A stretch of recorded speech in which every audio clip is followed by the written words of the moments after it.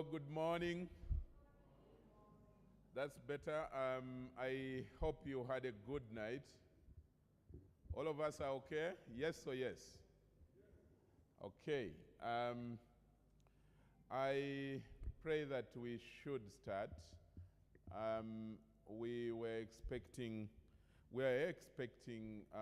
some of our guest speakers. One or two have just informed us they are near. Whatever near means in Kampala, can even be an hour, but we expect in the next 10 or 15 minutes the guests should be arriving that will speak to us first. We are going to have a very interesting day. I can promise you that, given the diversity of presentations that are going to be made this morning and the approach that we are going to have, including the cafe approach of sharing, discussing. But in order to ensure that we don't lose time, we thought that we should start with a recap of what we went through yesterday for those who missed parts of it, but most especially to remind ourselves of that we are continuing with the symposium from what we left out, from where we left yesterday. So nothing changing, but we will just be having a blend here and there. So in order to start, I will request the technical guys to give us the anthem. May I request all of us to stand up? It's a new day, and then we will have the anthems and then prayer, and then we start the recap. Anthem, please. One stanza of the Uganda anthem and the East African.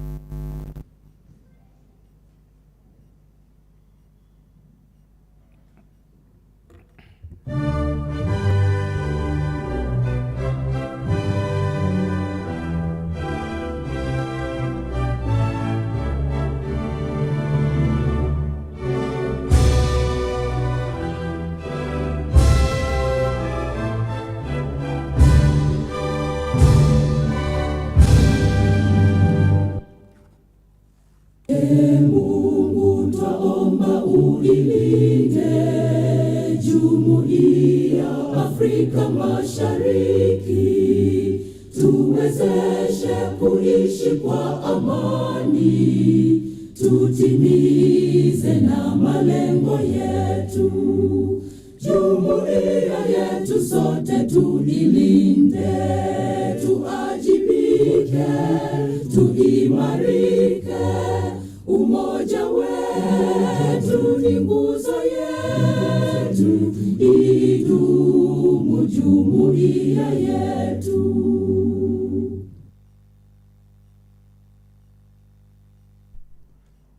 Thank you very much for the anthems. May I now invite Wanyera Simon to come and lead us in a prayer. Let's remain standing. Wanyera Simon.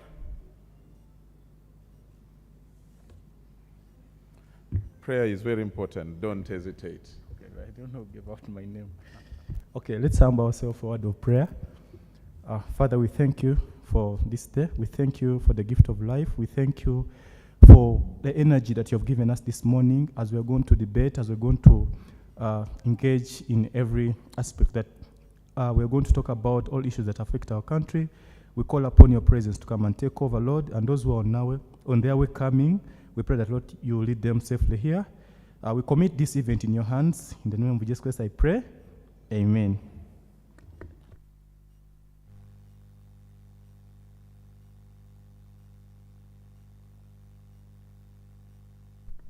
Thank you very much, Wanyera Simon. Don't be surprised that I know your name. This is a small world, and now, ladies and gentlemen, I just want to remind us of that our theme for this symposium, we are in the second day today.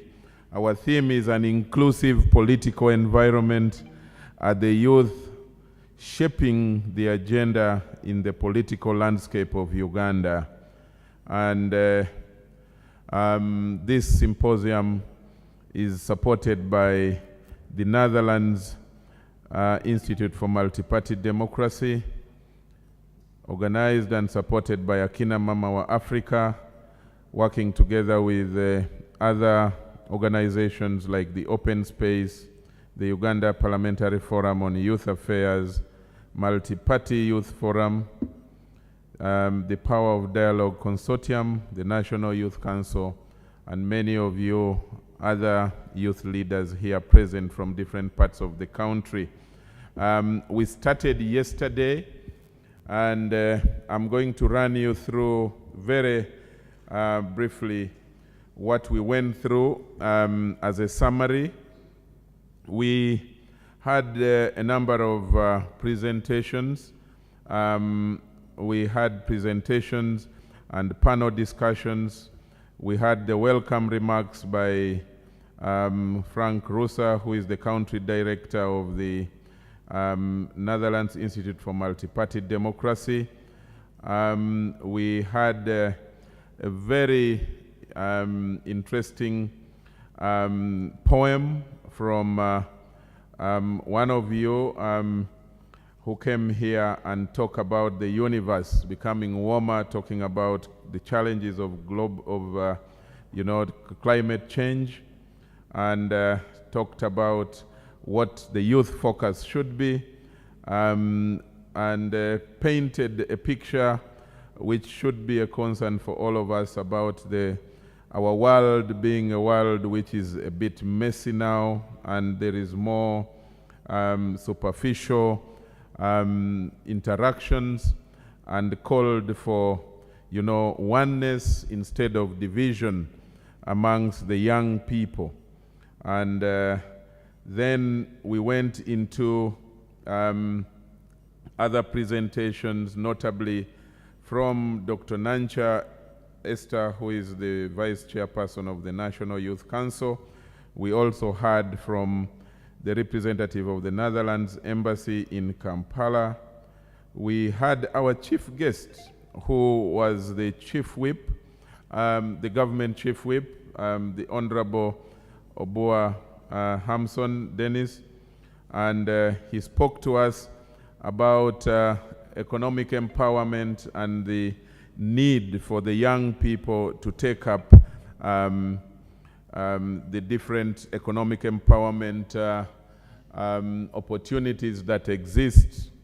And he offered, one of the things that I captured that I liked is that he offered to have a discussion with the young people on opportunities that are available from government and that can be taken advantage of.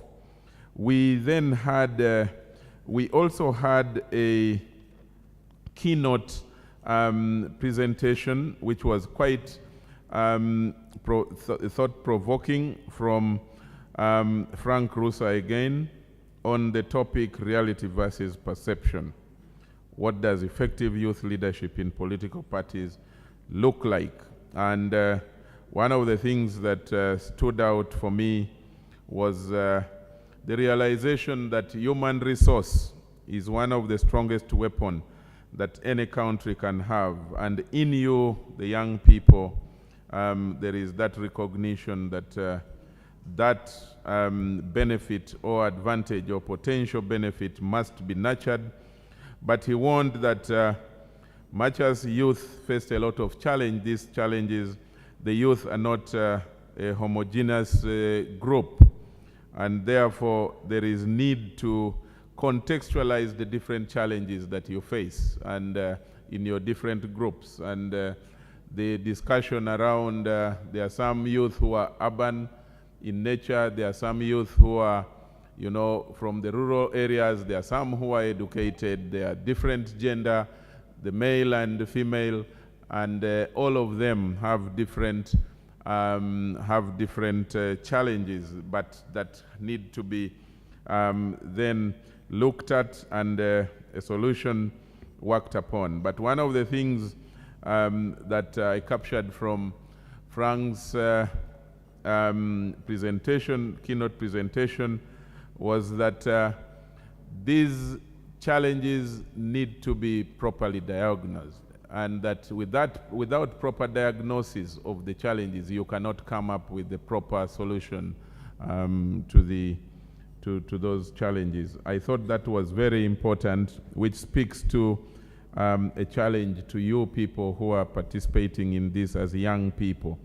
If you are talking about poverty, if you are talking about commercialization of politics, if you are talking about disunity among the young people, you need to diagnose where the causes are, because some of those challenges might just be symptoms. That's what I picked from the presentation by Frank. And if you're going to talk about or find solutions, then you need to really look at the deeper causes of your challenges in order to find the solutions as a problem-solving mechanism.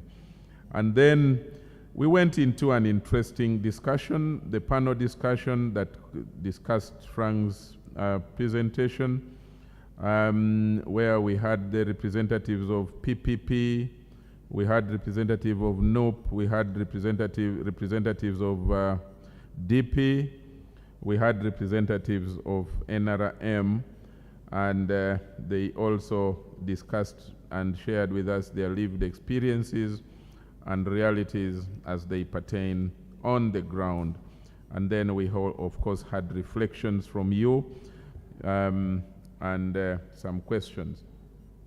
After lunch, we had a second keynote presentation on breaking through the barriers. The question was, is it mentorship or patronage, the intergenerational dialogue conversation, which was led by the Honorable Rosemary Rose Namayanja, and who is the Deputy Secretary General of the NRM Party.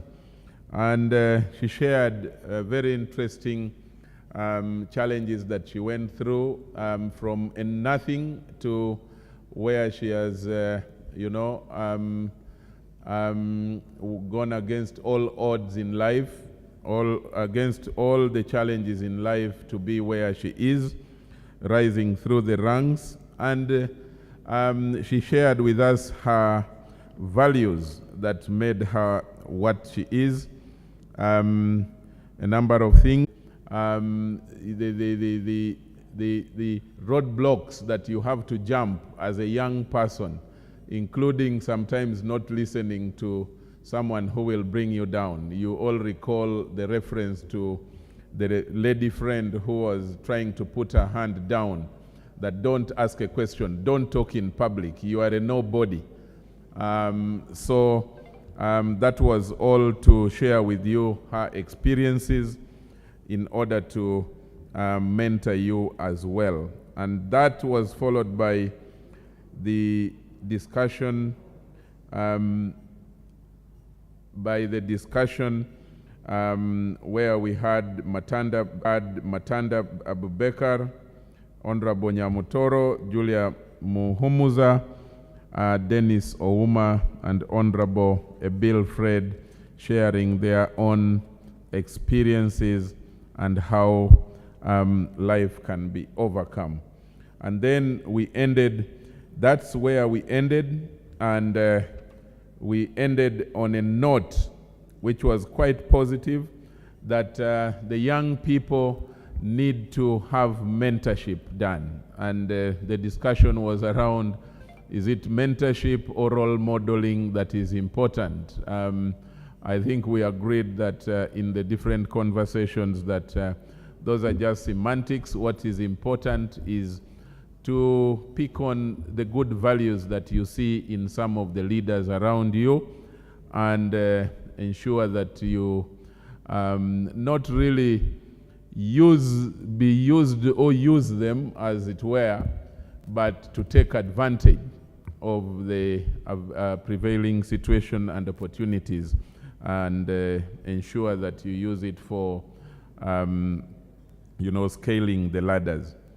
Now, today is day 2, and I want us to, I'm going to shortly invite Tricia to come and lead us in a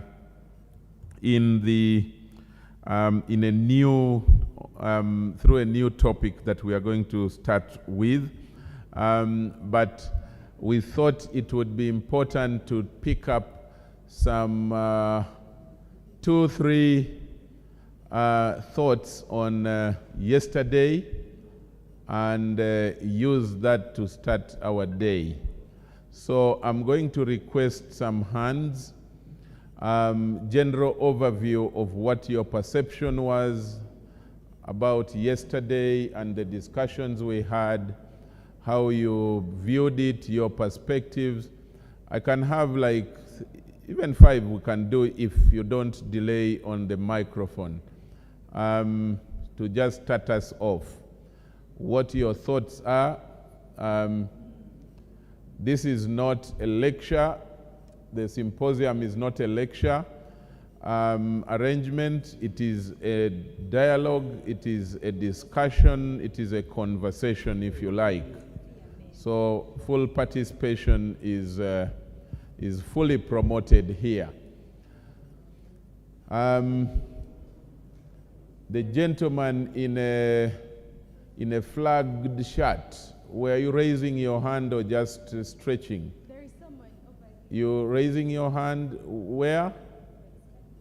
The gentleman was actually raising his hand. I saw his hand first here.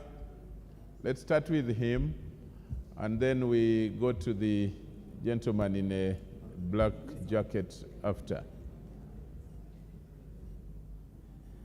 Yes, thank you. My name is Akina Mama from the Youth Council of Gulu City. I want to bring up my perception, my thoughts of yesterday's symposium, basically around breaking the barriers. How I analyzed it and understood it in my own ways, that it basically depends on the environment you are thriving in, that determines how you can tackle the barriers. And what I've realized is, it is true that the young people have similar challenges, but the challenges look similar, but they have different vocabularies depending on the environments you come from. So it's just upon you to see it the way, it's how you see it that makes you tackle the barriers always. Because a person like me who comes from Gulu City, I believe Gulu City have challenges that might have the same name, but how it can be handled is different. Shortly, I want to narrate, like, we have street kids in Kampala, we have street kids in Gulu. They are all called street kids, but their background, the background of street kids in Gulu, the difference is street kids in Gulu have homes where they come from, but street kids in Kampala, majorly they don't have homes, they just stay in the streets. So the names are street kids, but basically if you look down, they have different formalities. So breaking the barriers depends on the environment you are thriving in. So you have to study the environment very well to thrive and break those barriers. Those were my perception for yesterday's things. Thank you. That's a good one, and I like the analogy of the street kids. You have given me a new thinking about them. Some have homes, some don't, but they are all street kids. A very interesting one indeed. There was the gentleman in a jacket first. I'm not seeing a lady's hand. I'm not seeing ladies' hands, only men. And please, ladies, don't raise your hand to just thank me. Please make a serious point. The gentleman in a jacket, yes? Good morning, everyone. Good morning. Hello, good morning. Good morning. Okay. My name is Julius Dumba. I'm the UID chairperson of Kampala district. I can hear hands of UID. Okay, let me start off on a soft note. Yesterday, when I was online, people were complaining about the moderator. Mm-hmm. That this is a youth symposium. So Uncle Charles, people were complaining about the age. I told them maybe we are in the mentorship. I like your defense. Yeah, but that aside, yesterday we talked about commercialization of politics.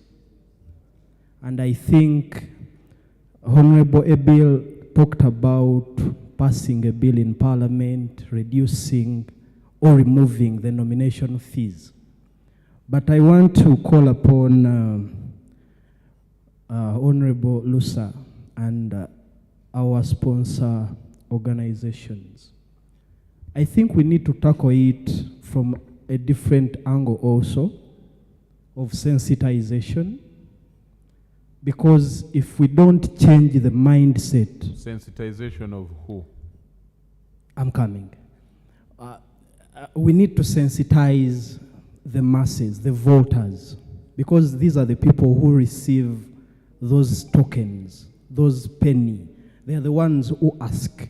If we can sensitize them and we change their mindset, we can kick off from that point of view so that they own their country, so that they love their country.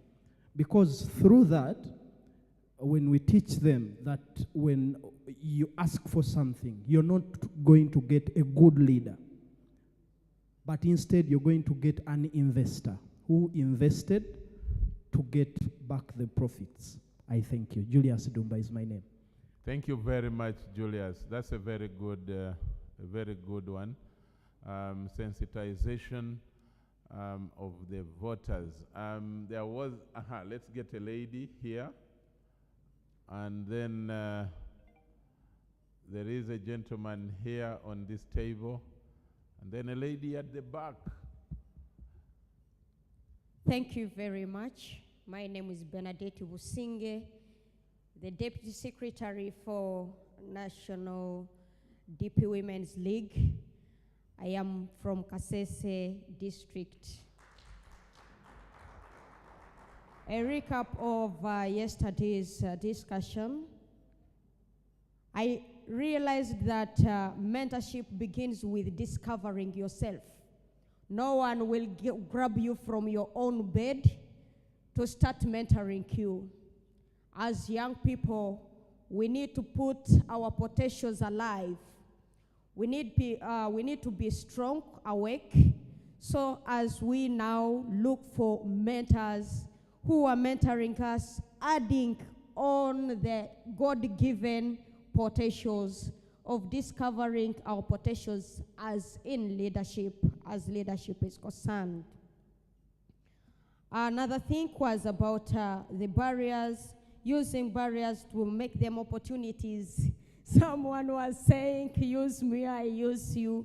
However, on another hand, it could be a challenging matter, especially to us, the young people.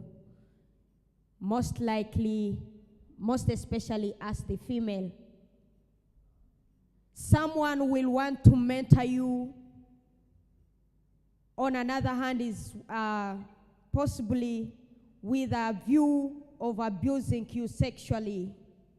Sexual harassment is always common when we try to push ourselves looking for mentors. I think as we were discussing, we left that one, not bring it on the surface, whereby most of our mentors are eyeing us, looking into how they will use us.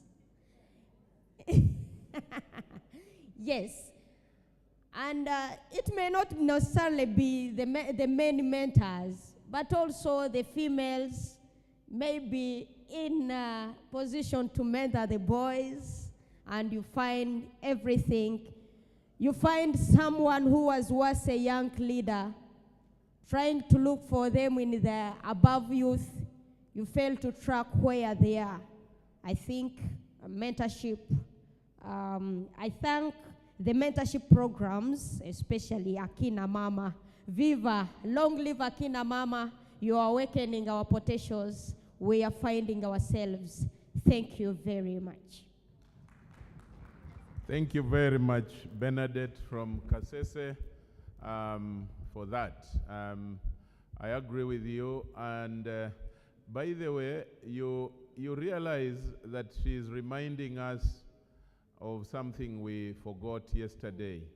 Many of the presenters and discussants did not in detail tackle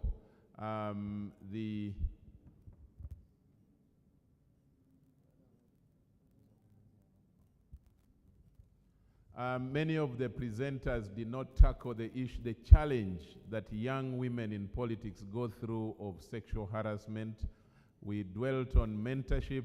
I think it is something that today's presenters should try to share, as much as possible.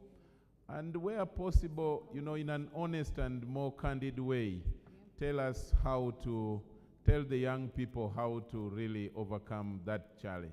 I think, thank you very much, Bernadette, for, let's have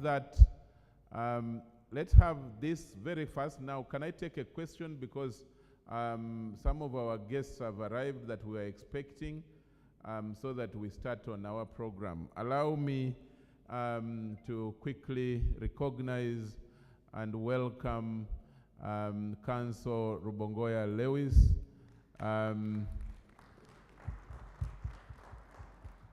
You have already clapped very well, meaning that you know him, right? You know him? The answer is not very proper. You know him. But why are you saying you know him with the DP hand? With the DP sign? You share signs? Okay, Councillor Rubongoya is the Secretary General of the of NUP, and Council, you're most welcome. We have been expecting you, and we are shortly going to invite you to make your presentation to the young people.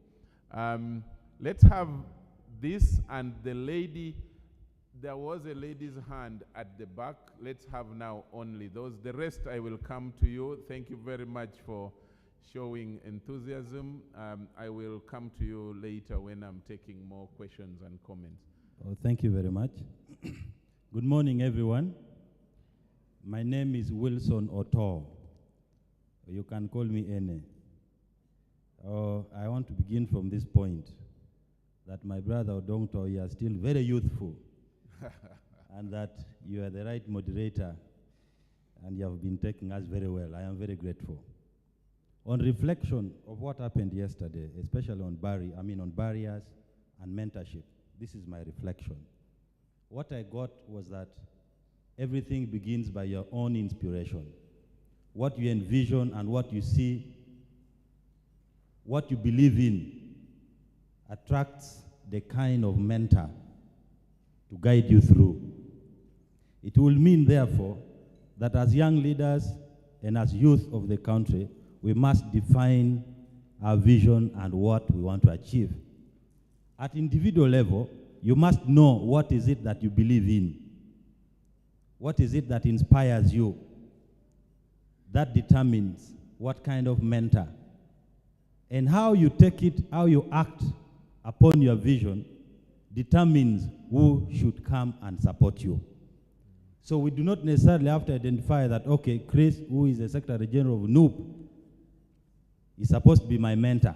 You should attract the people to mentor you by what you do and by your actions. This therefore means, as an individual or as a youth leader, you should sit, sleep, but keep seeing. And that will attract the kind of mentor you need. Thank you very much. Thanks a lot. So you mean there is no, still time to sleep? Keep watching. give the microphone here. Yes, let's have that as a final. Thank you so much. What stood out for me yesterday was the question of, it's not about the seat on the table, but can you utilize the seat on the table? Most of us, I think we have the seat on the table, but we are not utilizing it. Frank Roos has said that the biggest resource a country has, it's its people, it's the human resource. But what is the quality of that human resource? As young people, we have the spaces, but our quality to bring what is needed on the table is really lacking. So I urge you to self-reflect. How are you investing in yourself as a leader? I remember they invited us somewhere to talk about a certain bill. They sent that bill to us. We reached there, young people hadn't read the bill, and you're here to debate about a bill you did not read. So, my advice to all of us is, let us invest in ourselves. Let us read. Let us do what is needed, that when we come to these tables, we are able to bring quality. We are able to bring quality things on the table. Thank you so much. Thank you very much, and what a way to sum that up. For now, ladies and gentlemen, those perspectives have been captured, and they will form part of the records of the discussions. Now I want to shift gears and invite Council Lewis Rubongoya to come and share with us his perspectives to barriers to youth participation, and listen to him very carefully. He's going to share with us his own experiences, how to overcome the barriers to youth participation in politics, which is closely linked to the theme of the symposium.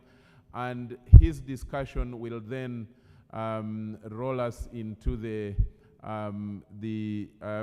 sharing that will be led by Tricia after Rubongoya's presentation. Council, you're most welcome. Let's put our hands together to welcome him.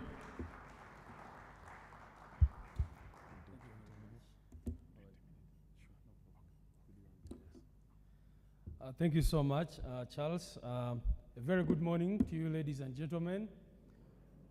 I don't mind which party I belong to. If you believe that you have the power, it is okay for you to say our power when I say people power. People power. Very good. Glad to see you, Frank, and all of you, NIMD, for organizing this important forum. I've been asked to talk about youth participation and the barriers to youth participation in politics. My name is David Lewis Rubongoya, and I'm the Secretary General of the National Unity Platform. As you all know, the National Unity Platform is really about bringing young people on the table and to see that they participate in decision making and in politics generally. And from my own experience, I've been involved in leadership right from primary school, secondary school. At the University in Makerere, I was a guild speaker. I also used to run an organization for young leaders in the Great Lakes region. One time I decided that I wanted to run for IALA. At the time I belonged to NRM. And of course, you know what happens in those kinds of engagements. And that's where I will begin from, because when I tried to participate in that election, you found that the minimum amount of money you needed to run in such an election was maybe 150 million shillings. So where is a young person expected to get this money from? I was just coming from university. I said, you know what, because I believe in integration, of course not the way NRM talks about integration, but we as NEP believe so much in integration, which brings together the people, the people of East Africa and the people of Africa, not just the leaders and that kind of thing. But when I set my foot forward and wanted to participate in this election, one of the things I realized was that politics in Uganda has been highly, highly monetized. And so as young people, you find that you have a very big challenge. If you're going to run in an election against an incumbent, you need to, I don't know, get so much money to be able to participate in these kinds of elections. So to cut the long story short, I remember when I was participating in that particular election, people were asking a group of members of parliament, telling you you want to meet the Lango parliamentary team or the Acholi parliamentary team or the Ankole parliamentary team, and the expectation was huge. You need to, to be able to go with lots of money to be able to participate meaningfully. The other challenge, of course, is violence in our context in Uganda. When we talk about youth participation, I don't want us to only think about you comrades who are here, the leaders who are able to, be in these hotels and all that. I want you to think about the border riders out there who are youth, who are young people, and think about the kind of election we had. Up to now, as I speak, we still have many of our young people who are missing simply because they were participating in politics. They decided to come forward and support a particular presidential candidate. And for that, they were abducted or arrested. And unfortunately, this happens every other day. Just last night, a young man who has been missing for about 27 days, we were told he was produced before the court-martial and taken away to Chitalia. Why? Because he was found with a red beret. I was looking for one, unfortunately I forgot it somewhere. The red berets which you put on every day, you find that young people are being picked up for putting on these. So this is a conversation I expect young leaders from all over the country to discuss. Why should we be in a country where a young person is picked up simply because of mobilizing for a political party, simply for putting on the colors of a political party, simply for, exercising their right? And when you hear what these young people go through when they are taken into these torture chambers, for lack of a better word, it is sickening. Just to have an NUP t-shirt or anything like that, you find that the kinds of questions they're asking you are really, really sad. The other challenge, of course, the other barrier to participation of young people in politics in Uganda is the levels of illiteracy in this our country. You know how many people begin primary school and cannot finish P7? Very many, in millions if you count between 2005 up to 2022. The statistics are very, very scary. And the qualifications you need to participate at different levels. The councils are held in English. So people always find that they even lack the confidence to participate simply because they cannot effectively communicate, and that's a very big challenge that we have. It goes without saying that discrimination is a very serious factor, and chauvinism, which NUP seeks to really, really fight by all means. And women understand this very well, the challenges which women in this our country go through in trying to come up, in trying to participate. You've heard, and I'm very glad to see Honorable Adeke here. She will probably talk about these issues later on. The challenges which women go through to be able to rise to the top, the way our political parties are structured, and that is one thing that NUP is striving so hard to break. Say that a member of a political party does not need to sleep with somebody in order for them to get a ticket to run for office. A young lady does not have to, first come and please somebody in a certain way for them to be able to rise to the top. So that is something that you guys need to talk about, to end discrimination based on gender, based on all these other factors. Of course, youth, the young people are often discriminated against simply because they are young people. But for me, the challenge to you, all of you, is let's think about our country, let's love our country, let's put these differences aside and confront the big elephant in the room. We all want to have a country where we can effectively participate. For me, this conversation would be very, very interesting. I mean, I don't mind sitting with leaders from whichever political party and we discuss. But the problem is, if we are seated here, and I don't know where the supporters of NRM are, but if you are here and you support NRM, and we leave the room, this place here, and the NUP person, or NRM, that's wrong, and we should condemn that.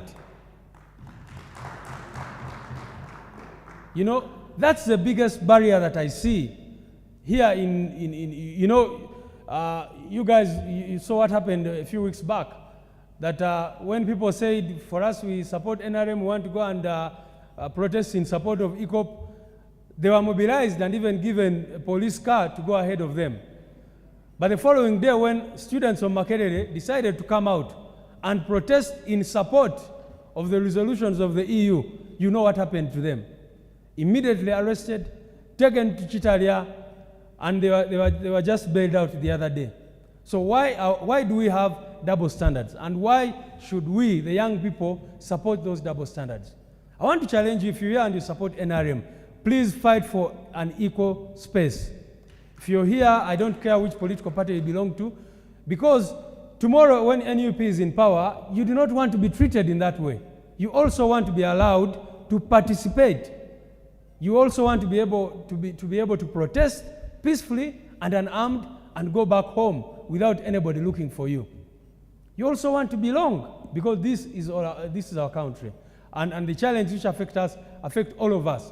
When you go to Mulago and there's no doctor to attend to you, it doesn't matter whether you support NRM.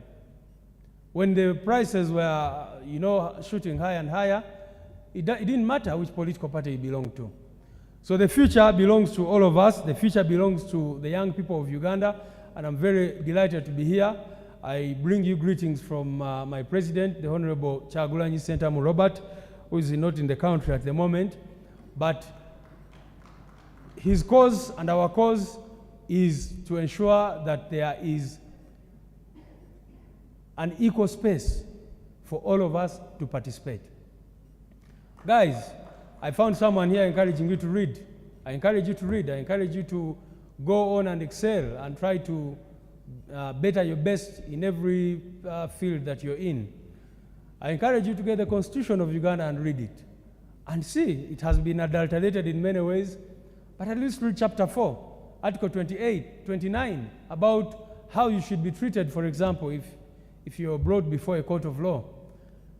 And so, while I am preaching to the converted, the supporters of NUP were here, FDC, I don't know where the DPs fall at this particular point, but I also believe that they are, General Museveni said they are good DP. I believe they are good DP in the context of the struggle, like Mama over there and others.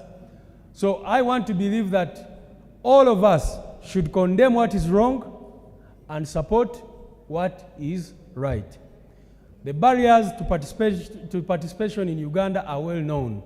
The biggest problem we have is that we have people who rule over us who think that they should be the only ones to really have space.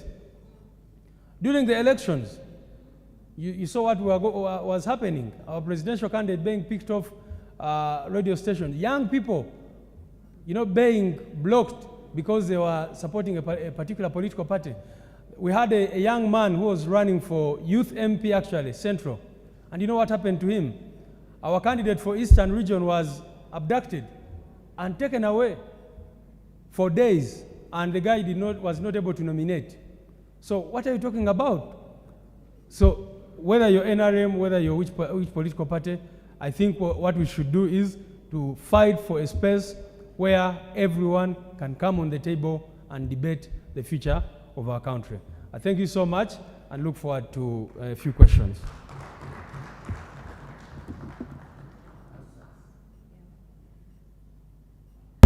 Good morning, ladies and gentlemen. My name is Trisha Gloria Navae.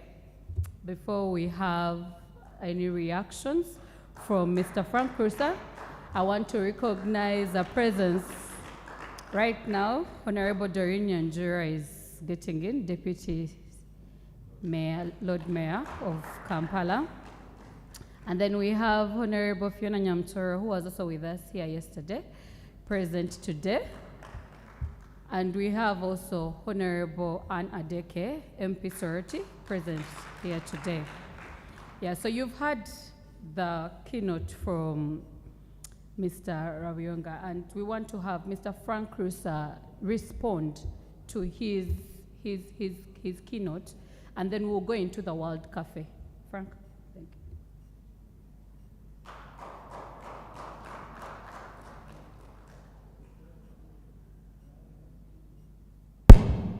Thank you so much. I don't know if it is to respond, but I just thought the Secretary General of NUP has raised very pertinent things that are important. The Honorable Louis Rubongoya of NUP and Honorable Nyanjura and the other dignitaries who have just come, you're most welcome. We are glad to have you here. We have had a very nice, yesterday was very, very interesting. And I think that the issues that Louis has presented build on what we discussed yesterday. And it would be unfortunate for us just to jump over without having some discussion around them. I want to say that in this room we have youth leaders from all the political parties represented in the Parliament. We have got the National Youth Council here. We have got members of the international community represented. We have many people following us online. We have the Multiparty Youth Platform and many other people. The thinking behind this National Youth Symposium has been to make an honest diagnosis of the true problems affecting youth participation in politics. And I am glad, we the organizers are very glad that you all accepted to come to tackle this very difficult topic. We were worried at one point that we are not having enough of NUP in the room because NUP seems to be a party at the far front of this struggle. When they are complaining about people in jail, people being beaten, this NUP is a big, big stakeholder in this conversation, and we are glad that none other than the Secretary General is here. I think that we all need to agree that when there is violence against any segment of our society, it is violence against all of us. And I also think that we can interrogate the causes of this violence and try to find solutions together. Yesterday I told you in my keynote address that one of the most inspirational things that I have grown to learn was the attitude adopted by the great Nelson Mandela when he left jail in the 90s, after 27 grueling years of massive injustice, not only to him as a person, but also to his people. But when Nelson Mandela was coming out, when clearly the tide was on his side, the numbers were on his side, it was obvious that the apartheid regime was going to collapse, and therefore he was going to have his day of revenge or day to show justice to his tormentors. He was more interested in working together with everybody else to craft the South Africa that shall afford those who will come after him an opportunity not to suffer the injustices he suffered. That level of leadership of saying we do not have to agree with you to converse with you, because what is at stake is about our country. I told you yesterday, in the absence of Secretary General, while you were not here yesterday, I told them that one of my saddest feelings lately of my career is the fact that we are finding it difficult now to have a conversation because of the continuous polarizations and pressures that are going on. And I was encouraging those who are in the room to say that maybe we need to take the difficult decision to come to the table and let the Ugandan public and history judge the whole situation, as opposed to saying no. I understand what you mean, that how can we be in a room like this, and then after the meeting, the NUP person is Nebamugomba Jake, as the others are walking away. That is, of course, not right. But can't we collectively speak against it? Is it just a NUP matter? Isn't it a Ugandan matter? Is it a Ugandan matter? Answer me, is it an NUP matter or a Ugandan matter? So shouldn't we discuss it here? Because freedom for everybody is freedom for us all. So me, I think that these points that are raised, the spirit of this symposium is not just to tick the box. That to periodically meet and tick the box that we have made and talked democracy and taken some good pictures and walked back home. I think we should all agree that the problems that affect young people from all political party colors and persuasions are similar. And it is true that when election time comes, you can vote for whoever you want to vote for, and may the best take the day. But on our journey to that day, we are still Ugandans, and after that election, we shall continue to be Ugandans. But let us stick together as we try to find solutions to these common problems.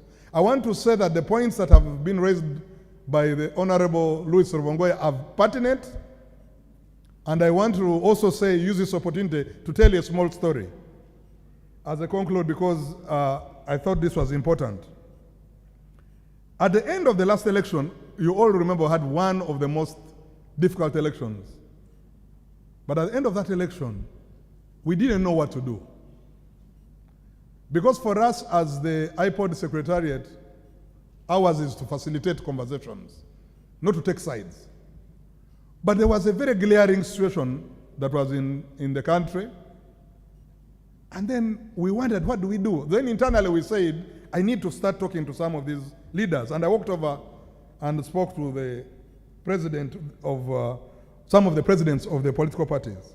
And I said, why don't we have a conversation about especially the arrests that are going on in the country? The current Minister of Justice today was then not a minister, he was the president of DP. And in that spirit, we organized the summit of presidents that happened in Kololo in March 5th, 2021. I can tell you that that summit had a one-issue agenda. The question was, why are young people being arrested? Why are people in jail? I remember the Honorable Norbert Mao passionately talking about the case of Nubian Lee, saying that this man is just a singer who's supporting a particular candidate. But the man is in jail, and his kids can't understand why. And that conversation led to a query of, so who else and what should be done, at least to speed up their prosecution, whatever it is. I know many people are still in jail, but I know that that conversation led to the release of about 58. And the media did not comment a lot about it. Two wrongs do not make a right. We think even the others should require a speedy trial. But what am I trying to raise is that there was some dividend that came out of that conversation. Maybe not enough, but something came out of it. I want to use this opportunity to just speak to especially the young people that whether you like it or not, the future belongs to you. And you have to plant the seeds now that shall give you the harvest of the Uganda that you desire. The question of respect, tolerance, coexistence, magnanimity, and sometimes humility is important. President Museveni and the NRM have a dominant political party. They have the numbers in parliament, they have the numbers in local government. They could also choose to say we are not going to come for any dialogue. Because what do we lose? We have the numbers, the people voted for us, we are in parliament, but then say but I'm glad they also still come to the table. So, this is all voluntary, But I'd like to use this opportunity to say that the points that NUP Secretary General has raised are not points of NUP, they're points of Uganda. We all feel them, and we all hope that we can work together to find solutions that shall work for all of us.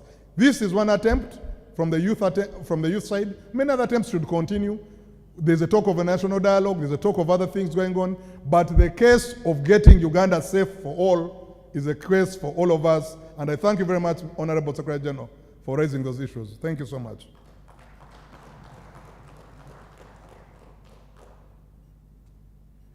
Thank you, Mr. Frank Krusa.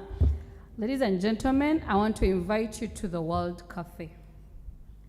Where you're seated today, there is a question in front of you that speaks to narratives of women's political participation. But to begin this conversation, let me give you a preamble to the realities that we stand with. Yesterday, Mr. Frank Krusa asked us a question: what shall it take? And how can we get the young people fired up to work for the Uganda that works for us?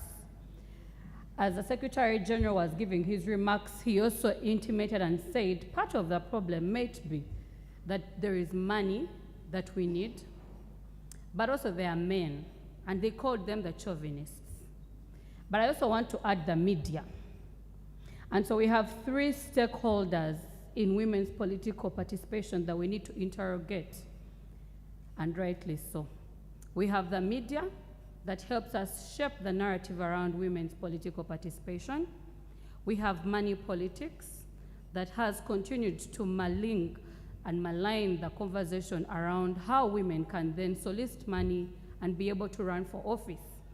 And we also have men, the majority of the stakeholders of this country. And while the feminists call it the patriarchy, Secretary General called it chauvinism. It is same. The mirror looks the same. It barks like a dog. It really is a dog. And so when we go into this World Cafe, I have questions for you. But what do the statistics say on women's political participation? 33.3% is the number that we have of women in parliament. And 30% is the affirmative action seats. And so when we speak about how much women are represented, it's almost as if there was no affirmative action, we wouldn't have women on that table. 43.3% of cabinet representation are women, and it just jumped from 28% in the previous 5 years. And so when we speak today, the realities are there are few women in this political participation and in leadership positions. In Parliament, in the 11th Parliament, there was conversation around gender parity to have 50-50. Why don't we have 50% women and 50% men? Because rightly so, women make half of the population, not so? So the elephant in the room is what I want you to help me digest. Cut it for me so that I can be able to understand. I have the questions and I have put them to you. You have the collective knowledge to be able to answer these questions. So in the World Cafe, we need to sit as leaders, because some of you are political leaders, some of you are councillors, youth representatives, but to sit and focus on what matters and help us answer the question on your table. And then contribute each other's thinking. You can all decide to, find the common ground areas that you have as leaders in what we can do to enhance women leadership. But then also I want us to connect the ideas. What's bubbling over? What can we address as a youth in answering Mr. Frank Krusa's question, what shall it take? And so I invite you in your tables to interrogate the questions on your tables. Each table has one question. But in doing that, choose one host who will help us connect this conversation. And in the next 15 minutes, we will shift to another table and interrogate the question on that table, and then reconvene within the room to find out what are the sticking points, what are the bubbling points, what is the common ground that we have, and what answers can we take forward. I am hoping that you have a democracy, because we are a democracy, so they say, to choose one host for the table who will represent your ideas. Thank you very much. I'll be going through to see how we can have it work. There's a team of people providing markers so that you can write down your ideas. At the mark of 10, we will shift to another question.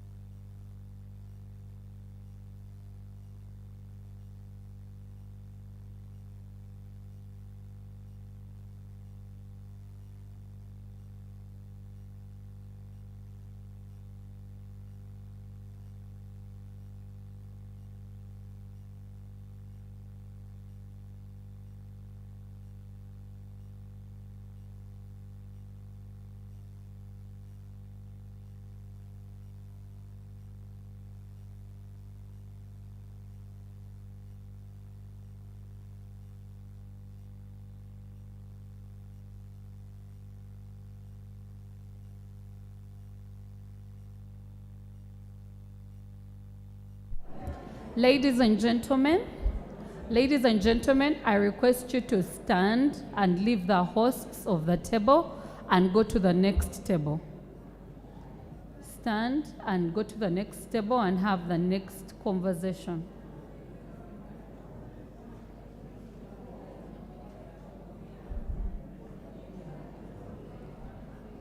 Go to the next table and have the next conversation for the next 10 minutes, and then we'll have our keynote. Ladies.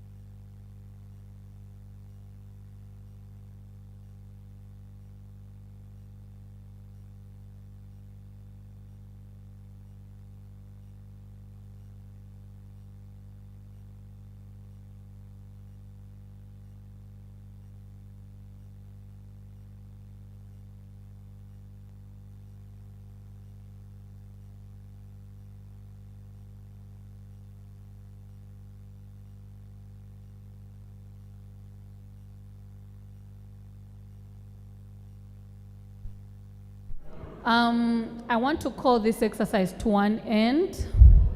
I hope we've harvested as many ideas. Please, you can go back to your respective seats. And yeah, we are going to go into harvesting these ideas. The microphone is going to be passing through. And then right after that, we'll have Honorable Anna Deke's keynote.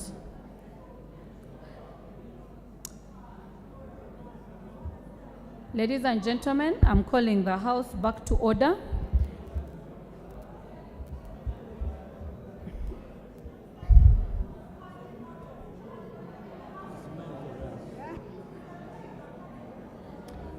Go table by table and tell them to get back. Let's get back, ladies and gentlemen. Let's get back, let's get back. Let's get back and harvest the ideas within the conversations.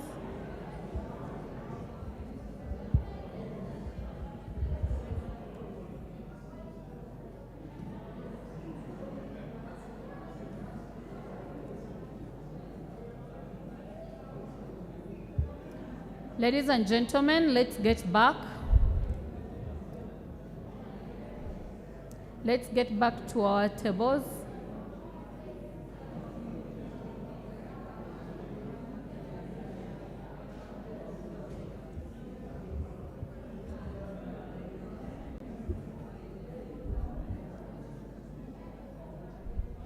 All right. Where is the microphone? Someone has a microphone. A lady has a microphone. So we are going on question 1. What were the key ideas that bubbled over?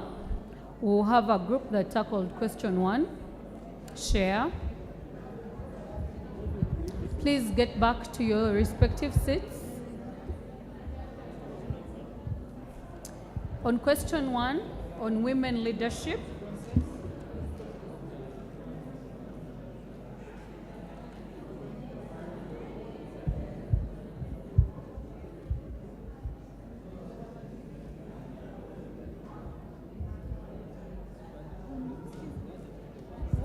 There is a microphone going around.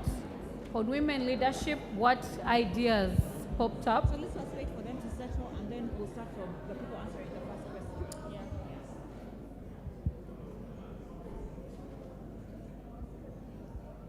Yeah. Yeah, so I'll take a few hands to interrogate the different questions that we had on our perception on women leadership. Is there anyone with an idea of what's sticking or bubbling point we could take home from that conversation? What does that mean when you think about women leadership? By show of hands, there is a microphone there. There is a lady there in mint. Yes, Beatrice?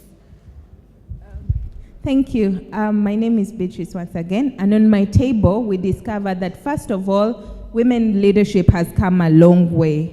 So we think that's a positive. We also think that women leadership has put women in better spaces than they would never have been. But also we discovered that women leadership is tapping into a potential that for many years we have ignored and kept in kitchens and into nursing babies, and that's what we thought it should always be. So now we've discovered that women leadership is a worthy investment for the whole world. Why? Because when we've put women into power, we've seen a lot of progress. We've seen a lot of responsibility. We've seen a lot of good governance. And so that is something that as the world, as a country, we need to invest in. For the many young women who are afraid to take on leadership, there should be mentorship spaces. There should be safe spaces for them to feel like, I want to be a leader, and someone will hold my hand and see me through to that journey. Yeah. Yes. Thank you very much, Beatrice. And even on the sidelines, we were having a conversation, and a friend of mine was saying, oh, the ideal should be that a woman should be married, and then she should have children, and should be a better leader.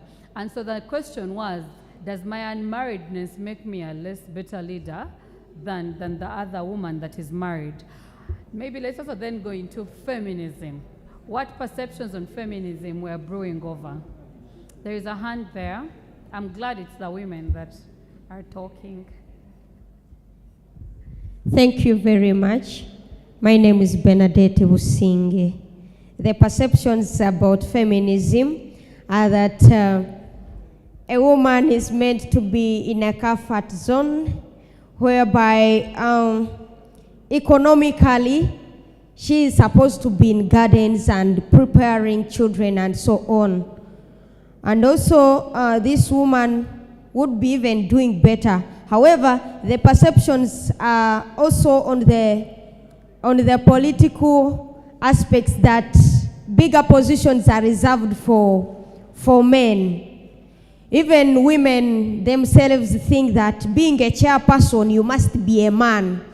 That's why even if you go to a function, even if the female is moderating, someone will say chairman, because that is the perception that every high position, every high rank, there should be a man, which is a kind of negative. Then also in academics, we still have thinking, the perception still is that the hard, maybe tough courses should be done by men. They are reserved for men. You cannot be, sometimes back, the perception would be, being a doctor, you must be a man. Yeah.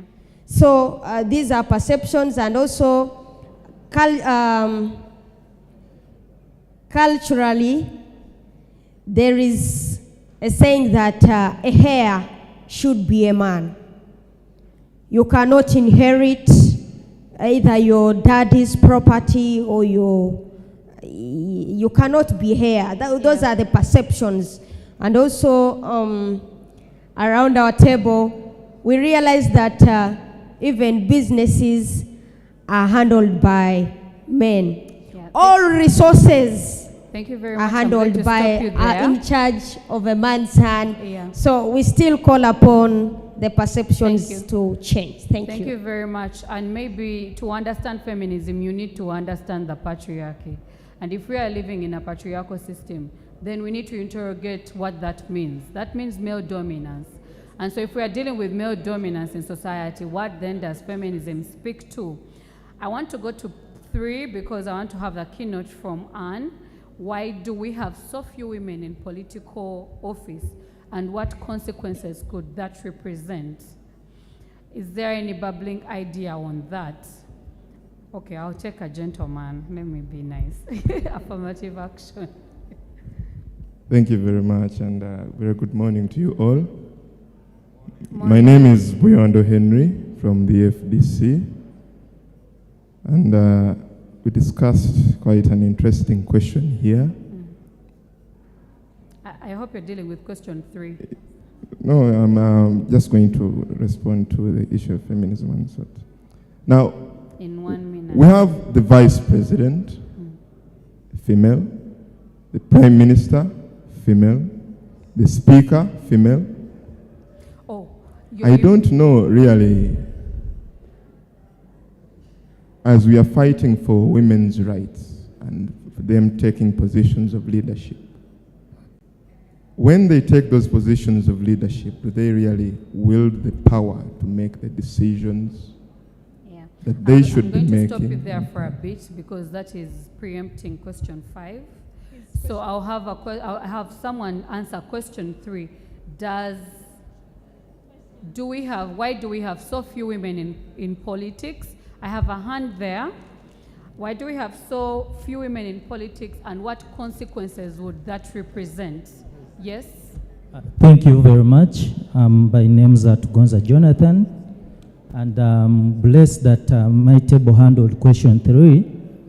And the consequences we have from having few women in the political space. One was there is inadequate gender inclusivity in decision making. Since there are so many men in the political offices, and most decisions are patriarchal, they favor the males. Then we also noticed there is gender insensitive policies and programming that has been carried on all along since it has been cultural from the beginning. This has led to the breeding of gender-based violence, because women at times come up to fight for their space. Yeah. It has led to the breeding of toxic stroke radical feminism, because women are fighting hard to come on the table to occupy their space. And I also noticed it has led to poor service delivery. When you look at in the sexual space, that men are provided free condoms, but our girls can't be given free pads, and yet theirs is not a choice. But for the men it's a choice, for the women it's not, but men are considered and women are not. And all this patriarchal society has led to disinterest in the politics among our female gender. Thank you very much. And that is a very critical question for us to interrogate. If we can have free condoms, why can't we have free pads? I want to then come back to question 5. Does holding political office always translate to having political power? I don't know, are there any bubbling thoughts when it comes to that?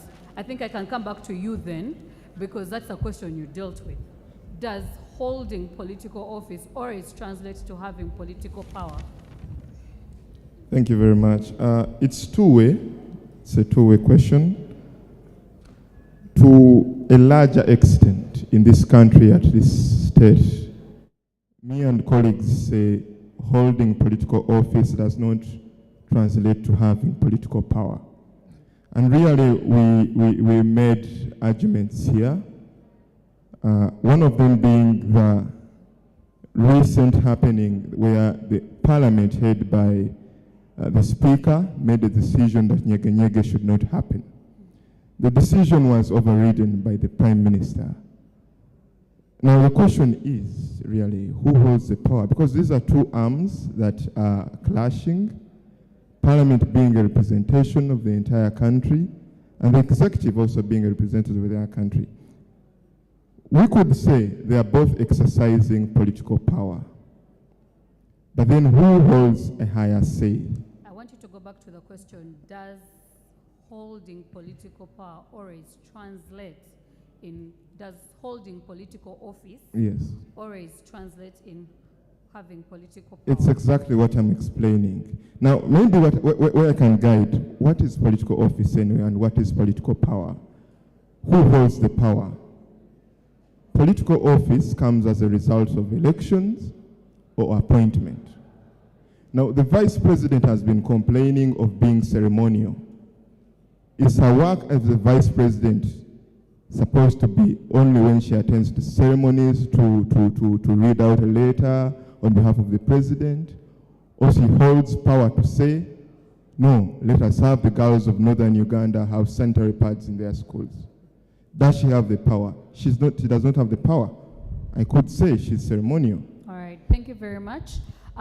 Maybe just to guide, this is streaming live, and the people on the live are saying there is so much echoing in the background, and so they can't hear the views within the room. And so I want to go to question 6. I want to deal with question 6 and question 7 together. What is your hope and aspiration for young women leadership? There was a hand there. There was a lady there that had her hand up. There is a gentleman here. And what possible pathways can we employ? And right after that, we'll have Honorable Anna Deke give her keynote, and then break for break tea. I think I wanted to tackle something different, but I would respond to that according to what came up. The aspirations of young women in leadership. Someone said women in leadership has come a long way. We are in a patriarchal society, and that's not about to change anytime soon. But we've seen women who have been rising through the leadership ladders, and they have influenced policies, they have influenced decisions, they are doing great. So my aspiration is about mentorship. Those who are already there, who are they mentoring, that when they are no longer young women, these people are going to take over and effectively deliver beyond what these people have done. So it goes back to mentorship, making the information available for young women to access and know what's going on. There could be many young women who do not know that women are the majority in the Ugandan population. There could be young women who would like to take up young women leadership, but they do not know what bills are available, how can they come in, where do they start from. So my aspiration is to see proper mentorship. Yeah, thank you very much. And your neighbor I'm going to come to you, gentlemen, and your neighbor dealt with that very question, so you give the microphone to her so she can tell us. And I love that you speak about intergenerational solidarity and how we can benchmark from the older generation with the younger people so that we can have better women leadership. Please go ahead. Greetings, everyone. My name is Charity. I'm the Deputy Speaker, Uganda National Student Association. Our question is concerning the pathways of enabling young women to participate in politics and decision making. Without empowerment, like she said, then you're nowhere. We need to empower young women, make sure they know where they're going and what they are looking for there, so that we don't have mere presentation, we have genuine representation. If someone is in a position, she takes effect of that position to influence decision making. Also, we realize that these young women, sometimes they don't know the policies and laws that enable them to participate in politics. Can we make the information flow proper for them to know what is taking place and where they can fall and what they can do there? We realize that we need advocacy. Can we advocate for them so that they see us going and they follow that trend? We realize also that there is reframing the legal framework of affirmative action. We have old women who have stood for these positions and they're not leaving them for the young people. If you contest for the membership, for the woman member of parliament position, they will ask you, are you married?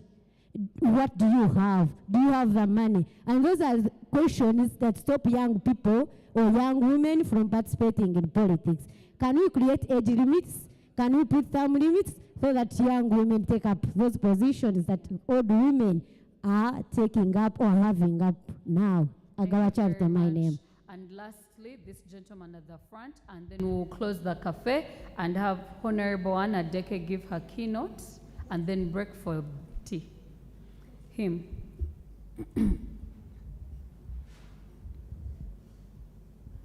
Well, thank you so much. For me, it's goes back to two things: poverty in the families and educating young girls. So if we can economically empower family units and have these mothers send their girls as equally to sending boys, because usually in poor families, they will opt to send boys to school at the expense of the girls. So if we can empower the family unit such that both parents send both sexes to school, then young girls can also get that opportunity to get to school, get educated, conscientize themselves, and then they're able to get to these platforms of being able to advocate for leadership and things like that. So then secondly, it goes back again now to what that has been reoccurring. We need to read, we need to break down barriers, we need to break down doors, we need to put ourselves in spaces where we need to, where we think we need to be. So no one is going to open a door for you. Although there are going to be quotas and things like that, that is an advantage. But then again, how is your self-leadership like? Are you going to have that self-leadership to take yourself to some of those positions and prove that you are indeed need to be there? So I think that is the hope. Let us have that personal leadership as young people, especially as young girls, and then let us be able to aggressively seek out for that is already ours, or that we need to have. Thank you so much. Thank you very much. Thank you very much for participating in the World Cafe method. It's quite challenging when you're having a bigger group, but I'm very happy that you interrogated these questions to the best of the knowledge that is within the room.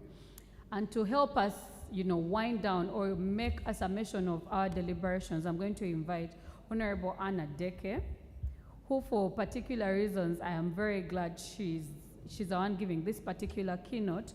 My first encounter with Anne was when she was running for guild presidency.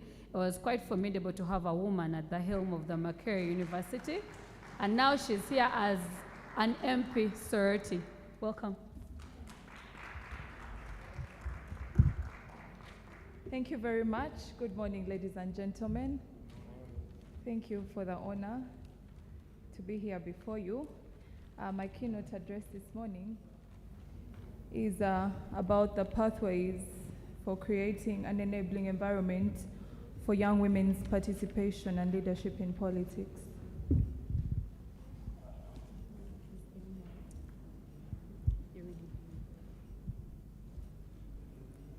So I believe I've been properly introduced to you. I bring you greetings from the Forum for Democratic Change, my political party.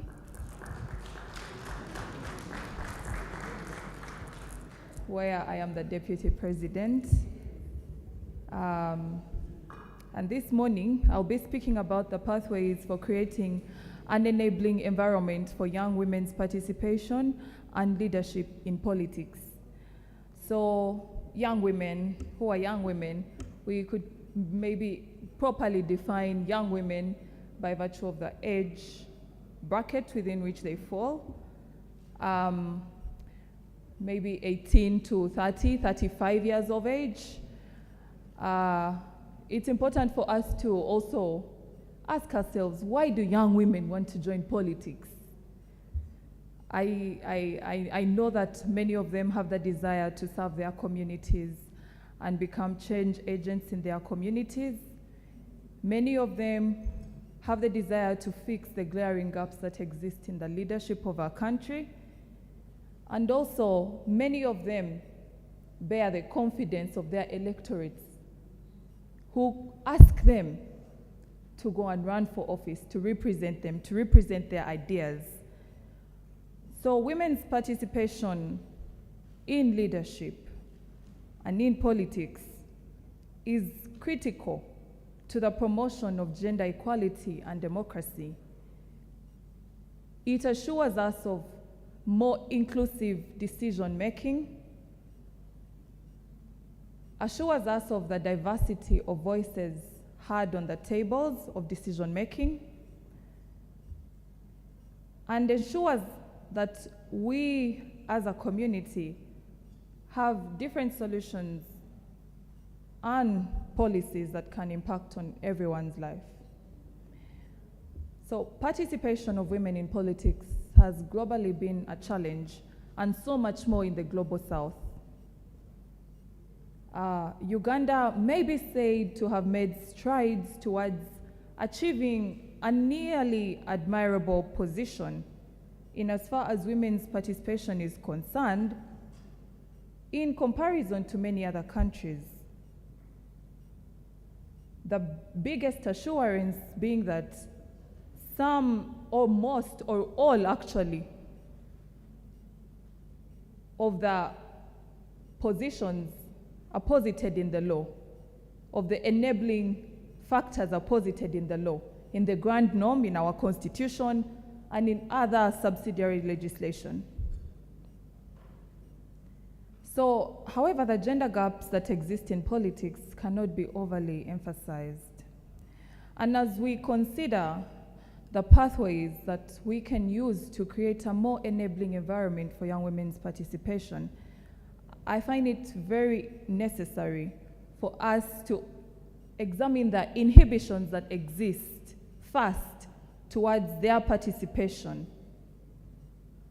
And in my own opinion, most of it rotates around patriarchy. Number one, the inability of young women to access and control resources. We all know that the factors of production are majorly in the hands of men. One of my favorite professors, Dr. Sylvia Tamale, has written extensively about the contradictions that African women face in this era of globalization, which has developed into a form of political consciousness in that the most important resource that women possess in the chain of production is their labor. And their labor is exploited by the patriarchal state. We have examples of unpaid care work. Land as a major driver of production is largely not in the hands of women. About 7% of women are registered landowners in our country. A young female is therefore very unlikely to have ownership or access to major resources which would support their political bids. And this is relevant because we are all aware about the increased commercialization of politics. Young women are edged out in the process before they even begin. NIMD, which is a major partner for this conference, this symposium, did a research in 2016 and averagely put the cost of getting a party ticket at 450 million for an individual. So how many young people in this room can access 400 million only? Not many. So it definitely edges women out. So we have a very absurd reality that women cannot access factors of production, they cannot access resources. Politics is very, very commercialized. And for young women, the case is so much worse. So that edges them out. Then the domestication of women's existence is also another factor to consider. So much that patriarchy has defined women within the confines of marriage, childbearing, and caring for the family. Women and girls, especially girls, are viewed in these lenses, and they are raised and socialized within these confines. They are brought up to fit in these confines. And on the other hand, men are shaped for the public space. They are told to be brave and to be bold, to confront. And women are told to be soft-spoken, to look down, to be shy. Very, very regrettable attributes. Of course, women are biologically different from men, but our biological differences should not be used to justify gender constructions. So women have internalized this ideology so much that it informs their self-identity and therefore informs society's expectation of them. Many young women may not necessarily tick all these boxes, and so they find it difficult to break through. And these attitudes towards them relegate them to second-class citizens whose identity depends on maybe male relatives. My own experience is, even after 5 years of representing young people in Parliament, going to offer myself in Sorority District, I had to depend very much on the patronage of a male figure in order for me to be accepted. And many young women here will face the same challenges. It didn't matter that I had a Master of Laws degree. It didn't matter that I was an advocate. It didn't matter that I had 5 years experience on me as a legislator. When I went to present myself in sorority, the questions were, so where is the man who stands beside you? So I found myself constantly having to depend on the patronage of a man, and at that moment, my father's patronage. So many young women run into this very unfortunate, actually all young women do, situations. And then most importantly also is the violent nature of our politics. The threats, the consistent threats that we face to our physical bodies as women, and young women especially, being victims of sexual violence. It's my own considered view that with a military dictatorship like the one we have, it's impossible for us to assure ourselves of our personal safety. Our politics is bridled with violence, and we don't have to cite many examples from way far. Just recently, what's presently happening, women activists being arrested, and the manner in which they're arrested, clothes ripped apart, breasts pulled and pinched, subjected to inhuman acts like rape and sexual violence towards them. All these things are the realities that we confront in the political spaces, and it makes it impossible for young women to stay in these spaces because you're increasingly facing this threat, especially activists and young women politicians. Young women politicians are prey to, these sexual predators who are so many in political parties and in every structure that you interact with. There will always be a sexual predator. And I know that the young women in this room have faced sexual harassment so terribly. I faced it right from the time I was in Makerere. I faced it when I was in Parliament. I still face it today. So, as a young woman who is unknowledgeable about what to do and how to navigate these situations, it becomes very risky and has phased out many girls out of this space because it's extremely, the potential threat is very high. And when you look at how women are objectified, it increases their threat to, being victims of sexual violence and physical violence. We have notable leaders tweeting about, and Facebook, and, writing all over social media about women, how they look. That consistent objectification of young women is what makes them very vulnerable to these challenges.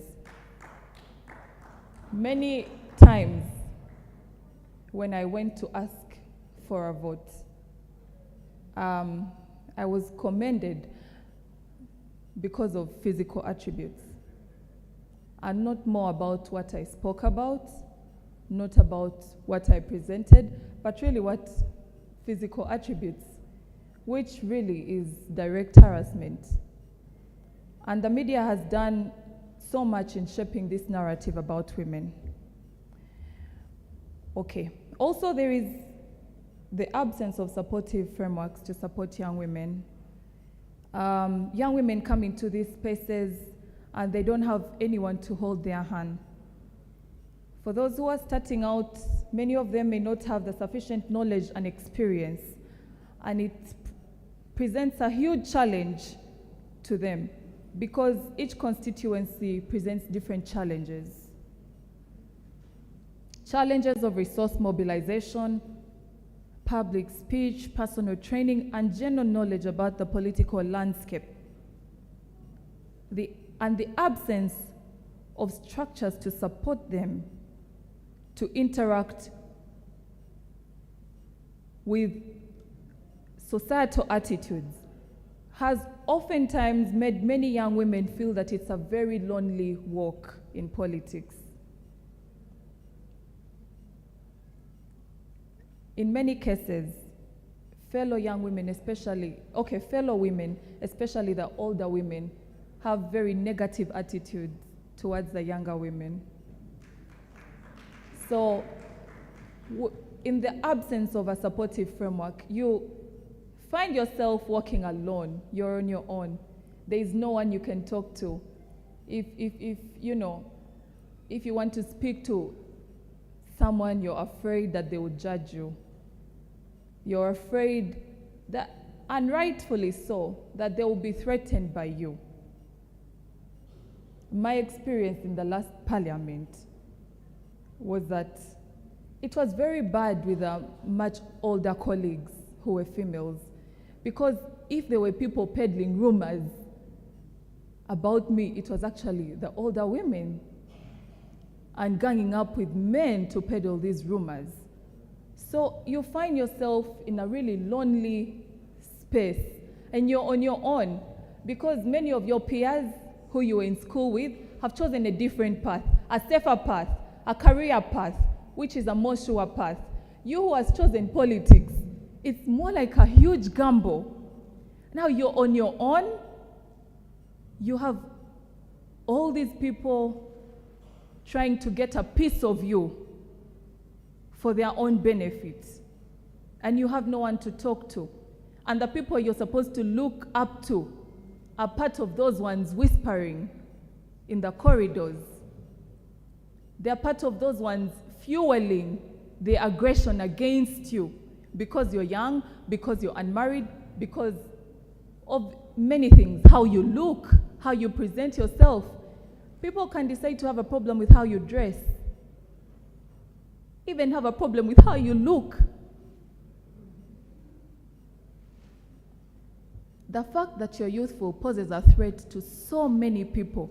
Remember, we come from a situation where not many young people have been involved in politics. Had it not been for the constitutional provisions on youth representation and etc., we would take a very long while before we have young people in parliament. Did you know that? Because how many young people can really afford the cost of elections? It's very high. So it becomes a very lonely walk. And then, of course, age discrimination. Age discrimination against you because you're young. All the stereotypes that they place on young people. My personal example when I went to sorority is that many times I found the older folks challenging me and telling me, we had a legislator that we elected in Wusu County, Katakwi District. I think maybe she's Africa's youngest MP ever because she was 18 at the time of her election. And probably it didn't go well. And I think that one of the mishaps of the women's movement is the failure to identify such vulnerable young leaders and support them, because she just vanished.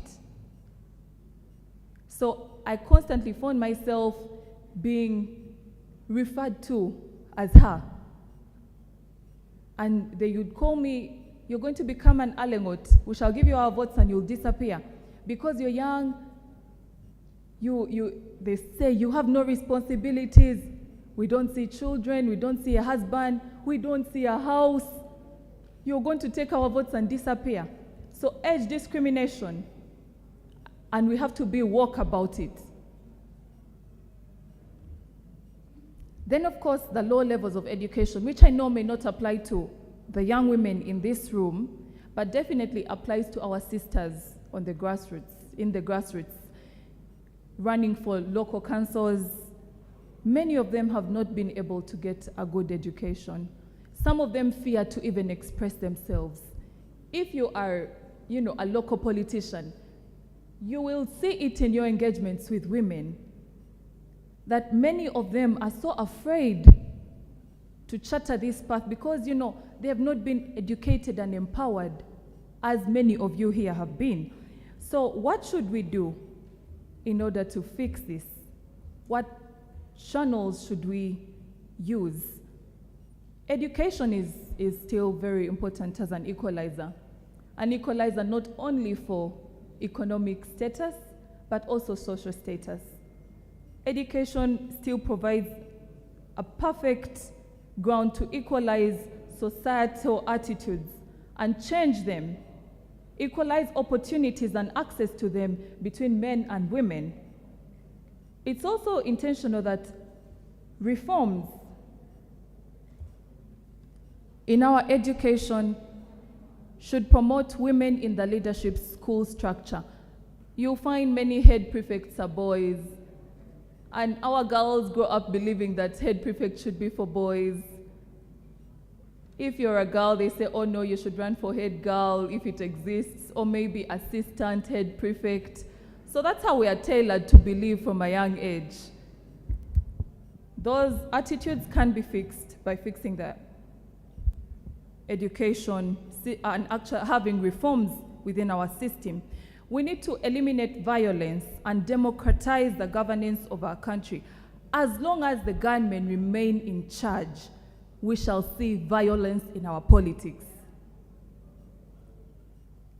If the gunmen remain in charge, there will still be violence, there will be kidnaps, there will be brutal arrests, and many of those things will edge out women and reduce their involvement. We must call government to account for the rampant arrests and brutalization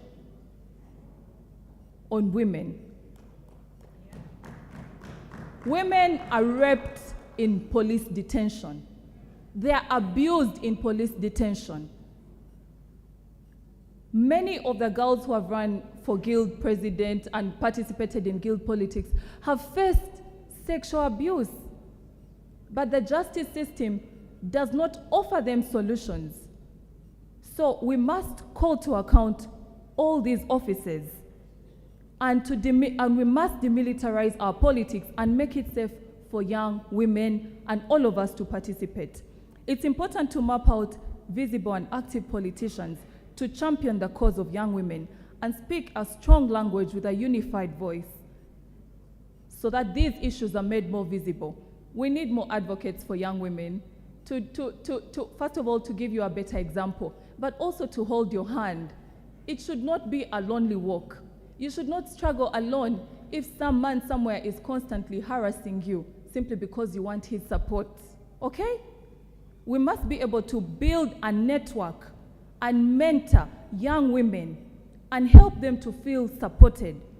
Because we are not competing against each other. We must facilitate transition among women leaders and not fight it. So it's important for all the development actors to be intentional about supporting mentorship initiatives so that young women can have someone to lead them. It's also important to support young women's initiatives and funding to help them identify sources of income so that they are financially independent.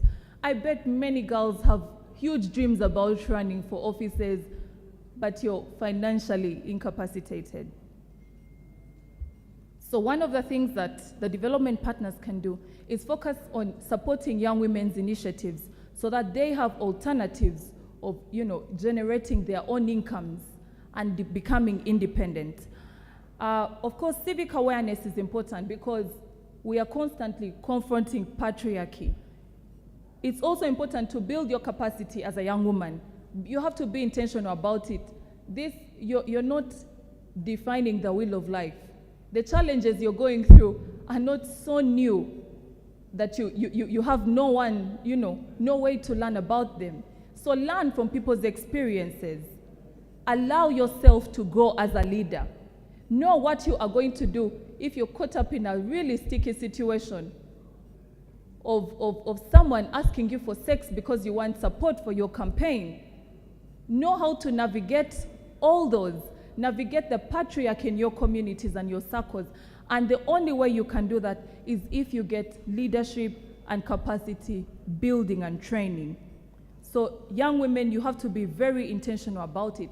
We also have to break the silence about sexual exploitation in political spaces. Don't keep quiet about it. If you keep quiet, so many girls will go through the same challenges that you have gone through, be abused by the same men who abused you. We have to break the silence about sexual exploitation. If there is a predator in an office, speak out and say that man is a predator. Speak out. I have personally lost a few friends because of that, because I speak out and tell them, I know that you do this. So don't stay silent. Break the silence on sexual exploitation. towards you as young women in politics. It's important to also reduce the financial barriers that exist, especially we spoke about totally eliminating nomination fees for young women who want to offer themselves for political offices as one of the ways that we can reduce the financial barriers to our participation in politics. As I conclude,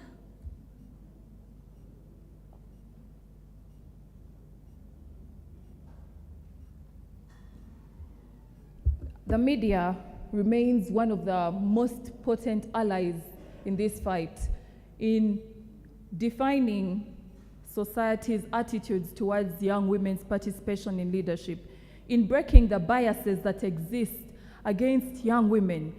The media, especially the local media, can be a very strong avenue for us to strengthen our participation in politics. So I would like to encourage the development partners to reach out to the local media and intentionally interest them in supporting young women, supporting them by revolutionizing the way of thought among our people who may not be very welcome or open towards young women's leadership. So, ladies and gentlemen, those are my humble views in as regards to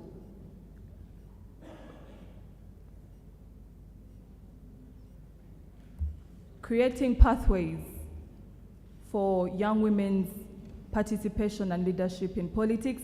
I thank you very much. I hope I didn't speak too much. Thank you for your attention.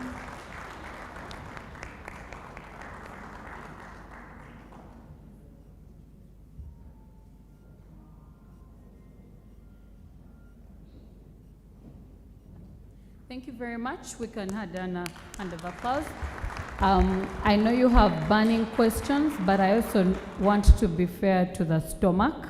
So we're going to pick tea in 10 minutes and then come back and have responses to the keynote. But please first go eat. Unless you're willing, if there is democracy that we continue to the responses, then yes. But I would want to give you 10 minutes to pick something, and then we'll be back and have responses to Honorable Anna Deck's keynote. Write your question so you don't forget it.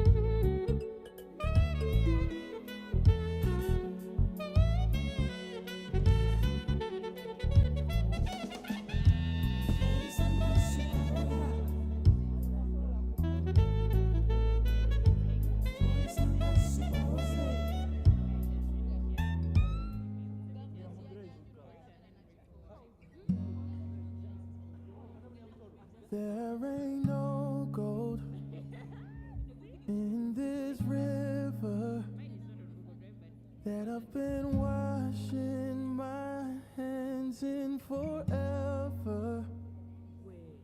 I know there is hope in these waters, but I can't bring myself to swim when I am drowning in this silence. Baby, let me in.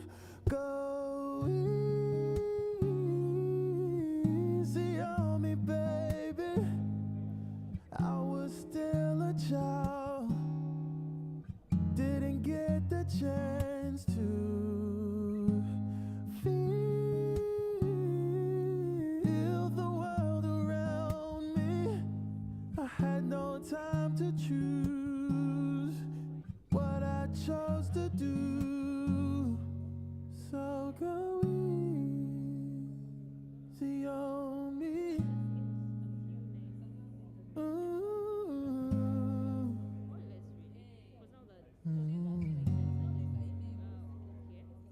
There ain't no room for things to change when we are both so deeply stuck in our ways. You can't deny how hard I've tried.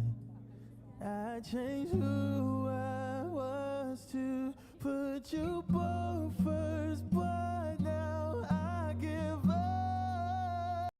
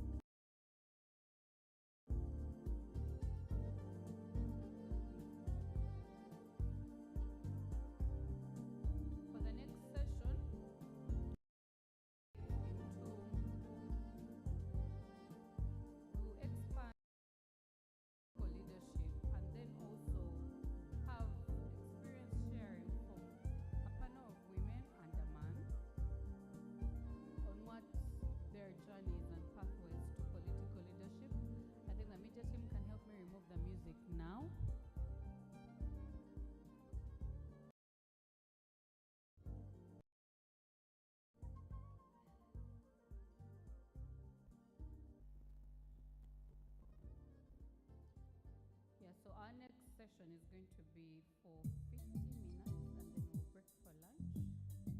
But to help us aid this conversation, I have a panel of 5 people. I don't know here. But before we do that, we left the room with burning questions. I hope you're ready. I think Akina can help me get people back into the room.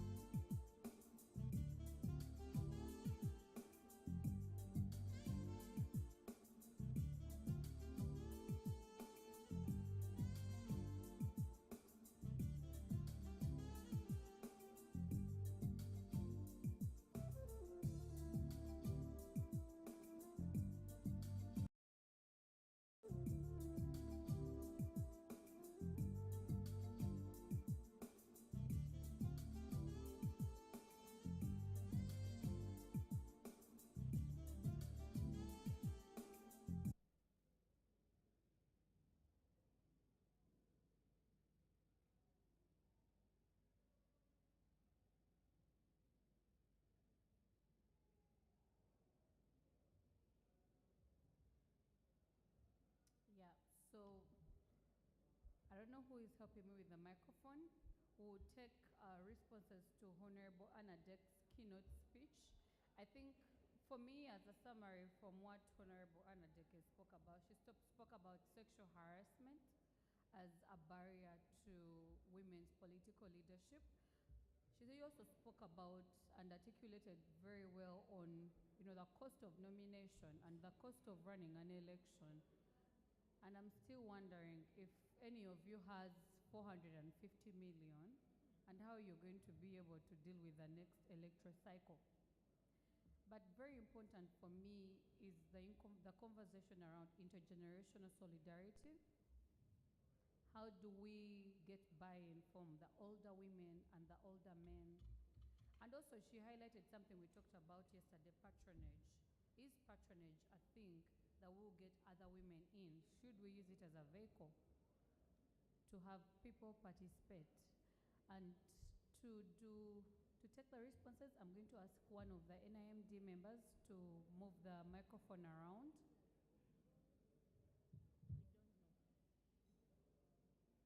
That's one hand there. Honorable Ann?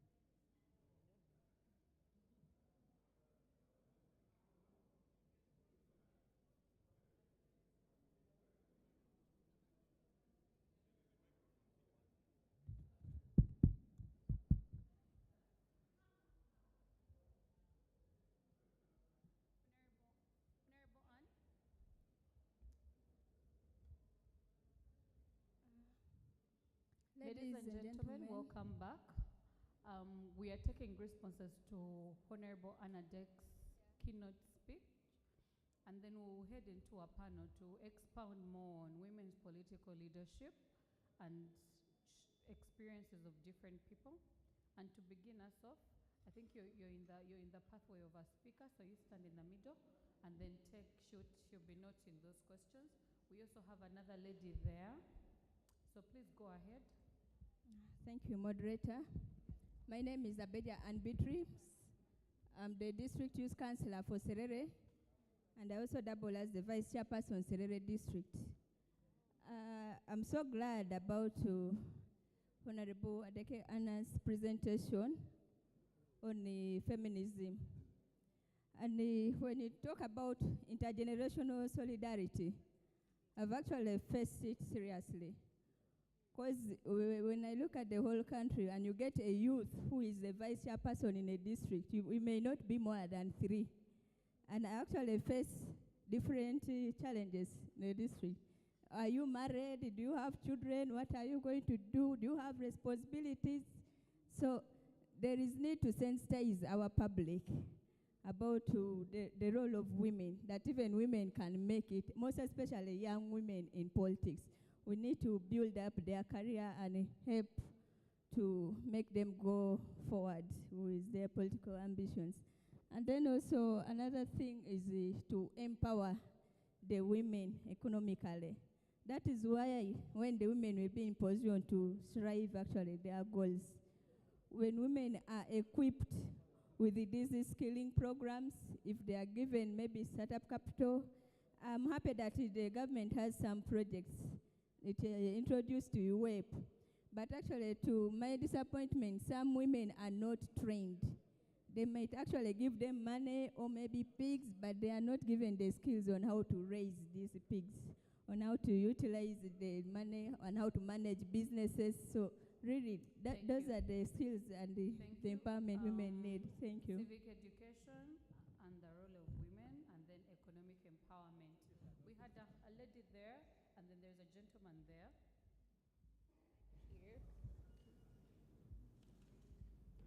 Thank you so much. I'm called Mutes Hadija, GRC, Makerere University, though the government was dissolved and we don't know the way forward. But nevertheless, I would love to take this opportunity to thank Honorable Adeke for the great presentation and awareness he has availed to us as young women. However, I would love to ask a question about the point she made about sexual harassment. Honorable Adeke said, it's time we expose those people. It's time we expose those people who sexually harass girls. I'm here and I'm speaking on the behalf of Makererian and the young girls at Makerere. Makerere University sexual harassment is a vice that have been felt to be carved out of the university. We have tried all means possible, but we have failed. I think at this moment, we should just revise the laws. We should put, because even the laws are there, but they are not working. The lecturer tells you he's the one who owns your future. And you fear to speak out. Even if you speak out, of course, you got the people you think they might help, but again, those people, it ends there. It ends there. You're exposed, your future is stopped. So you're telling us to expose those people. What security do you have for us? Okay. Thank you so much. What security do we have if we report the sexual predators? There's a gentleman there, and then we'll take Hajat. Yeah, and thank you so much. I'm called Odu Felix, the political vibrator. My constituency is, I'm from Uganda National Students Association. I want to thank the Honorable for her remarks quickly on the pathways for creating an enabling environment for young women participation in leadership. My opinion would be like, there has to be a deliberate move. I am 100% in support of affirmative action that created the women positions across all leadership spheres.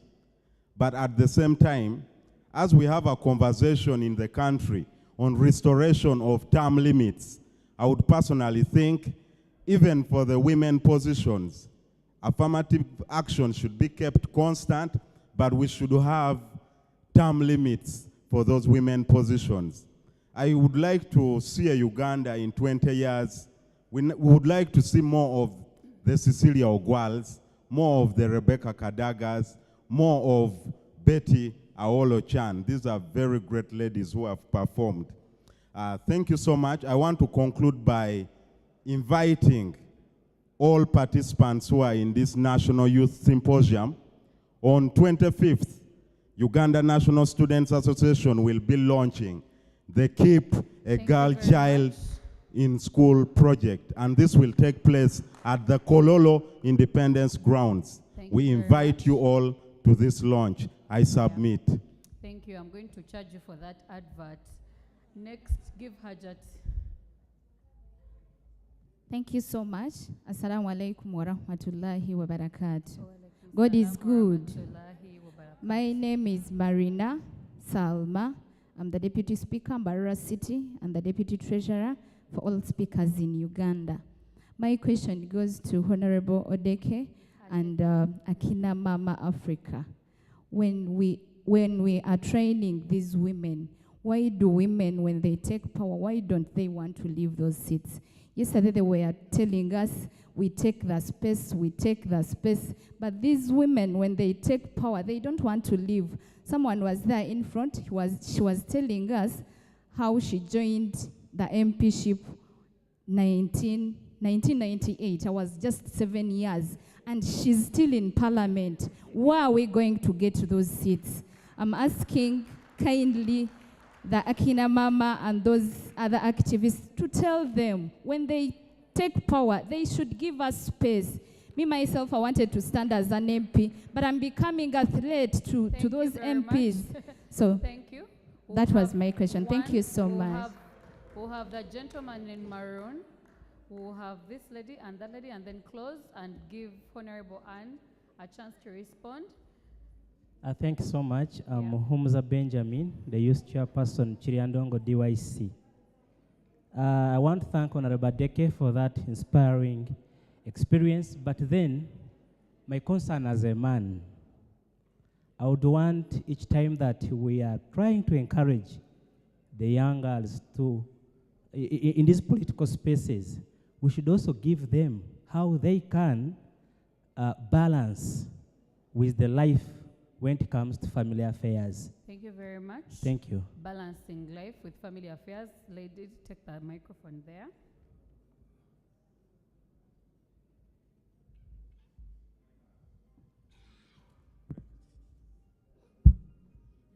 Thank you very much. I'm Nabada Shami from Justice Forum, where I serve as the Secretary for Foreign Affairs for the youths. I would love to thank Honorable Anna Deke for her good deliberation. However, I would want to urge her concerning the issue of sexual harassment to the women, that as much as we are crying for girls, for the young girls, for the women not to be sexual harassed, we should also talk to them so that they don't harass our brothers. They're harassing our brothers.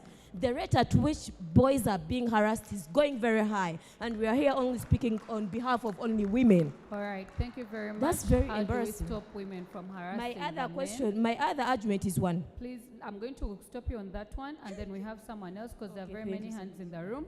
Can we have another lady there? And then finally, the gentleman with the yellow mask, and close it. Hello to everyone.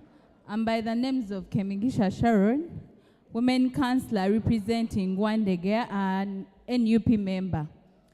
My concern is about, as much as we sit here and bring all the brilliant ideas, I want to ask, or my concern goes to all the organizers, the civil societies, the policy makers. Can we try as much as we can to localize this? I, for one, I'm born and raised in the ghettos of Kawempe. But as much as we keep on bringing all these ideas in these boardrooms, can we try and empower as much women and girls, starting from the grassroots? Because we are here, we've started this advocacy from us who have already positioned ourselves, but have we tried to think about the Nabachalas who are holding those offices without ideas on how to deal with the local problems? Thank you very much, Sharon. Finally, I'll have the gentleman with the yellow mask because his hand has been up for long. And maybe to answer that, because it's specifically not to Honorable Adeke, but to civil society, we are hoping that when you're championed here, you go back to your localities and do the work. Because if you're imagining that civil society is going to cut across, it's quite problematic. In network building, you're empowered to empower. I think it's Steve Covey who says a good leader is one who can shape another leader who can shape another leader. So if you can do the work for us, you've already been empowered, pass the torch on. Yes, gentlemen. Thank you very much. My name is Maxon Muhwezi.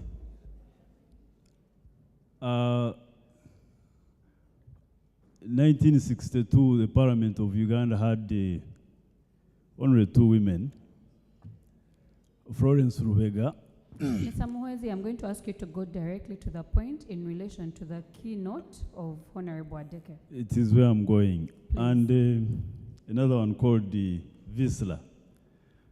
As the Honorable Ebaju was submitting, she noted and communicated that there is much space. And the women, but also interest groups, have been given a chance. I want to really recommend that and appreciate the Honorable Ebaju for recognizing that achievement by the National Resistance Movement. Thank you very much. Okay, I'm going to close responses for now, and we will first invite our panel that are going to expand on this conversation based on the keynote Honorable Anne Adeke gave. But in the meantime, Honorable, you can come and respond to those questions that came up. But in the meantime, Patience Pony, please come and join me on the stage. Honorable Mwanje Kea, please come and join me on the stage. Miss Lynette Nanyonjo from PPP, please come and join me on the stage. All these are leaders within our society. I don't know if Maxensia Nachivoka is here yet. If she is, she can also join us. She wasn't in the previous sessions. As Honorable Anne comes to respond to the questions that have been given.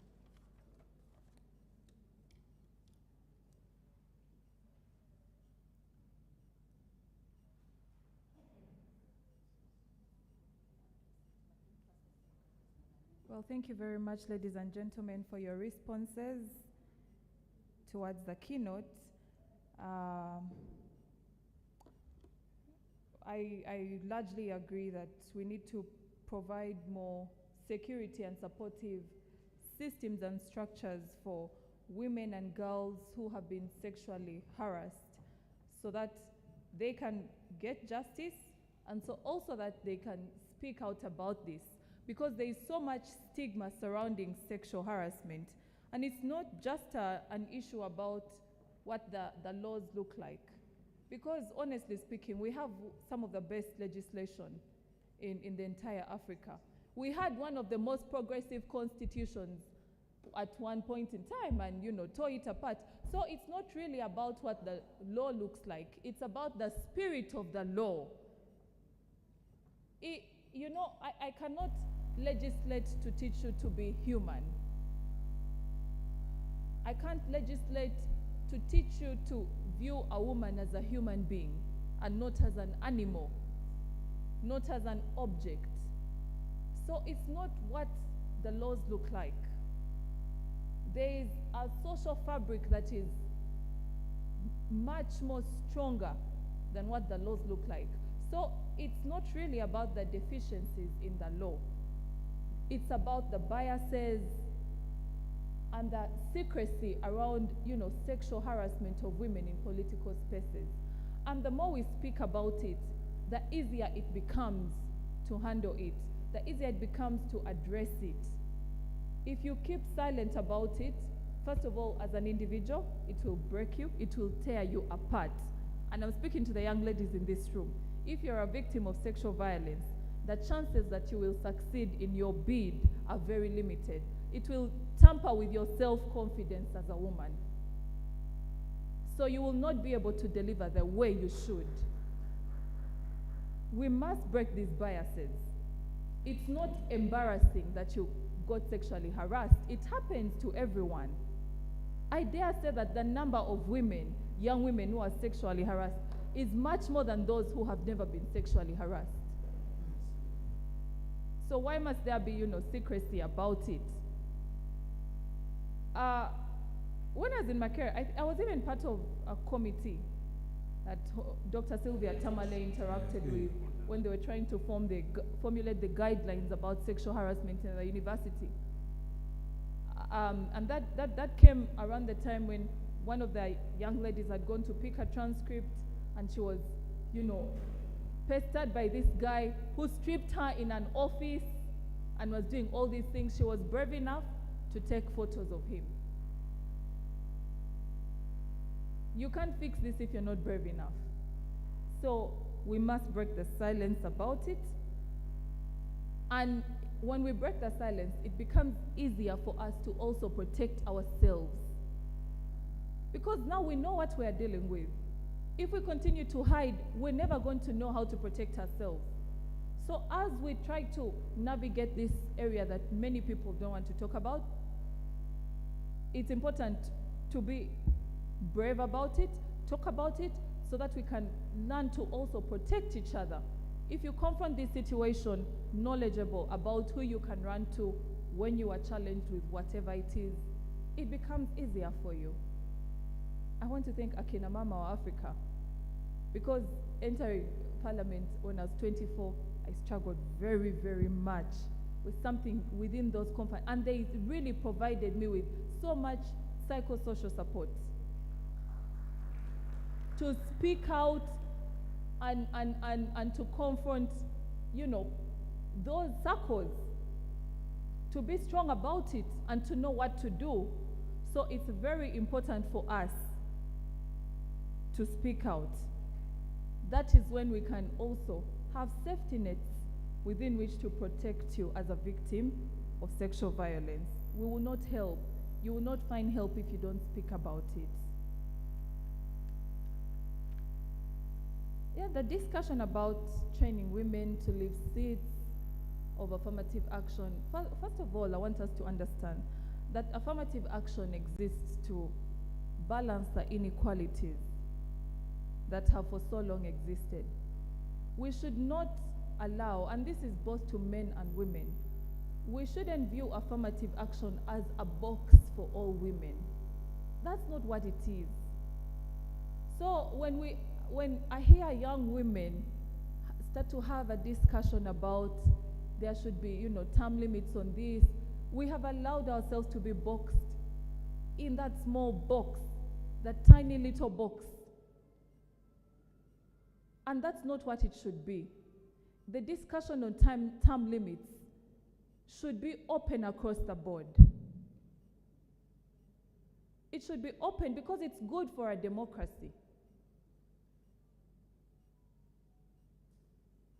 So it shouldn't be something that you confine to women. That in itself means that all women must run for affirmative action seats. That's really the essence of it. Therefore, if you're a young woman who has come out of your university and you want a district seat where maybe someone's time has not expired, you have to wait until their time expires before you can offer yourself for leadership. And that's not really what we want. That's not the conversation we should be encouraging.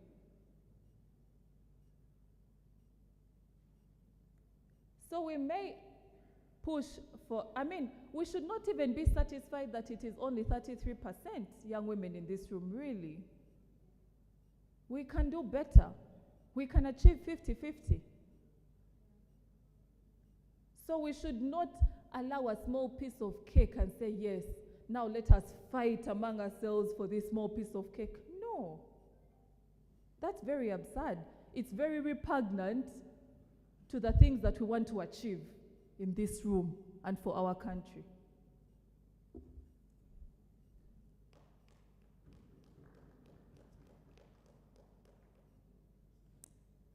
Someone asked about balancing life for women, teach women to balance life. I don't know, men, do they teach you how to balance life in the family and elsewhere? I want the men here to tell me, do you ever have discussions on how to balance life? You see, what is good for the goose is good for the gander. Are we together? What's good for the goose is good for the gander. So you really, all these are the boxes we continue to confine women into and say, because you're born looking like this, you must, and you produce. Because God gave you a womb and you produce, this should be your role, this should be your role, and no other. Those are the biases that we are struggling to break. So if you're having the conversation about teaching girls how to balance life, it should be first started with men to balance life. when you go to work, you must come back and also help in the home, cook food, wash the plates. Balance life.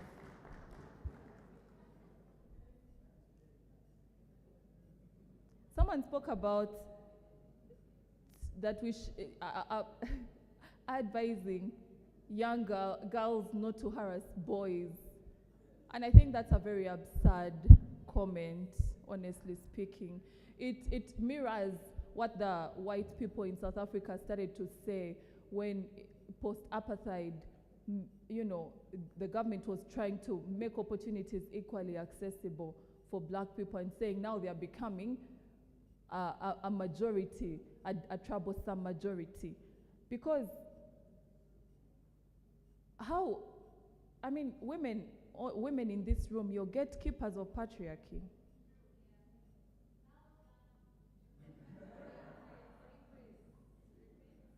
You're gatekeepers of patriarchy.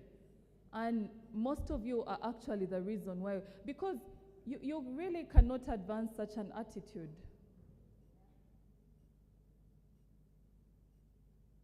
You know the statistics. You know the examples. You live in this community. And really, I think this should be a more revolutionary generation than the older one, quite frankly speaking. This should not be the attitude we espouse, especially on, you are the light of your communities.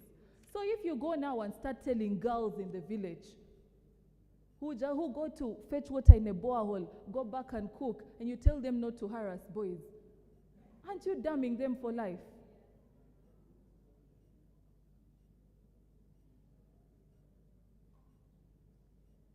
Men can be harassed by how you speak, by how you look. They can decide to be harassed. Men decide to be harassed by even how you walk. It's not your problem. And I think that as the women in this room, you should not advance such attitudes, honestly speaking. So those are my humble views. Thank you very much. Also, I just need to say this. The gains that we have achieved as women in Uganda cannot singularly be attributed to a government that has taken maybe the longest term in power. There has been so much globalization around women's rights, and it's an inevitable result.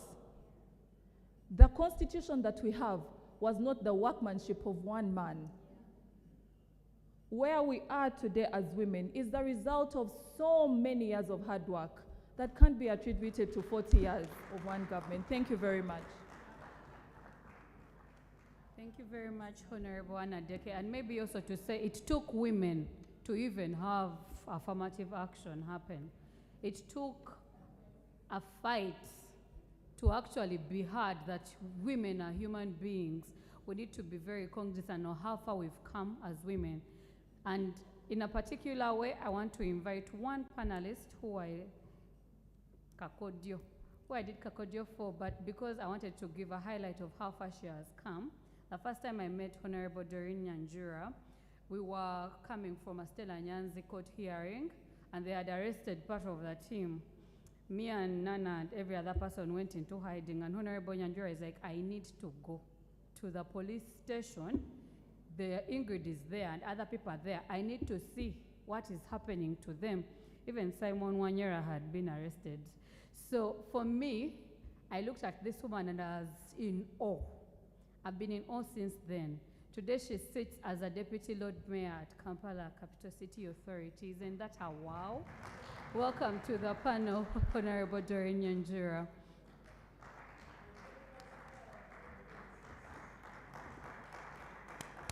Yeah. Yeah. Oh, and she's your next president come 2026.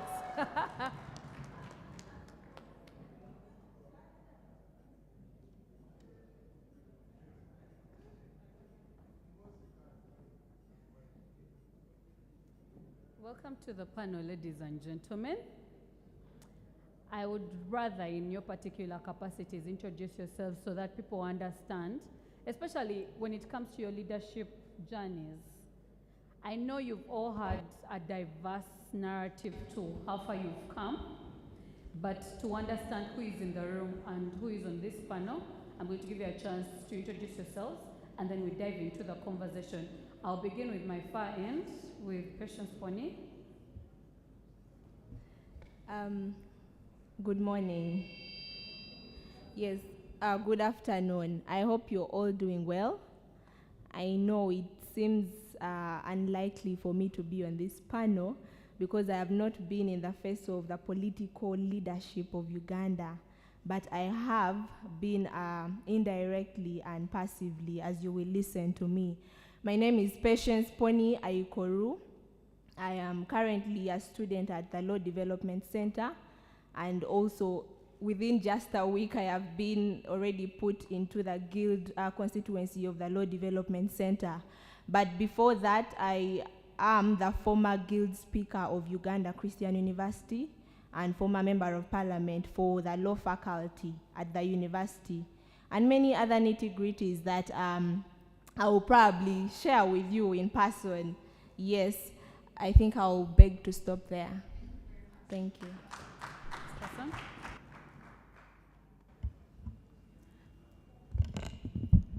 Good afternoon, everyone.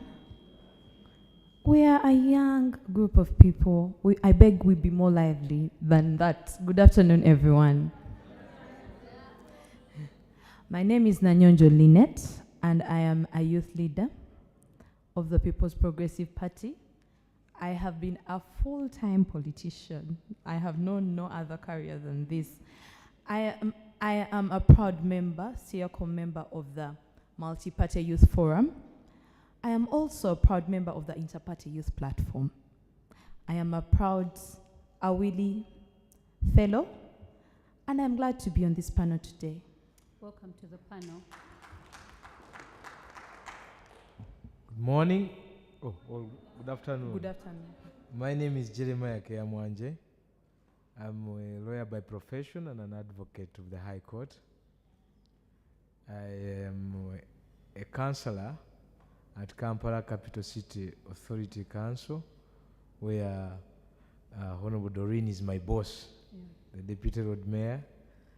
And I am also a secretary to the Elections Management Committee of the National Interplatform and several other portfolios. Welcome to the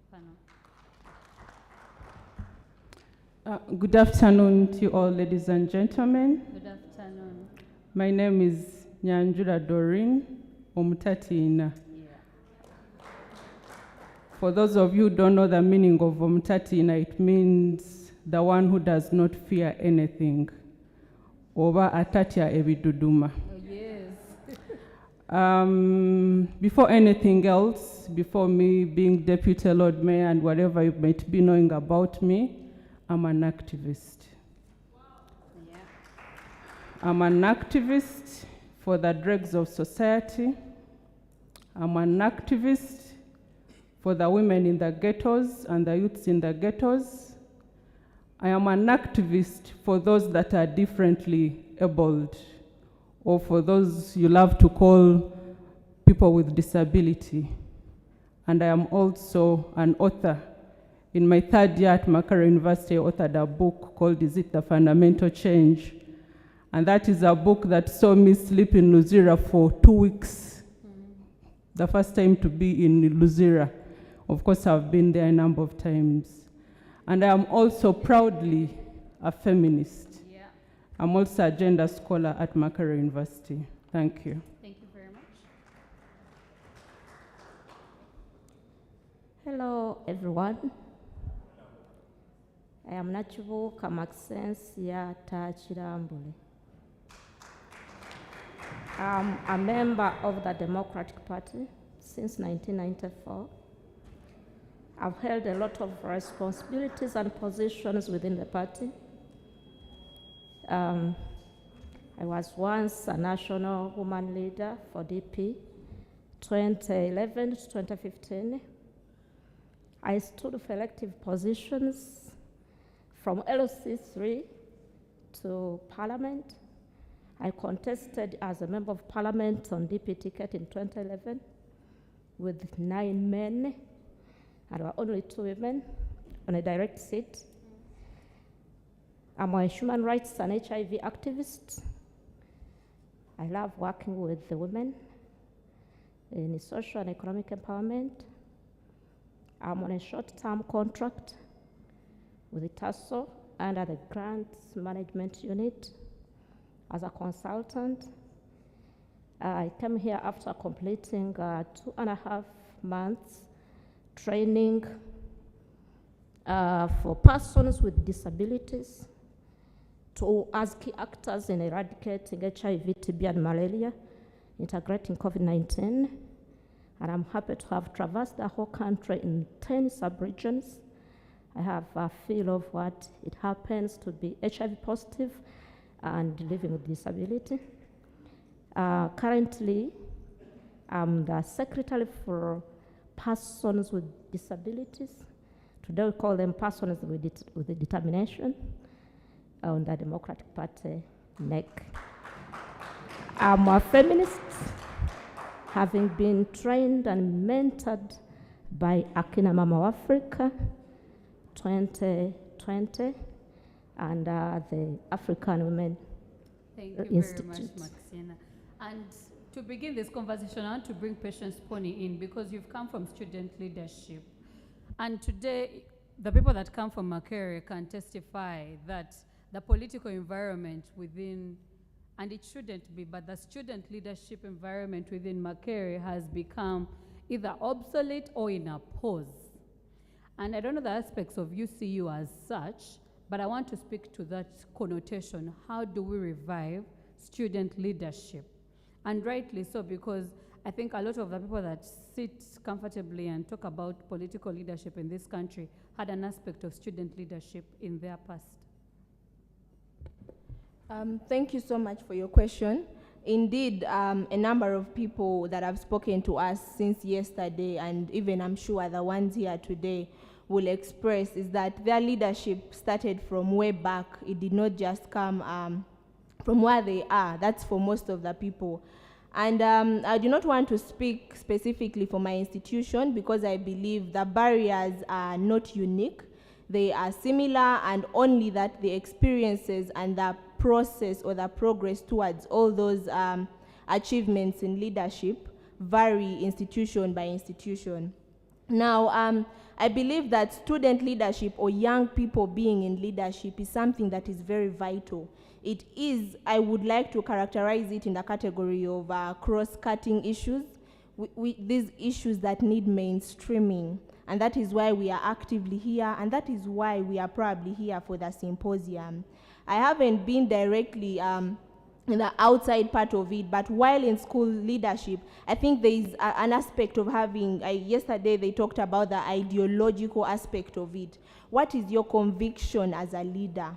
What are you coming for as a leader? If you're standing for a position, are you just standing for the sake of enriching your CV? Or are you just standing for the sake of trying to prove a point? I think we all know all that, but we need to zero down to the fact that we have to have a conviction that even when you do not make it in that office, you have a life after that. You have a contribution to act on what you embarked on. And that is why some of us, while I was guild speaker at UCU, I drafted the first sexual harassment policy in a Christian university.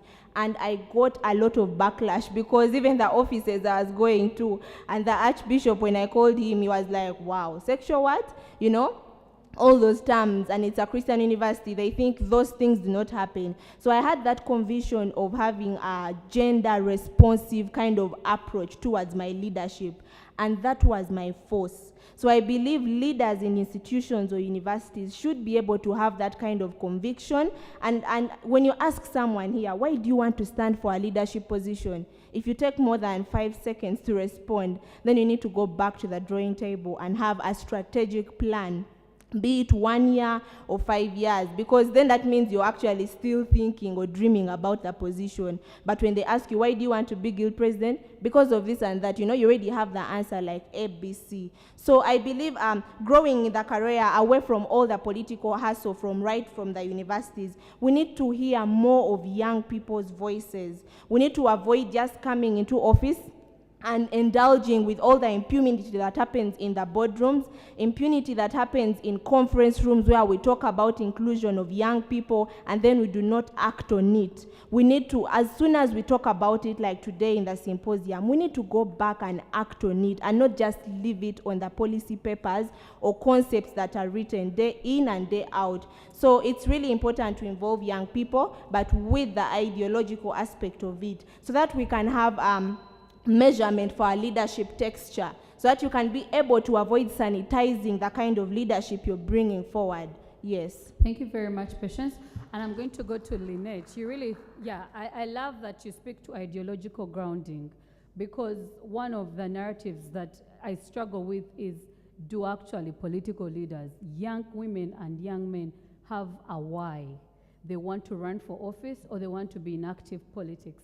I'll bring it to Lynette.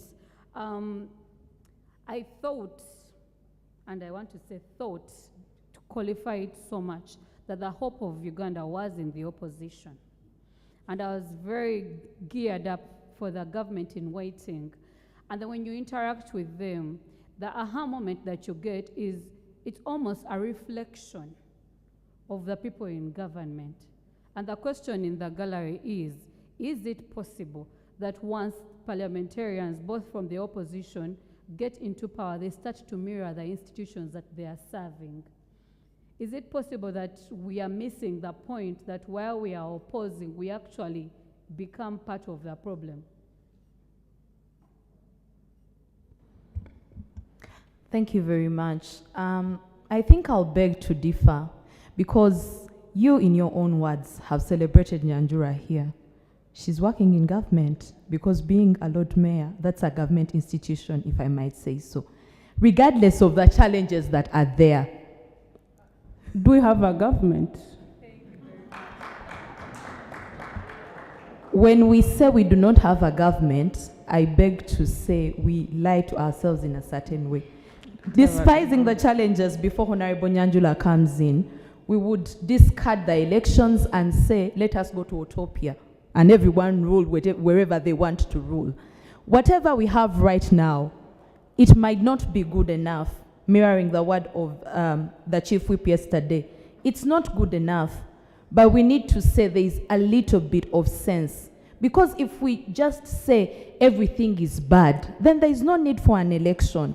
There is no need to spend all of these monies that we spend on MPs constituting these institutes. However bad it is, I think there is a ray of light. And these conversations, the persistences of these conversations, is what brings us in this room. For example, if Honorable Adeke I know she's passionate about sexual harassment, but if she just sat on herself and said, because the government is not working, I'd rather not stand, we would not see the sexual harassment bill come on the floor of Parliament. Maybe Lynette, to interrogate that more, when you speak to elections not working, and we have the leading political party in a defiant stance to actually say elections are not working, how do you interrogate that? Why are they participating then? Because if clearly something is not working, why are you part of it? For me, I think we should drive the conversation in a direction of saying, yes, things are bad. We all agree things are bad. But can we have sanity, small incidences? Going back to what I was talking about with Honorable Adeke. She has been in the Guild Council. She knows the pain of being a politician at a young age. If she just chose to say, Uganda is not working and the government is failing us, I would rather not stand, we would not see the sexual harassment bill see the day of light on the floor of Parliament. The spirit of implementation, that we will discuss another day. But I think as a country, we need to agree to disagree, that whatever confusion is going on in this country, we need to dissect it as a whole without division. I come from opposition, and I can't say I do not see the challenges of this government and what it is doing.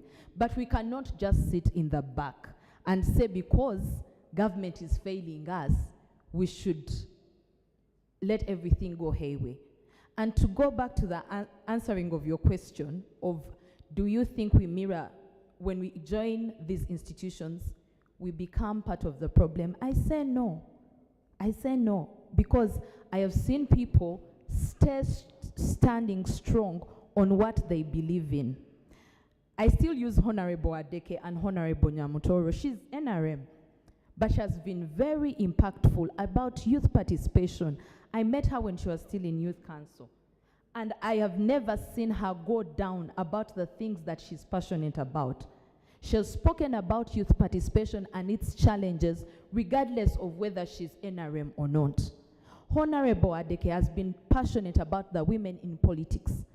Regardless whether she's an MP or not, anytime she's given a platform to speak about the things that she's passionate about, she does that. So for me, I think we should not we should not look at these things and say, things are not happening and people are changing to this. I think we should celebrate the low-hanging fruits that we are getting in some of these things and appreciate effort where it has been put, other than shying away and just rubbishing all the efforts. Because today we have young women. For example, I know of a woman called Zerida Kakai. She was the Secretary General of the Youth League. Zerida, anyone that met Zerida, she was a fire. Where is she now? When we have conversations today, these young girls or young women that were in politics then are not discussed. And what brings that is what you've just said. Because today when Nyanjura becomes a Lord Mayor, you will celebrate her. But Ananyonjo Linet, who is just a youth leader, nobody cares about me. I can care about you. No, that no, is no, why no, you're no. holding that. I can give you an example. How many of the speakers here came here and recognized the youth leaders in this meeting and spoke about them by name? But when we come here, anyone that is given a platform to speak will gladly say, amidst us is Honorable Nyanjura, is Honorable Adeke, is Honorable so-and-so, because of that kind of thinking that probably us in opposition, we are not doing enough. I think it's because we recognize the value of the people the journey that they've walked. We are not disqualifying the journey of youth leaders, but to have Honorable Doreen Nyanjura take the office that she takes is a win for you as a woman, and is a win for me as a woman. But on that note, I want to bring in Honorable Doreen to respond to rebuttal back to your conversation.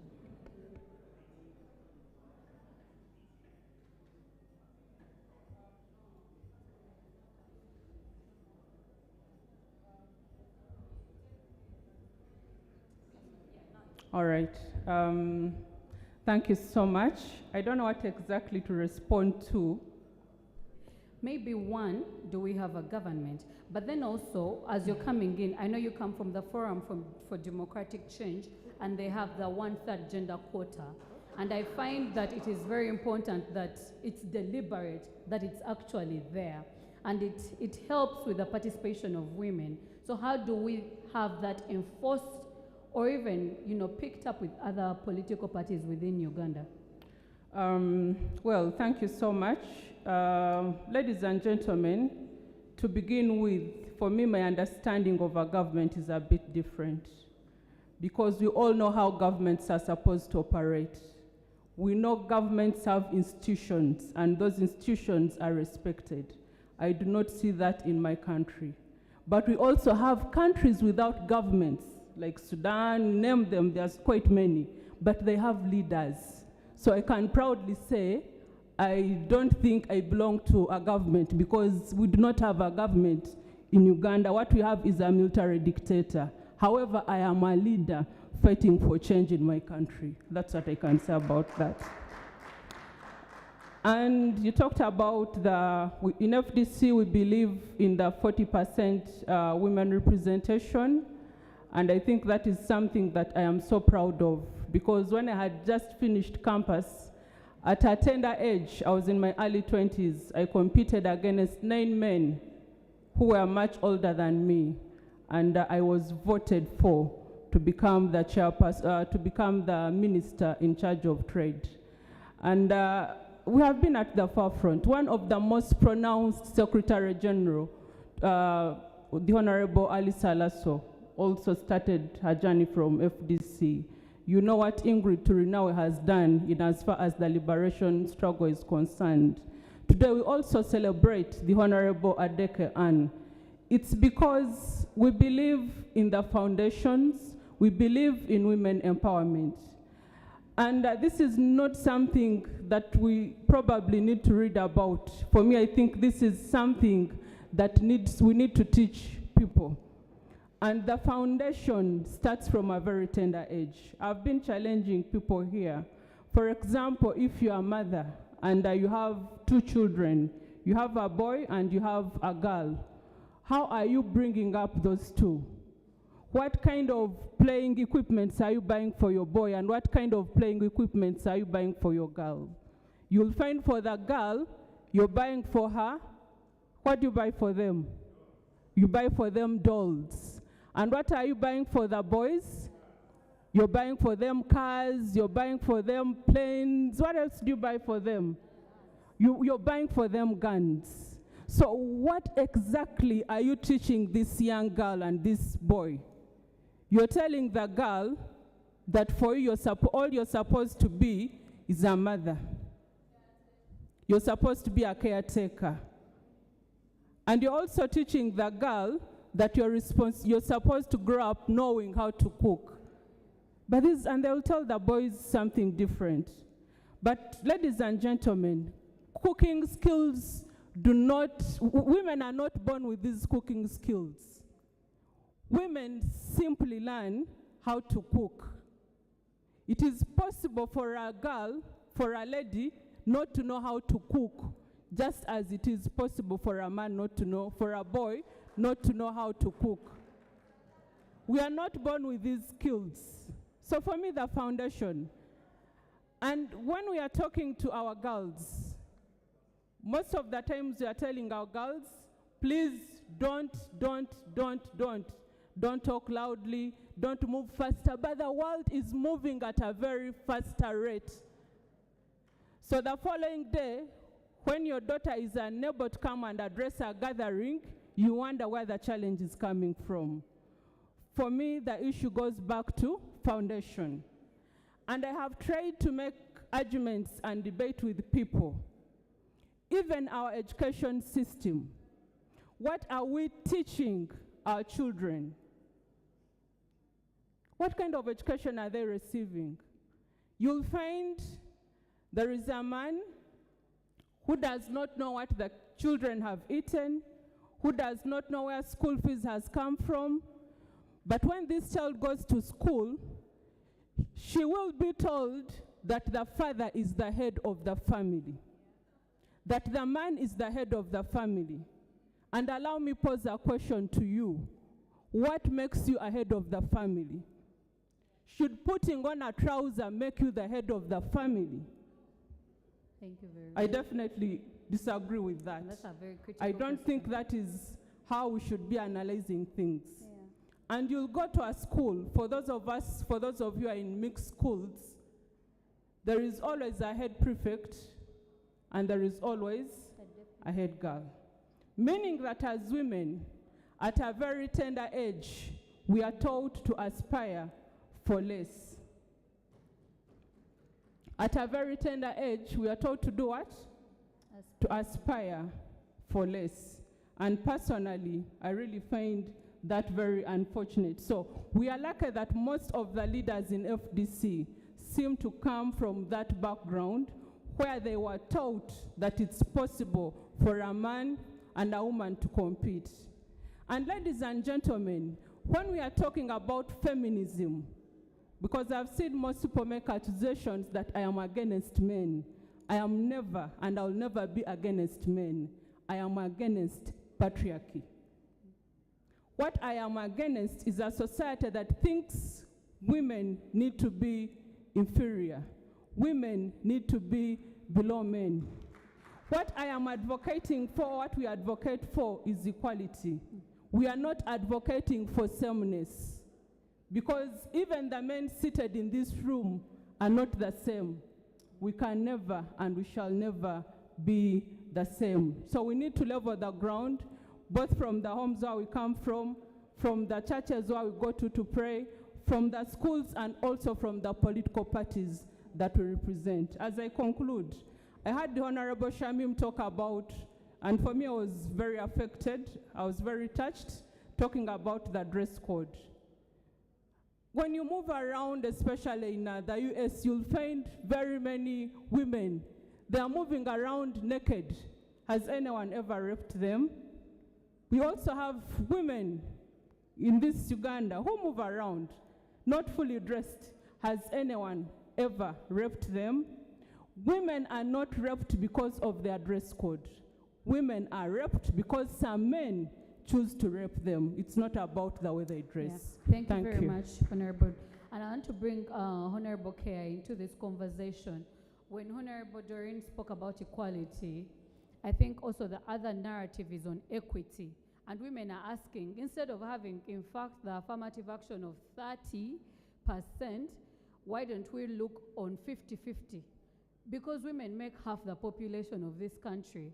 How do we interrogate that question? How do we address gender equity when it comes to political participation? Thank you very much. I want to thank the organizers for this opportunity to speak about affirmative action in relation to women, especially in politics. Now, because I'm speaking to an audience of young people, I've been in civil society for some time, but today I saw the audience was purely more younger than normal. So I want to begin from the baseline of affirmative action. There is one of my best scholars called John Rawls. John Rawls has simplified the basis for affirmative action. And I think when the debate begins from there, people can appreciate it better. So in his theory of justice, he has given three arguments for affirmative action. The first argument is the correction argument. That for affirmative action to exist, there must have been errors that have been committed towards a certain group of people in the past. And those errors desire to be corrected. Number two, the compensatory argument. That because those errors were committed against a certain group, it is not enough to actually correct.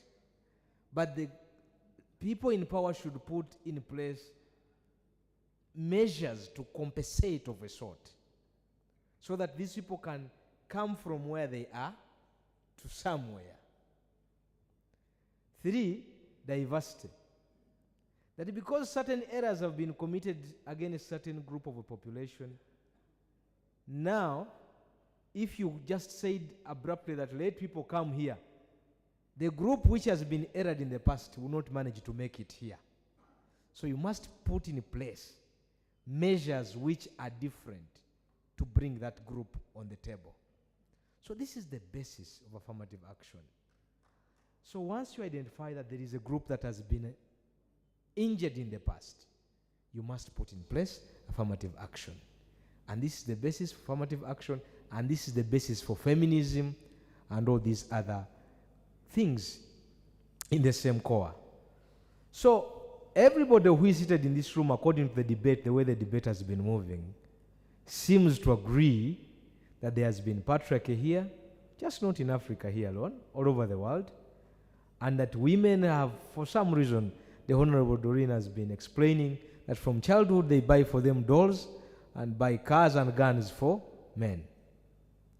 So these are systematic errors, and we need now to come up as a population and say, this must end, and we must look at one another as equal.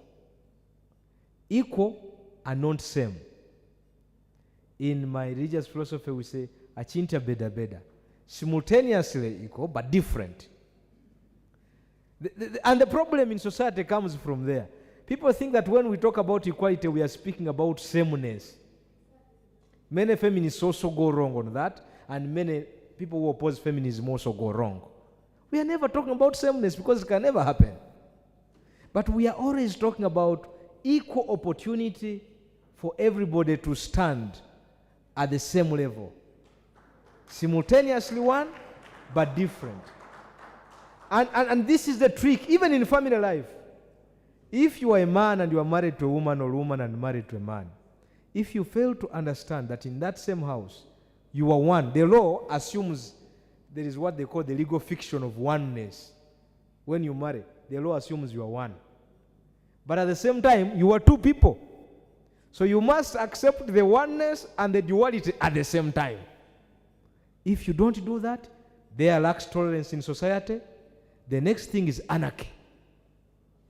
And this is why African leadership, African governance is anarchical. It is anarchy everywhere because you have refused to allow your women into places of responsibility. For as long as Africa continues to think that governance is a predominance of men, that men should be all over governing this country single-handedly, or more men than women, then Africa will never get to the right place where it has to be. One of the reasons why Uganda in 1966 became a problem, because why we had a crisis, it was ego. Just two young people, Milton Obote and Mutesa, had ego. They were in the same age group. Everybody thought he could manage the other. When Mutesa says something, Obote says, who is Mutesa? When Mutesa says something, who is Obote? Then the whole country had to be plunged into certain violence up to now. So we must allow women deliberately, and not this 1/3. At the continental level, we are talking about 50%. Yeah. We must allow women in places of responsibility. The system must be oiled. Women should be clapping more. The system must be oiled. It must be lubricated. The system must be lubricated from school to allow women to take charge. Yeah. I am never afraid to be led by women. My deputy Lord Mayor is a woman, and actually is one of the people I humbly submit to. And she has been my commander since the days of walk to work. I have never disobeyed. Thank you very much. In Makere, she was my vice president. I never disobeyed. I was the vice president to the Honorable Anna Deke. I was humbly serving under her, and I never saw any problem. And I went to Parliament, I served under her. I never saw any problem. I was her chief campaigner. I never saw any problem. And so is my friend Fiona Nyamutoro. Fiona Nyamutoro is even a little younger than me, but she has been above me in so many instances. And I'm never afraid to serve under women. So I think that there must be a general sentiment amongst especially you young people to believe that women can make it. Finally, because you are a room of young people, I want to end with one statement, two statements into one. Leadership, of course I'm speaking in line with my young sister who spoke first. Leadership without an ideology, an ideological belief, leadership without an ideological belief is anarchy. You are going to rob everybody if you become a leader without an ideology. Yeah. You are going to commit sexual harassment, do all sorts of nonsense because you don't have something you believe in. But also, political ideologizing without participation is mental speculation.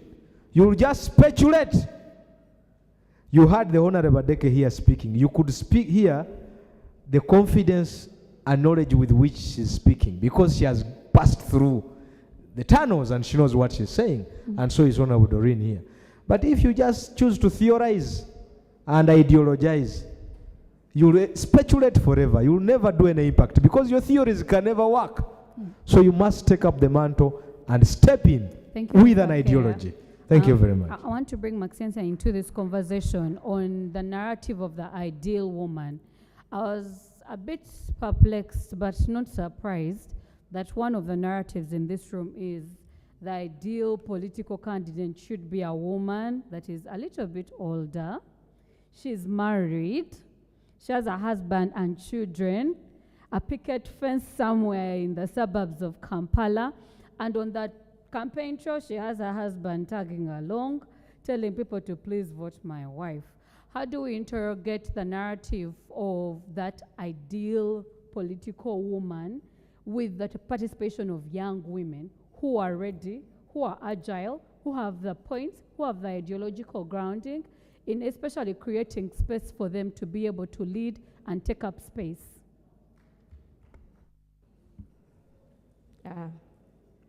Thank you so much.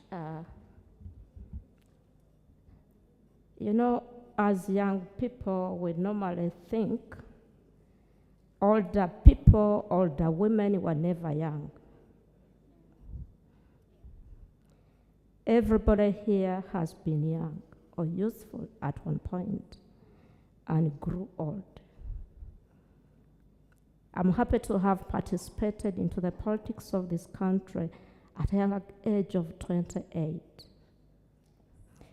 And when we say political participation, oftentimes young people and older people think it is that elective position.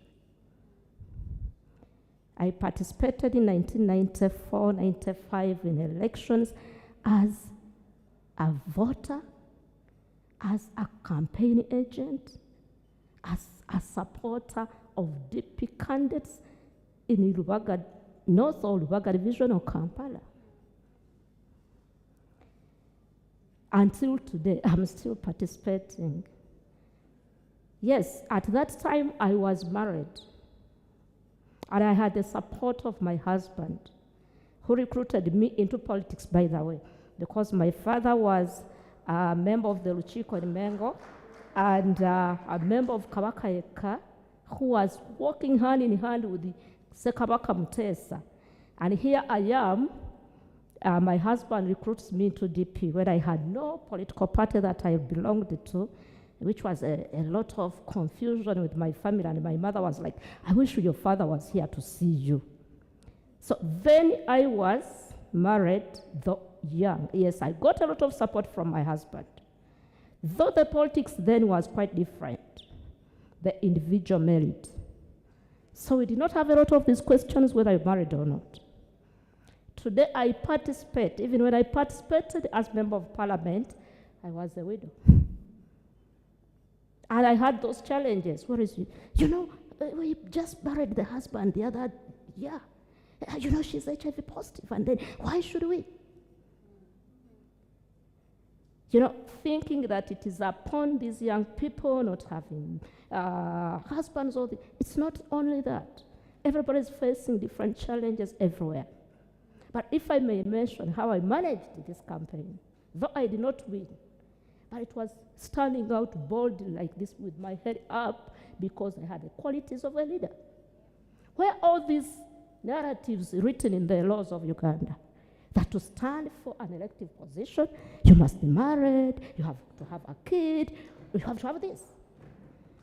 Sometimes we walk upon these toes of these people, the tones of these people, and then we take it to ourselves, and then we sit back and say, after all. I was listening to the Lord Mayor here, her conversation with the Honorable Monica. These are the questions that are always asked. Has she ever stepped down to take up not to take up any position because she's not married? Sometimes we have these things within our minds as we walk out of the houses to go and contest for a particular position. And when you look at someone, it's like, this is what they are going to ask me. As a person who has lived with HIV, I mentioned this. I shut people's mouths over speaking about my status. And I have proved to people that I can be useful and impactful despite my situation. Young people don't get stuck into this narrative that those are the questions they are going to ask me.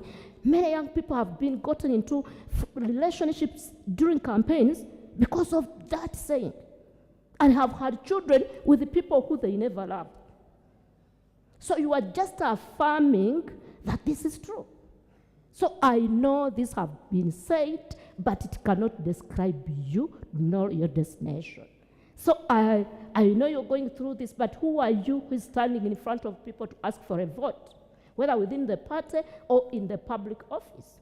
It is that confidence, it is that self-esteem, it is that information. Everybody who stood here said, read, research. Oftentimes we go into these positions when you have not researched about the position you're contesting for, when you have not read about it. Me, when I stood for a councillor LOC3, I first read the Local Government Act and knew what responsibilities I was to do within this mandate. But oftentimes young people come out of university or school and say, I'm going to contest, without any mentorship, without any trainings, without any capacity built, and you go out there.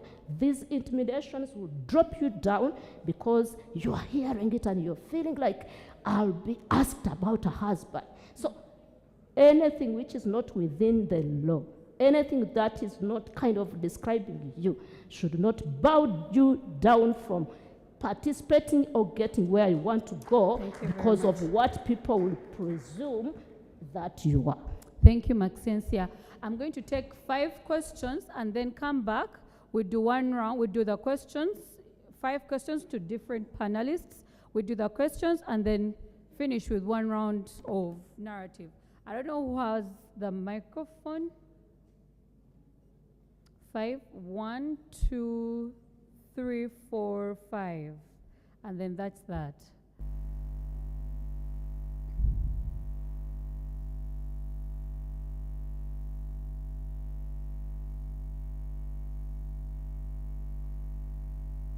But maybe also as a microphone comes, a question that, and I don't know anyone can take it on. Money, media, and men. What does media have got to do with women's political participation? And hear me out. When we have narratives on the Prime Minister, good or bad, somehow the narrative of the bad will stay longer. I don't know how many times I've seen the clip of Ebigambo Bimbuze, wow, more than any other clip about Honorable Nabanja. And when it comes to our Speaker of Parliament, I don't know how many times I've seen bleaching as a narrative around her.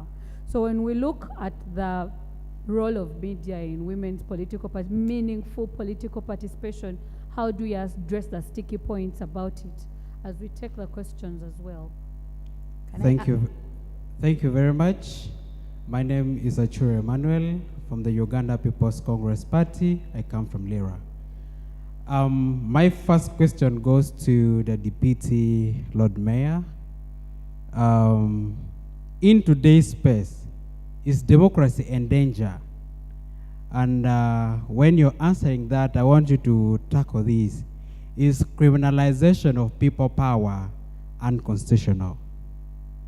Then to the entire... Please, we're going to take only one question because everyone else wants to talk and we want to go for lunch. I'll have the lady there. Permit me to ask this to all the panelists. Please.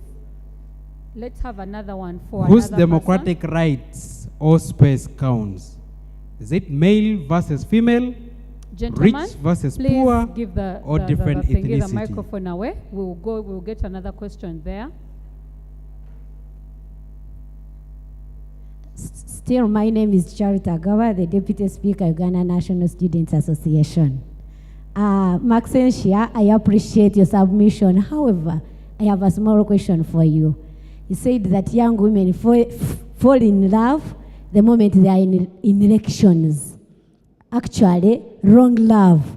What do you think we can do to help these young women and to tame them so that when they are going into politics, they are well aware that there is wrong love and they are overcome it thereafter? Thank you very much.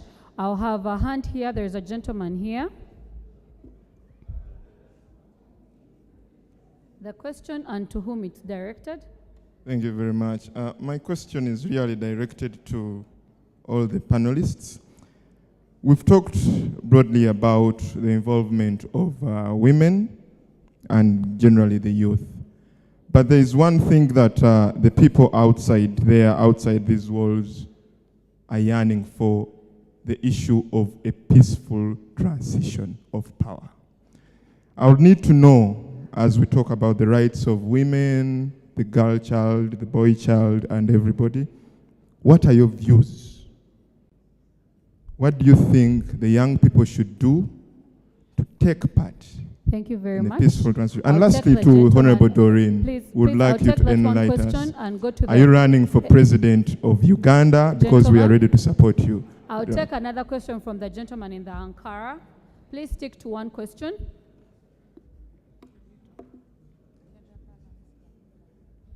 Thank you so much. So I'm called Vicky Namgobe. I represent the the youth of Sironko to the National Youth Council, and I'm also an alumni to our Akina Mama. So this question is to Pony.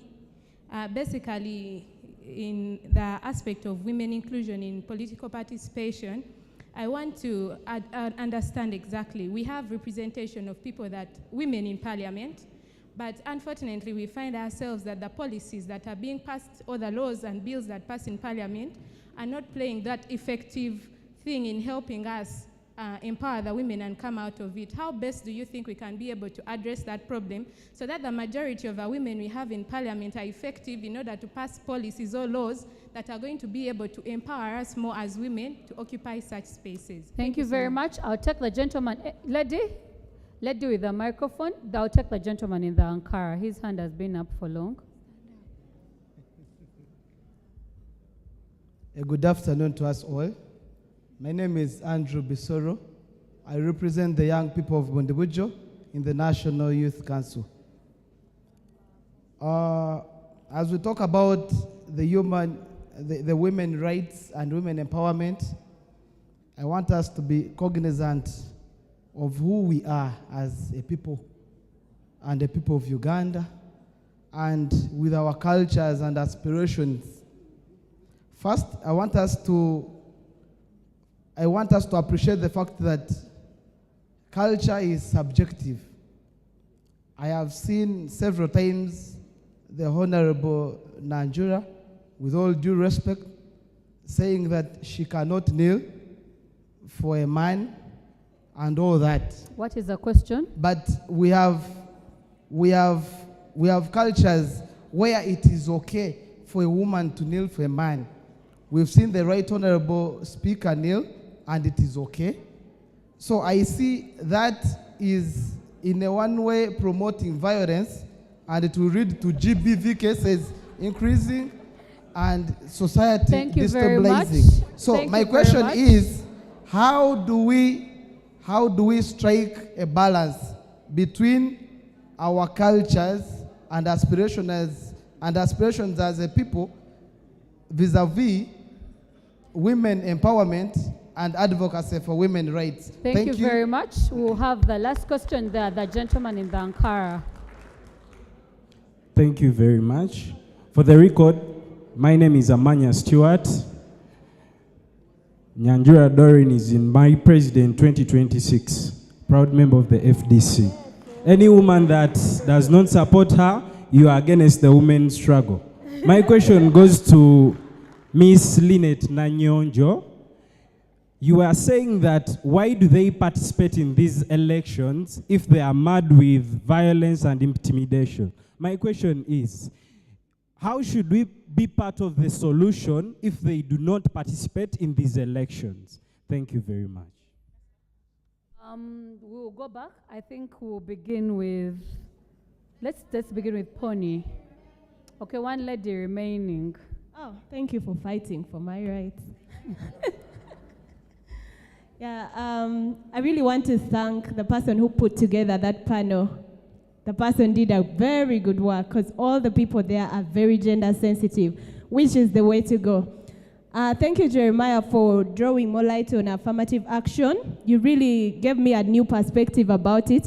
and I'm so happy. But my question to you is like, I want you to share some tips to the men in the room, mostly, and the patriarchal gatekeepers, some women here who are patriarchal gatekeepers, on how you took away the fears of being led by a woman. Because most people here are very intimidated to be led by a woman. I really want to hear your thoughts on that. Thank you. Thank you very much. Pony? Then we'll... Okay. And legislation.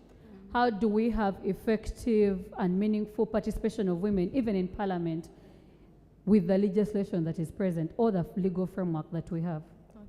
Thank you. Well, first for starters is that we must still appreciate the fact that the issue of gender, it's a cross-cutting issue, and therefore we need mainstreaming in it.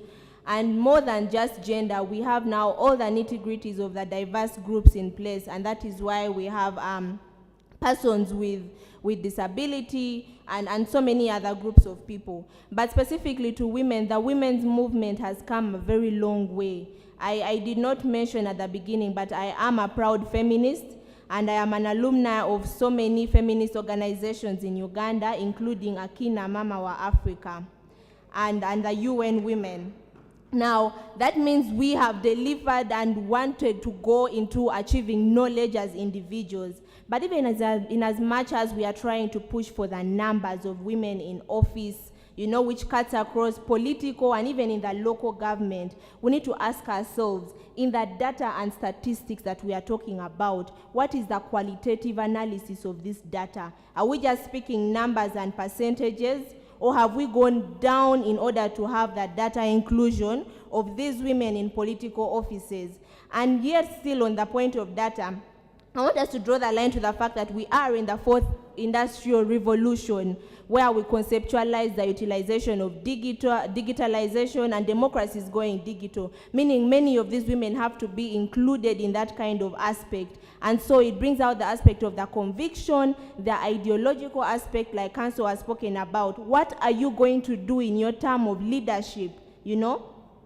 Are you going to finish 5 years and then bring a report card that does not have what you laid out? Many say politicians speak in prose and lead in poetry, in that they lead in a short way, just a stanza, and they're done without an impact to it. And you know, that takes me now to the point of the succession plan. Victoria ably asks me about how impactful are these women leaders. It's absurd, and in reality, we do not hear very much from our female women leaders in Parliament. They are there in numbers. I don't know why they do not talk. Maybe Lord Mayor and Honorable Nyamutoro and Adeke will tell us why. There are very few that speak, and that is why they are here and working with us on this journey. But the majority do not speak. They only achieve that aspect of it. So how do we ensure their participation?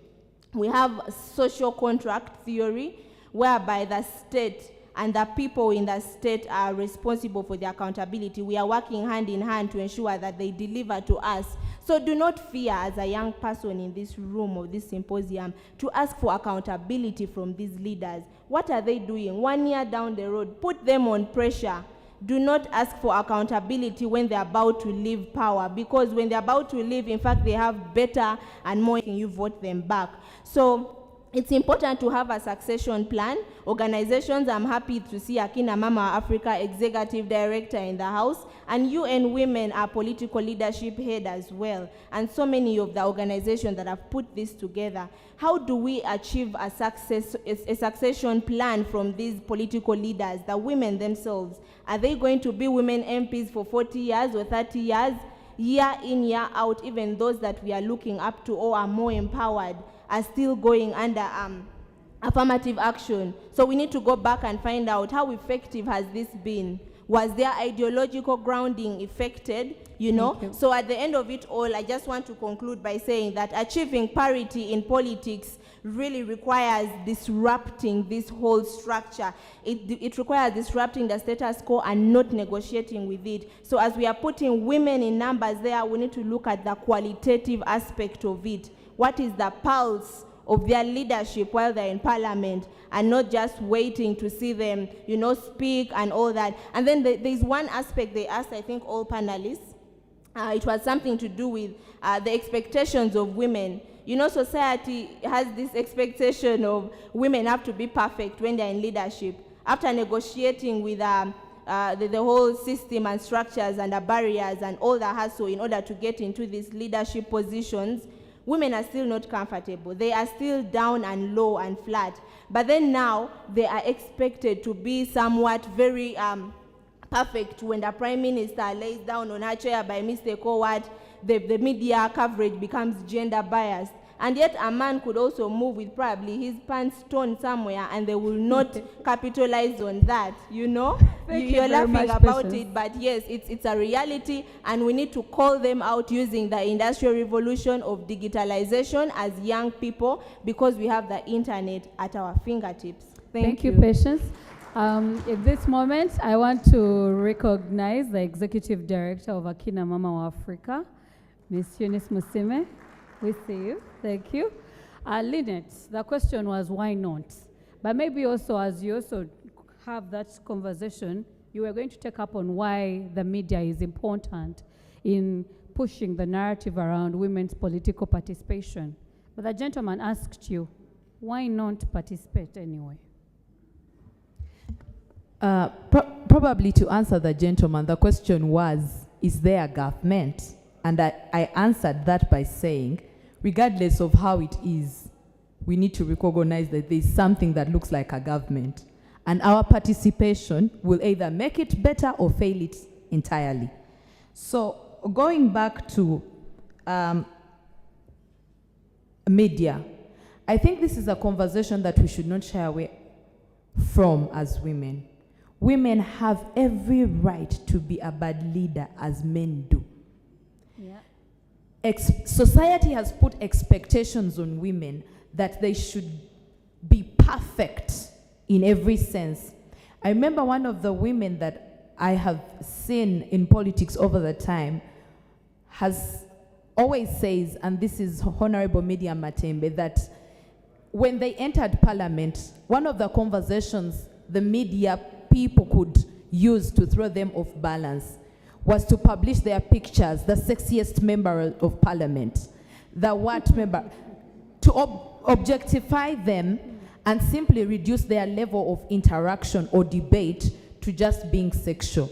And she stood and said, sex is a commitment between two adults. So if you're not shying men over sex, you shouldn't shy women over it. And that also goes back to the way media portrays women. I think as women, we should learn to appreciate and encourage fellow women not to shy away from such things.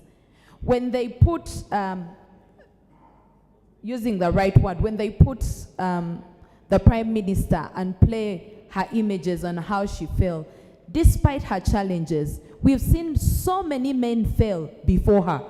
So this is a ploy for media to just distract. And for me, I think it's entrenched in patriarchy, because most of these media houses are owned by men.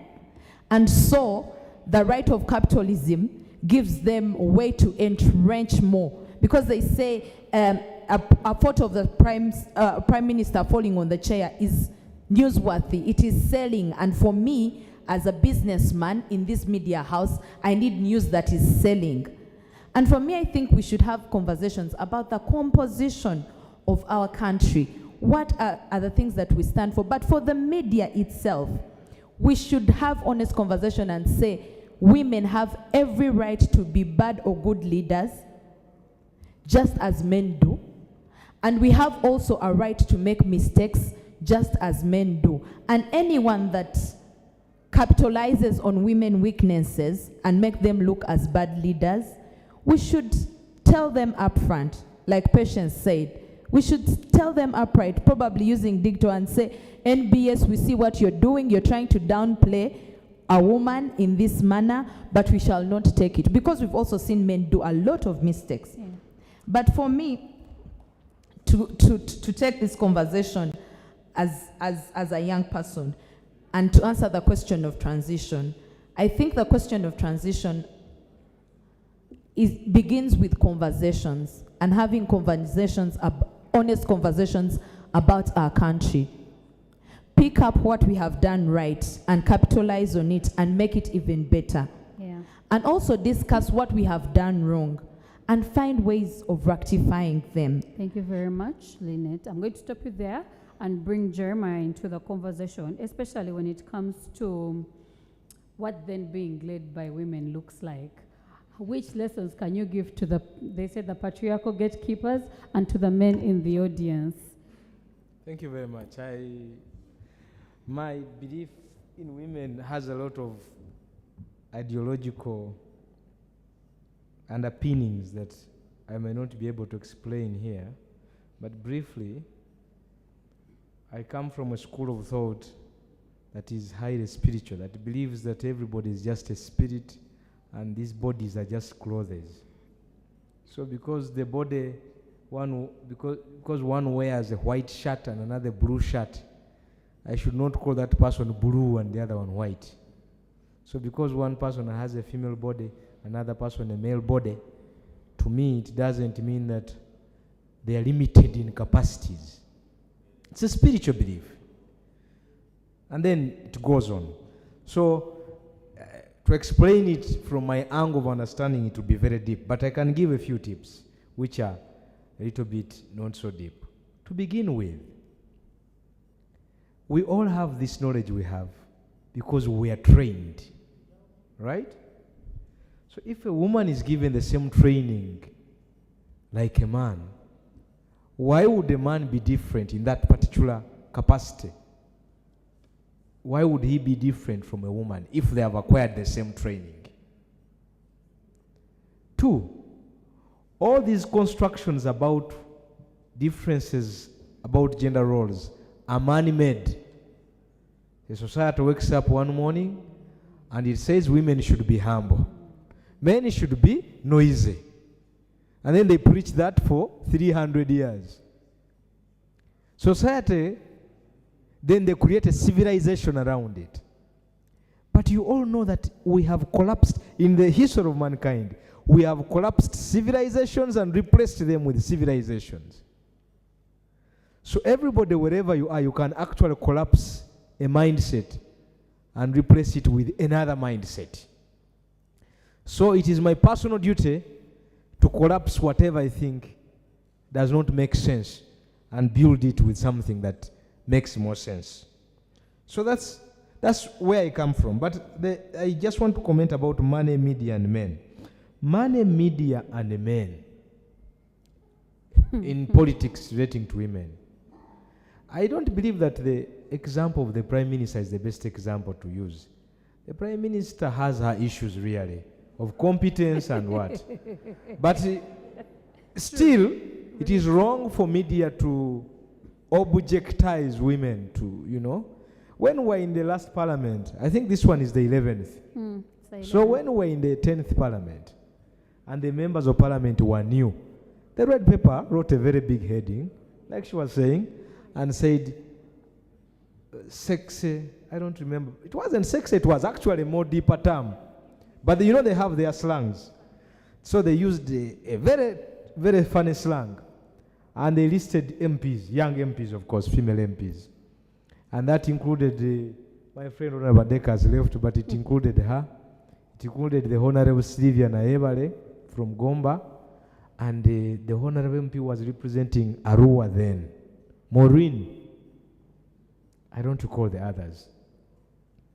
So using such an example, I think now the women activists, that is your role. When such a thing happens, you have to put a paper like red paper down. But I want to tell you that in politics, political commentating and making fun of incidents is not limited to women. When my president Bobby Wine makes a mistake, we take a whole week defending. And so, even if Dr. Besje made the same mistake, it will be a whole week of fun everywhere. So it is not, there was a colleague who said, is it rich versus poor and men versus women? The men versus women debate is not limited to Uganda. It's a very big debate. Yeah. But for the rich versus poor, I want to tell you I know the owner of this hotel. Very rich people, well connected. They think they are rich. In a poor country, nobody is rich. We are all poor. You saw what COVID did? All the wealthy men in Masaka, we are contributing money for them, for treatment. Thank you, Jeremiah. I'm going to stop you there because we're running short of time. We will talk about the Masaka people right after this break. And let me take Honorable the Lord Mayor Doreen. Is democracy endangered? And then the narrative of culture and feminism. Are you going to kneel at some point? Well, I think usually I'm quoted out of context.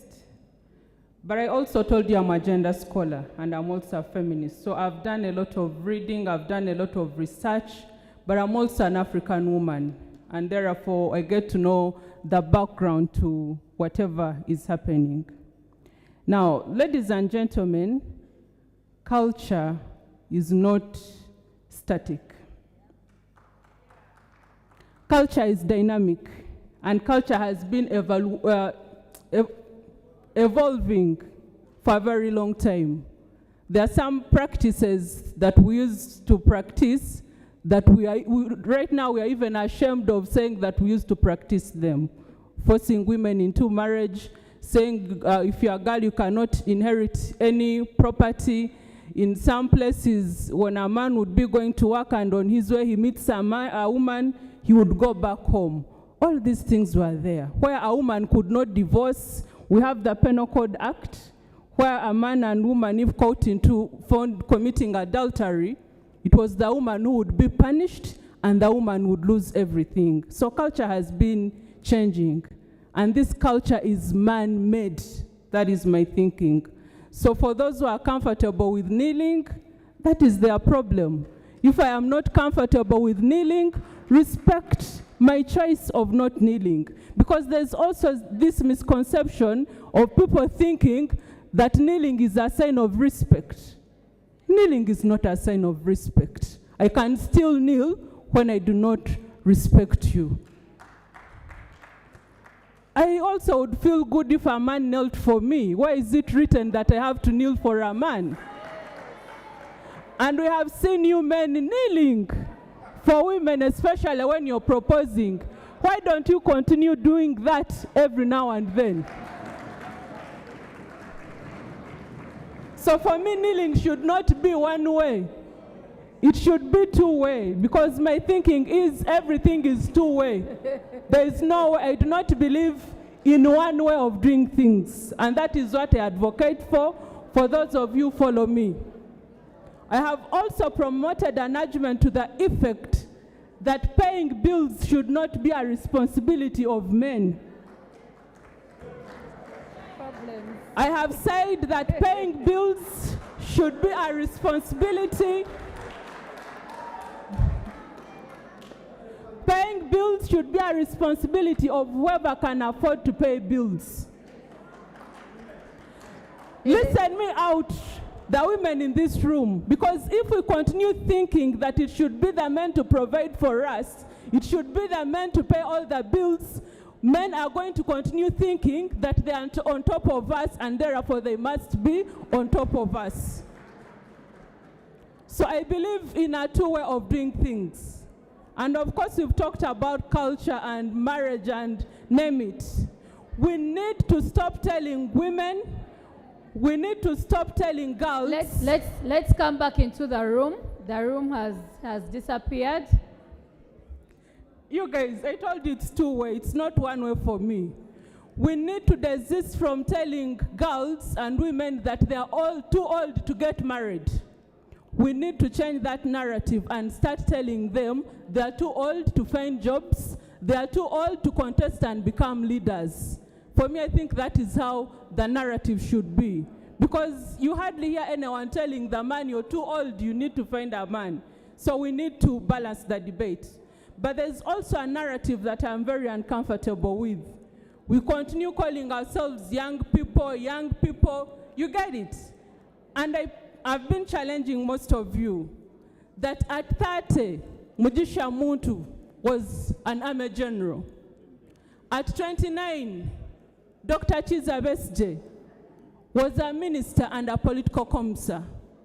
At 37, Mr. Museveni was in the bush fighting to liberate in quotes, this country. But before him going to the bush, he had so many other portfolios that he held. So I want us to challenge ourselves. There's a young girl called Malala who started fighting for education rates in her country at the age of 10 years. At 17 years, she received a Nobel Peace Prize at just 10 years. She was even fired bullets at, but she continued fighting. So we need to change this thinking. You know, every time someone keeps telling you you're young, you think you're too young to even take the next action. You're too young to offer leadership. I think we need to get that tag off ourselves. Thank you very because much. world over, liberations have been led by young people, by the youths. Thank you. Thank you. And finally, Maxine, the question was, what has falling in love got to do with politics? Yeah, and how to avoid that. Yeah. But there was also something about transition. Yeah.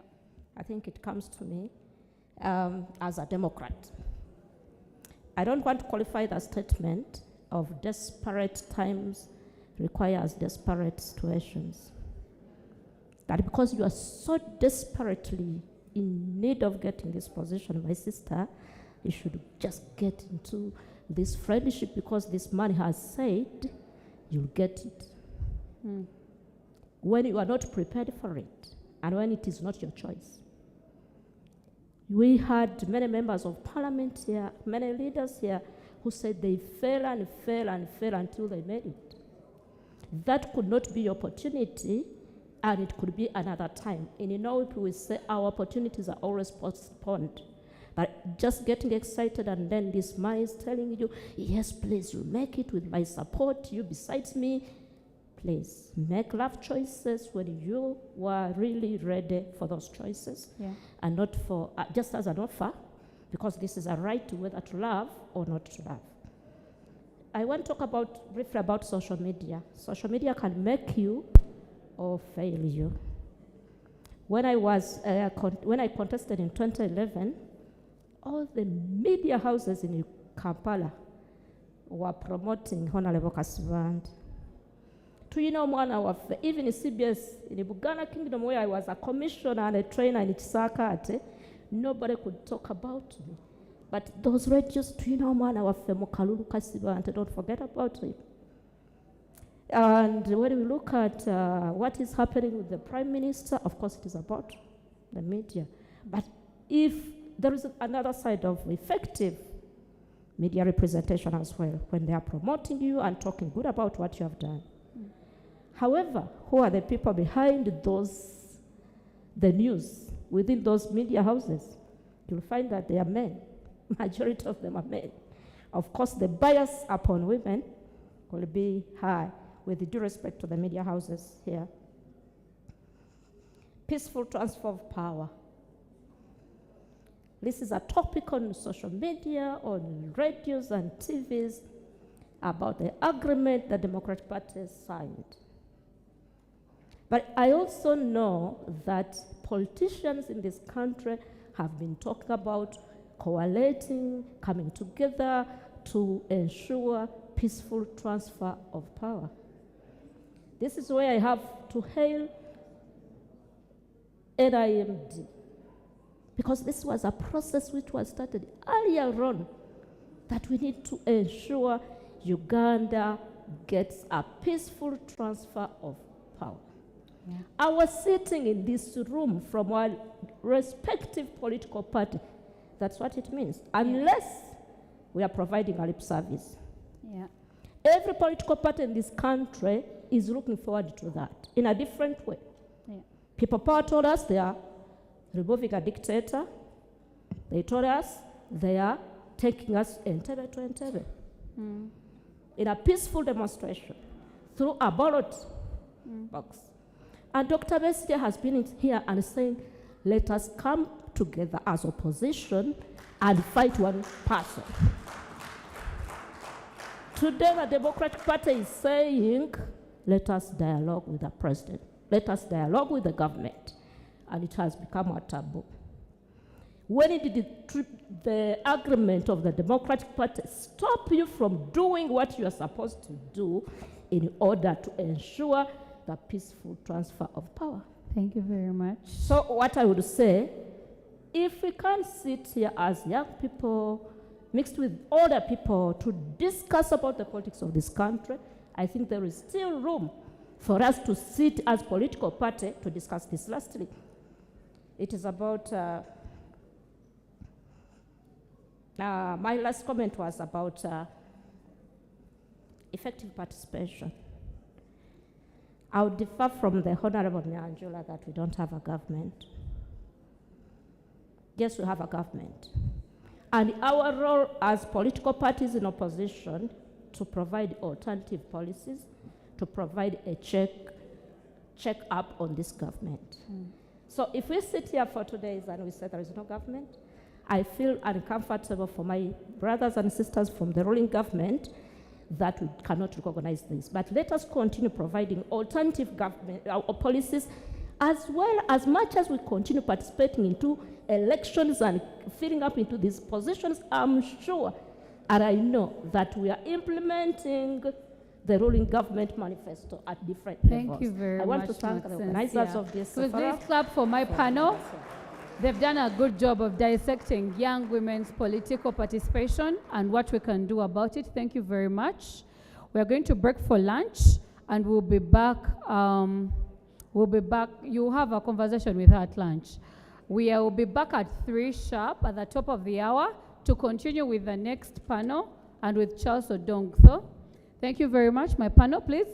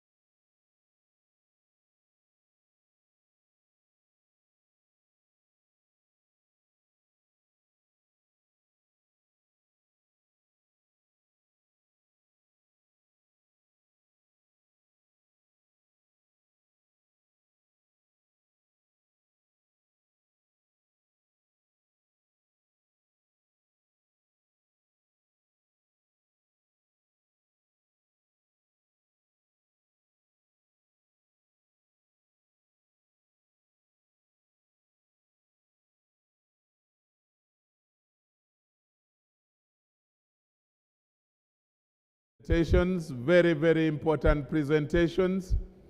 And I guess we have had good lunch as well, haven't we?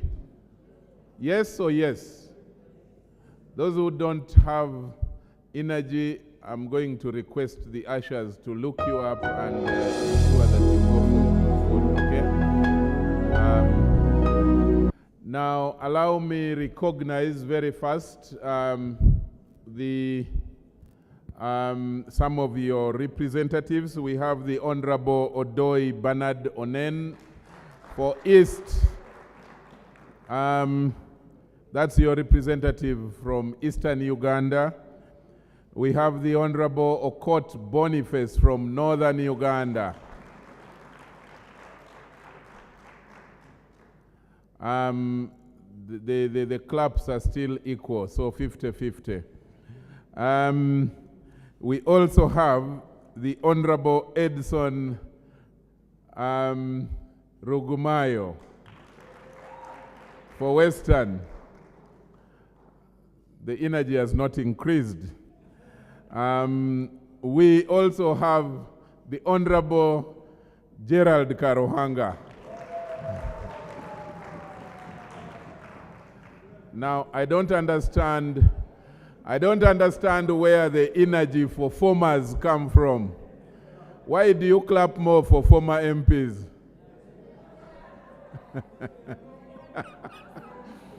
Is it because you know that now they are no more? What if they come back in another form? What's her name? Find out what her name is.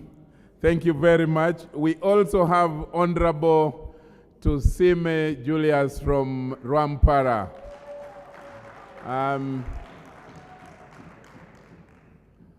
Now, those are, and if I look around and I see more of your MPs, I will introduce them. But of course, in the morning session, we had the Honorable Adeke and Honorable Nyamutoro. But also, let me recognize, for the sake of those who have just joined us, the Executive Director of the Netherlands Institute for Multiparty Democracy, Council Frank Rusa, is still with us here. He has been with us since yesterday, putting this up together with Eunice Musime, or the Executive Director of Akina Mama wa Afrika. She's here with us. We recognize all of you in your various capacities, especially the organizers who have made this symposium possible. It's not something easy to put together, and so we really recognize you for your time alongside your colleagues, the different organizations that we will be recognizing. Indeed, we have recognized many of them from yesterday. I'm going to be assisted this afternoon in the panel discussion by Dan Kidega, who is one of your own from the National Youth Council. He will be coming in with the panel that will be discussing the topic Youth Legislative Agenda, which will be an open discussion involving the MPs here present and yourselves that we need to get active participation from. Since yesterday, we have been encouraging, more openness. And let me steal for you something, a gossip. I had gone to the washroom, and then, because we are many here, so I had some people talking in the corridors of the washroom and saying, these people are dodging our questions. True story.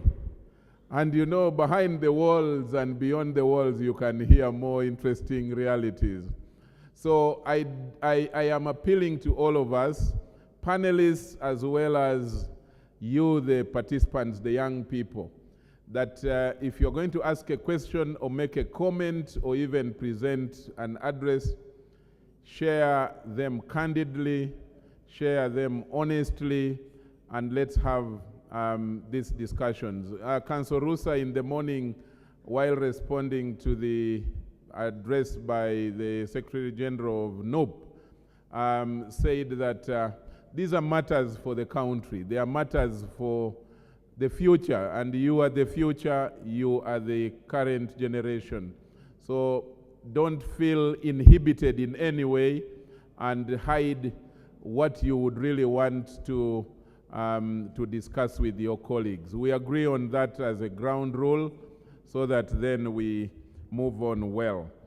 Now, allow me now to take this opportunity to invite you, the Honorable Gerald Karuhanga. Gerald Karuhanga has been the Makerere University Guild President, and he has been youth member of parliament for Western Uganda. Then he graduated and became the MP for Ntunga municipality, and until 2021, May 2021.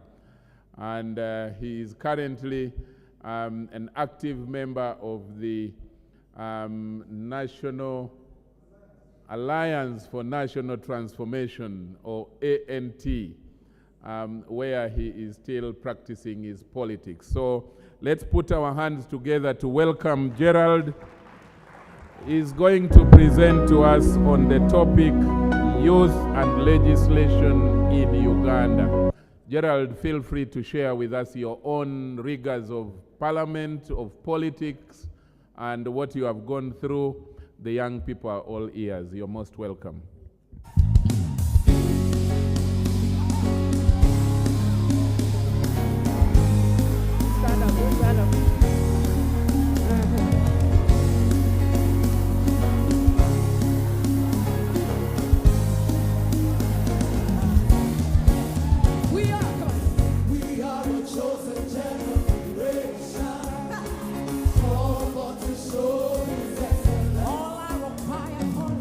All I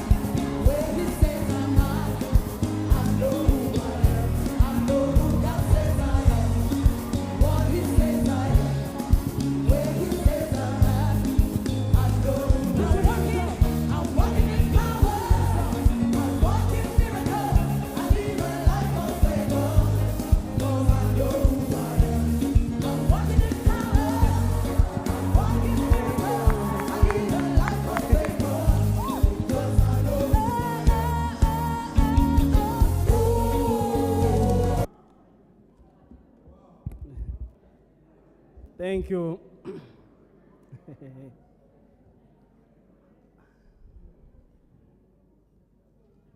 Thank you so much. It's an honor to be here this afternoon. I had thought I would get more ladies coming around to dance in front.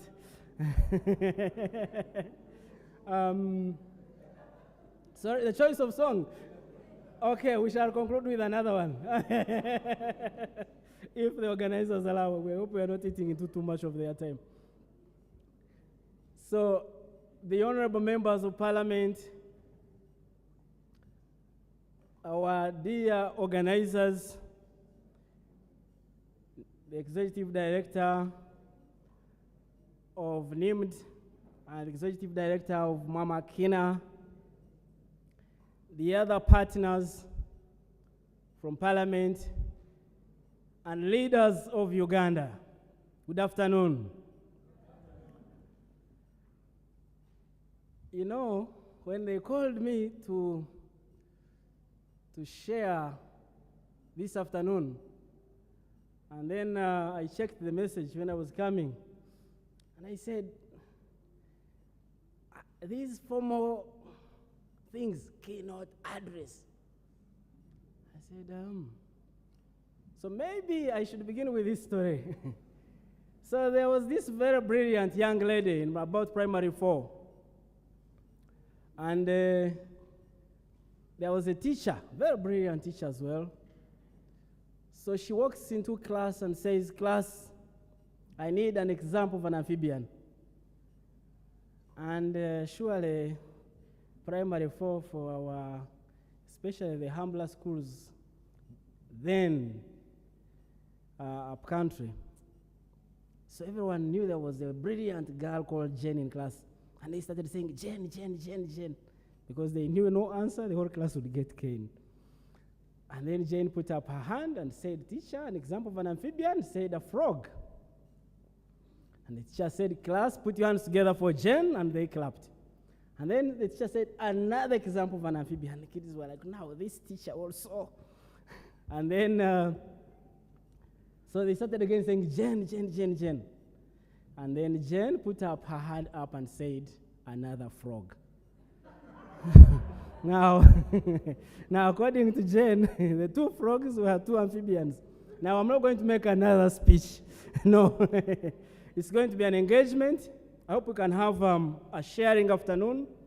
I talk about basically legislative agenda that is transformative for the young people in this country.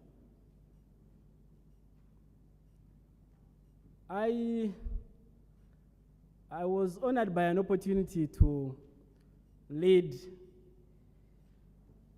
young people as early as, I think, primary used to be a Boy Scout, I think. So now I joined university first year. I chose to run to be a class representative to the Mackay Law Society. And there had been a lady who had just lost being a class president a few seconds or a few minutes before.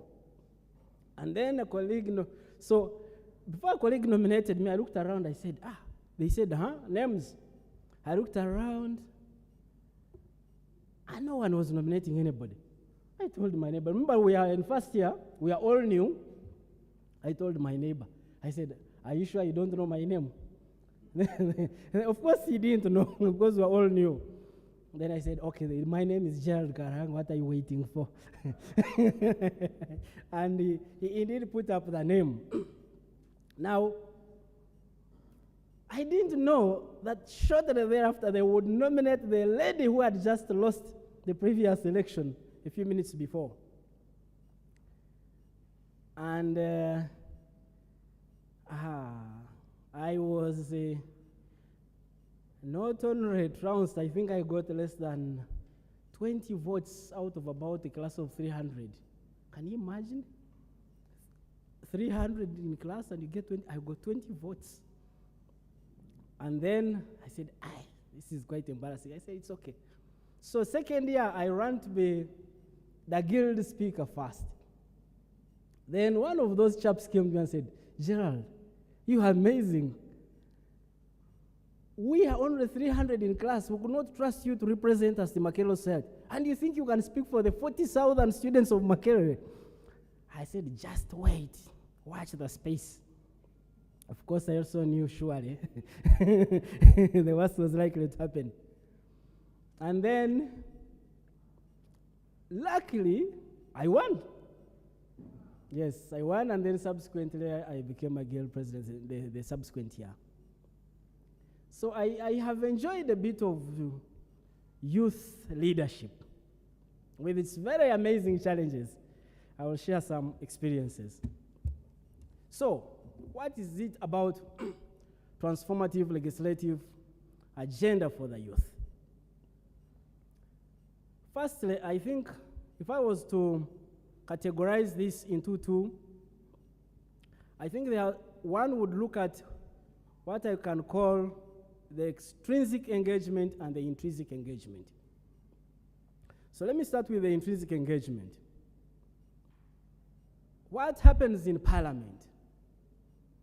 Or what agenda the young people can push to transform their lives, transform their livelihoods?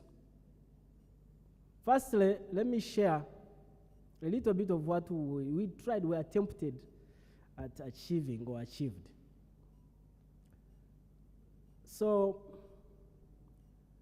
we knew that one of the number one challenges for the young people in this country has always been unemployment, which emanates from inadequate training or education, or if at all any. And of course, lack of opportunity. So we agreed as the 5 youth MPs then that we should make a little bit of a difference. So we said, firstly, let me make it clear, we are 5. So 4 of my colleagues were from the ruling party. I was the only independent. But we agreed that we are going to put aside our partisan sentiments and we work and focus on the youth issues. So the first thing we really pushed the government hard on was the Youth Capital Venture Fund. We attempted. We had a whole idea of how this should work. We even took time, visited some African programs in other African countries, and made reports, engaged, pushed them hard. Luckily, and this is very important, the difference that happens in real life seems to stem from those who are ready to act. So, as we were pushing, we learned about an organization called KFW. It's a German foundation.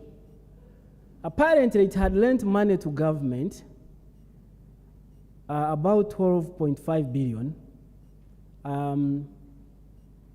I think relating with the DFCU bank.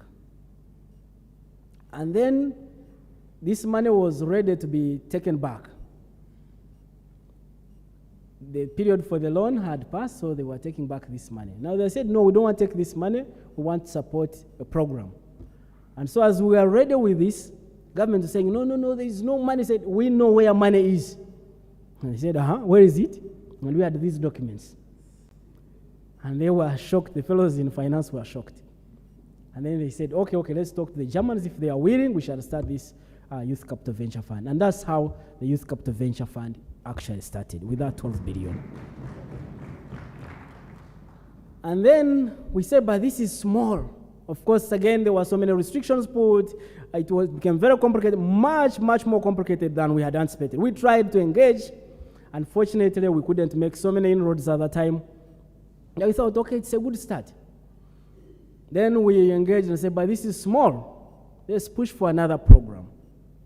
And then the Youth Livelihood Program came with also its many shortcomings, but we also said, okay, at least there is something to improve. Those who should come after us will find something to improve. They shouldn't begin from zero. And then I said, but wait a minute.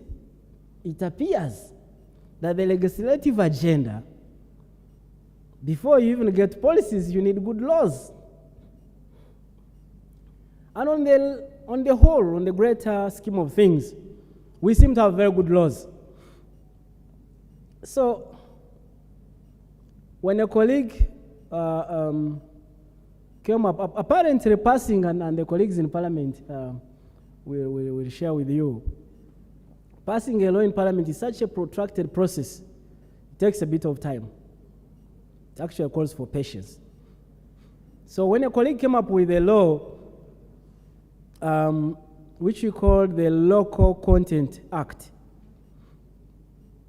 he said, I think we don't have to come with other laws, let's get together. Because almost, incidentally, about 3 of us had come up with different bills.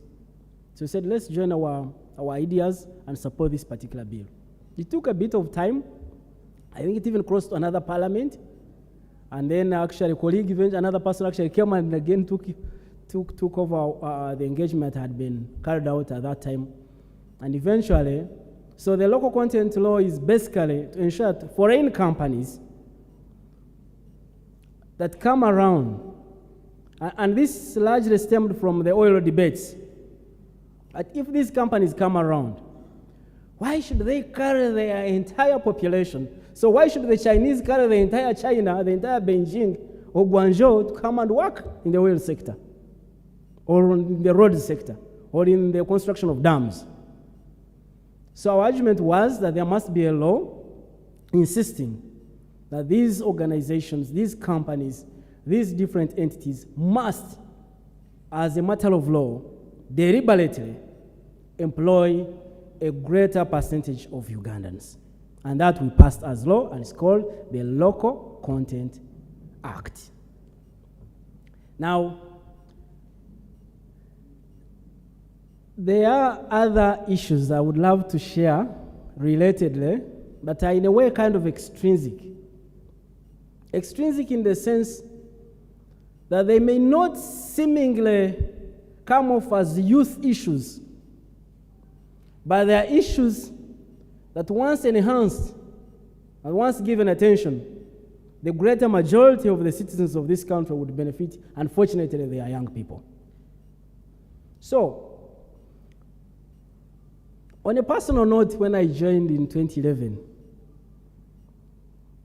one thing I noticed in the first 6 months, I realized that no one almost took seriously the youth representatives. It's like there was a favor being done to the young people for them to be in parliament. And then I was like, these fellows have no idea how much one campaigns.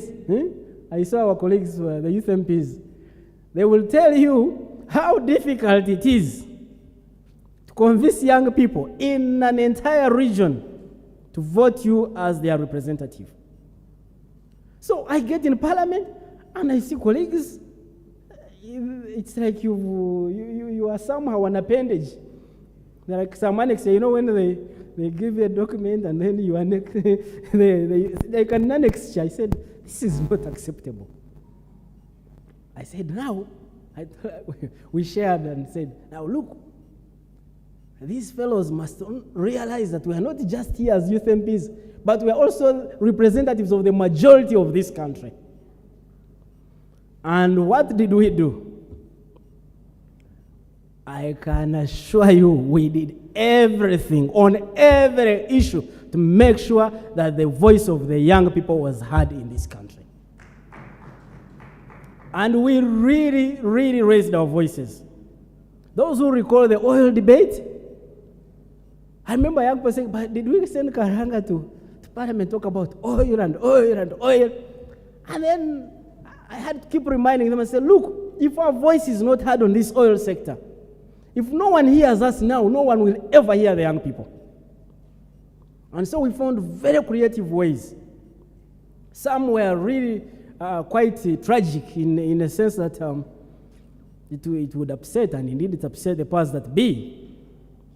I remember Charles then covering these issues. Now one day, I don't know those who remember the oil debate. I remember that day when we presented the bribery documents. And then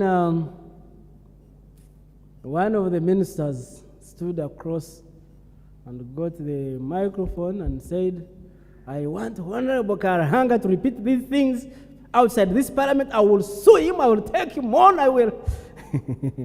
And I said, I also, as soon as he finished, I also picked it again.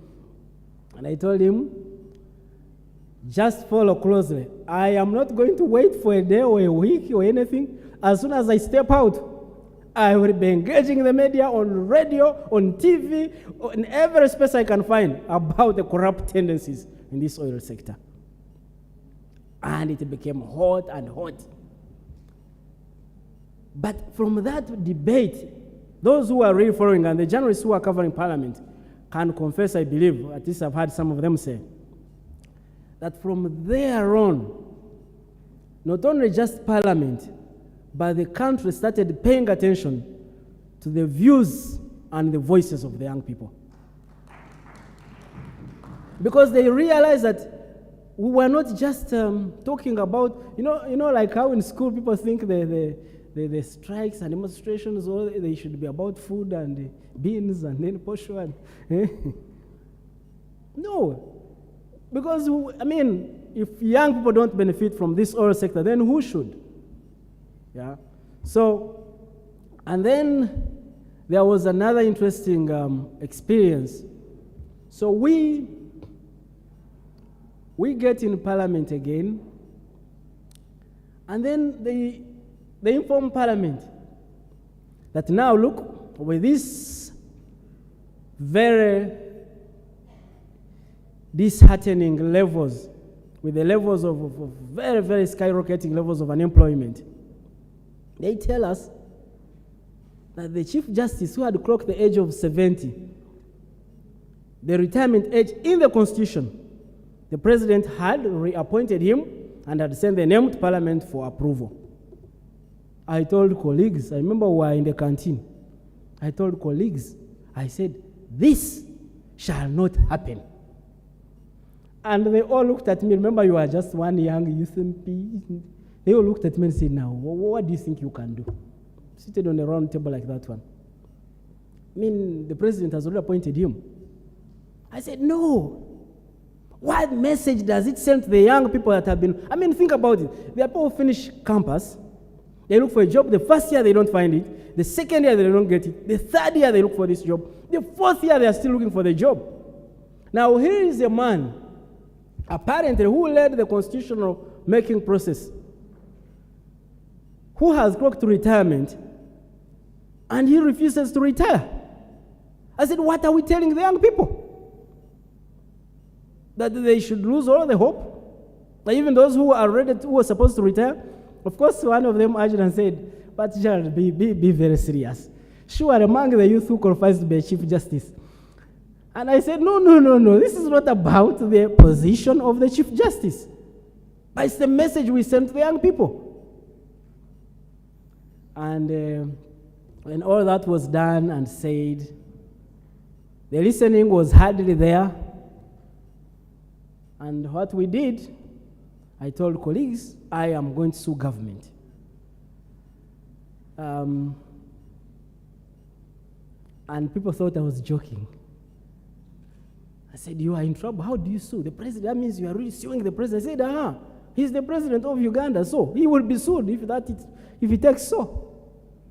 So anyway, the case was filed in the Constitutional Court, and 4 justices out of 5 agreed with me that the Chief Justice should retire, and indeed he retired. Now, so that's why I was saying some of these issues are extrinsic. Now, sometimes you don't see a direct connection between this and and the youth agenda or youth issues. But you see, the message, what you communicate to the young people matters.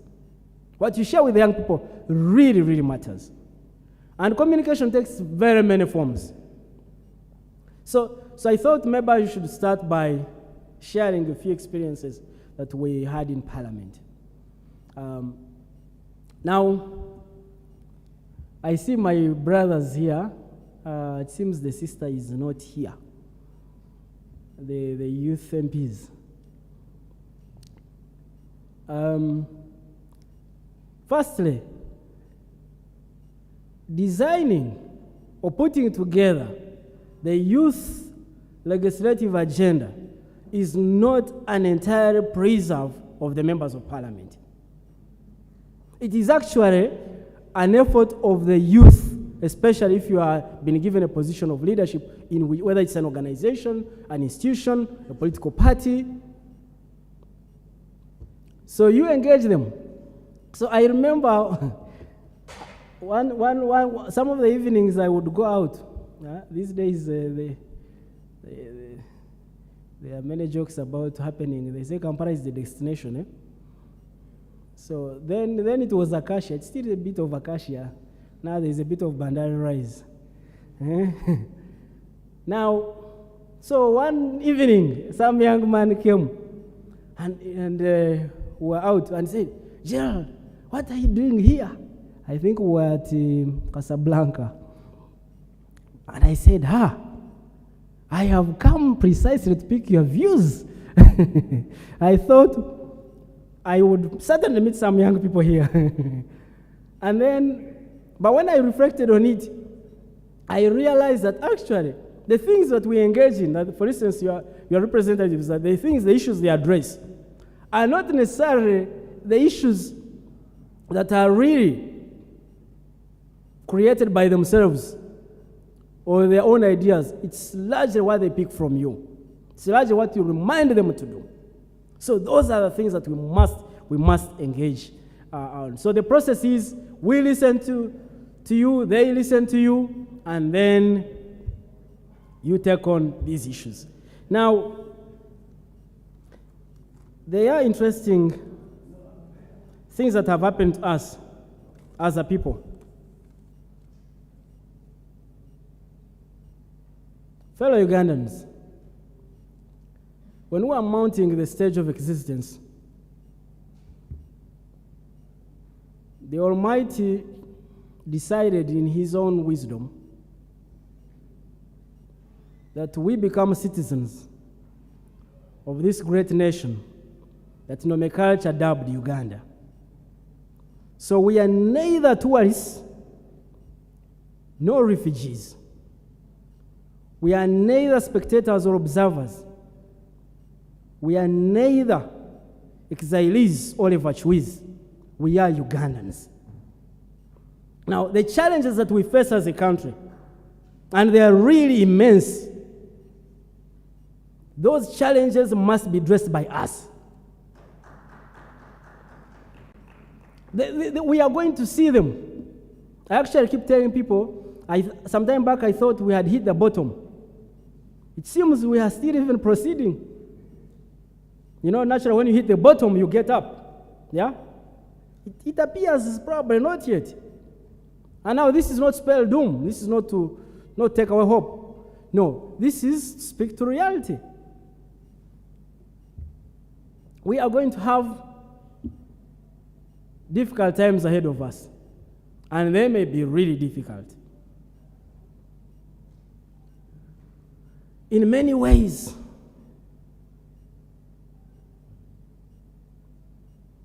our perseverance has been abused. Our patience has been molested.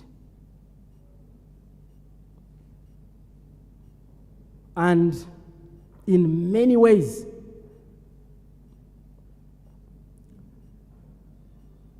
our dreams have been shattered. But you know what? Our hope is not lost. We still have hope. If we put our heads together, if we choose and say, this is the agenda we want to pursue, then for heaven's sake, in one way or the other, whether anyone wants it, whether there are impediments or there are blockades, whether there are those who don't believe in us, in one way or the other, we shall make a difference in our own country.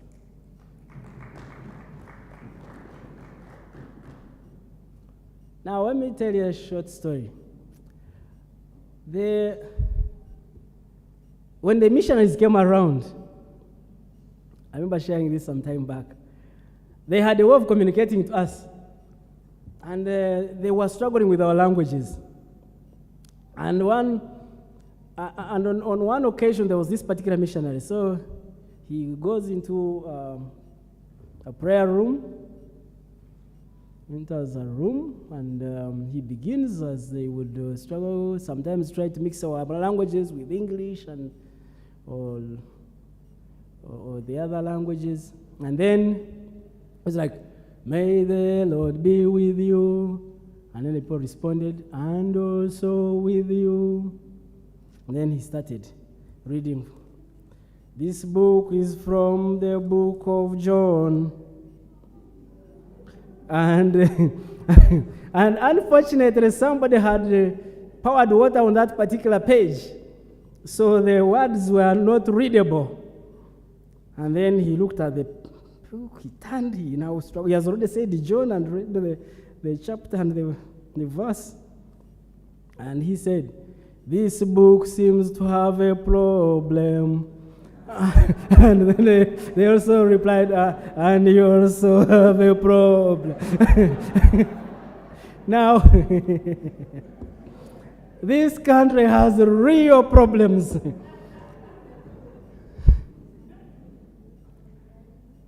You know, I think about it when I see so many young women and some young men, but largely young women, at Entebbe Airport, boarding those planes, and literally being taken to practically put their lives at stake when they know they have seen videos of their previous colleagues whose body parts have been stolen from them,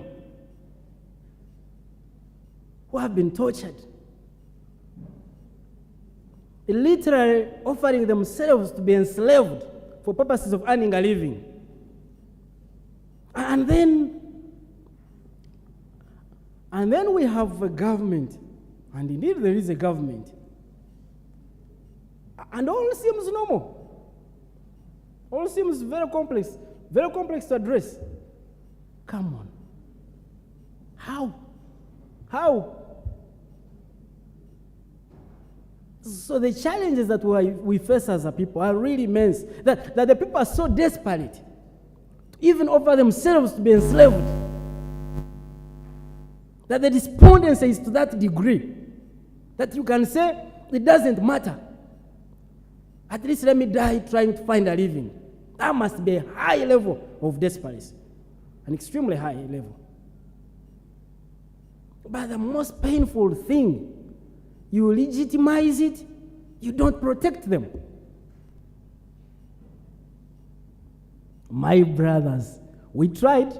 I remember I led a team with colleagues, went to Saudi Arabia, went to Abu Dhabi, visited some in Qatar, engaged government. We didn't achieve so much, I can openly say. We didn't achieve much.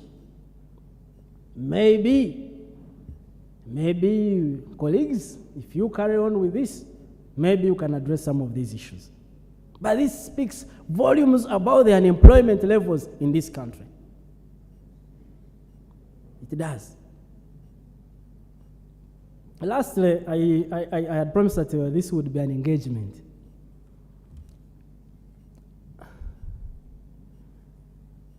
You know, colleagues,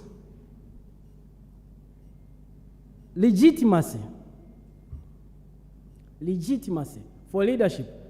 And I beg that if no one had anything from me this afternoon, at least hear this one.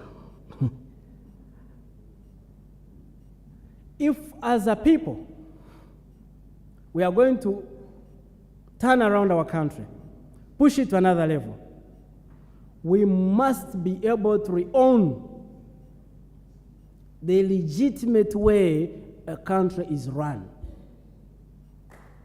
We must re-own this. We must re-own it. You know why? You know why that is very important? Because you think about it. For so many years, we've gotten so many donations. For decades, if not a century now.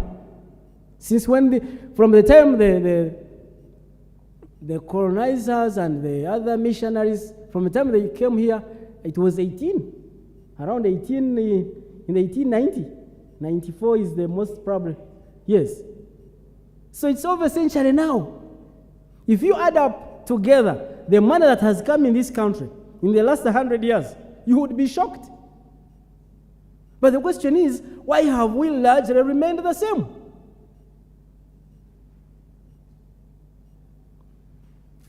Everything starts and ends with leadership. Everything starts and ends with leadership. For all this period, especially from 1962, we change leaders, we bomb each other, we kill each other, we shed blood and change leaders, and remain exactly almost the same place we've been.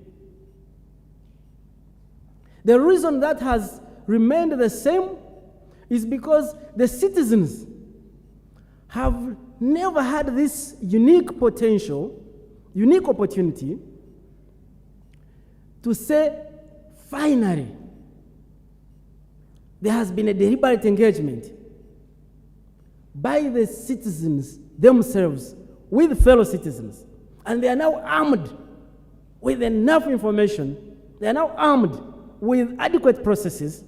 They are now armed with transparent processes to elect and choose who decides their fate. The moment we own that process, and you know that you go to parliament, you do nothing, you spend 5 years, you leave. That you're president, you have 5 years, you go there and do nothing. People vote you out. The moment we own that, then we shall have recaptured our country. We shall decide what happens to us as citizens. For me, I think that is the ultimate link from where we are to the progress that we'd love to see as a people. How does it happen? We have to engage each other in lots of deliberations, and that's why I appreciate the organizers of this wonderful symposium. We have got to talk about these things. And we must not shy away. My brother were together in parliament. We must not shy away from these things. Please, for heaven's sake, unemployment does not know the color of yellow, blue, green, purple. It doesn't. Poverty does not know green, yellow, blue. Lack of opportunity or the inadequacies in our education system don't know these colors. Our challenges are exactly the same. So let's not allow leaders in whichever way or in whichever organization to always cocoon us so much that we forget that our challenges are exactly the same.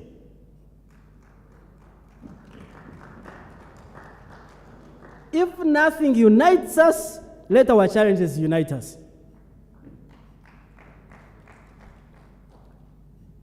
I want to repeat that. If nothing unites us, let our challenges unite us. Because the answer is in the togetherness. The answer is in us. So, as I conclude, the world is asking. Sometimes you would go to places and ask, but what happened to you people in Uganda? And I'm like, hey, what happened to us? What happened to you people? Our neighbors in Kenya, they just think we are we are in our own world. And The fact is, yes, there is what to explain. Something happened to us. But the world is asking, where are the aspirations of the young people in Uganda? Where are the dreams of the young people? Where are the values of the young people? Where is the focus of the young people in Uganda? And they are not asking for the time of life, youth, the time of life. No. They're asking for the temper of the mind, the uniqueness of imagination.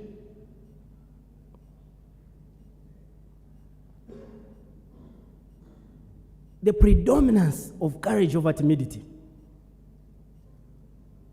They're asking, where are these young people?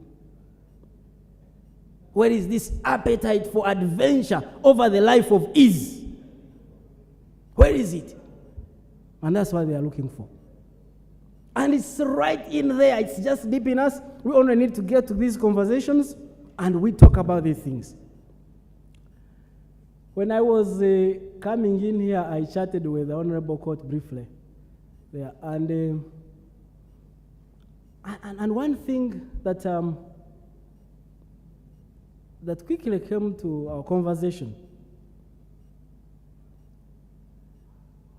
Thank you, Nimud, thank you, Mama Akina, thank you for organizing. But think about it.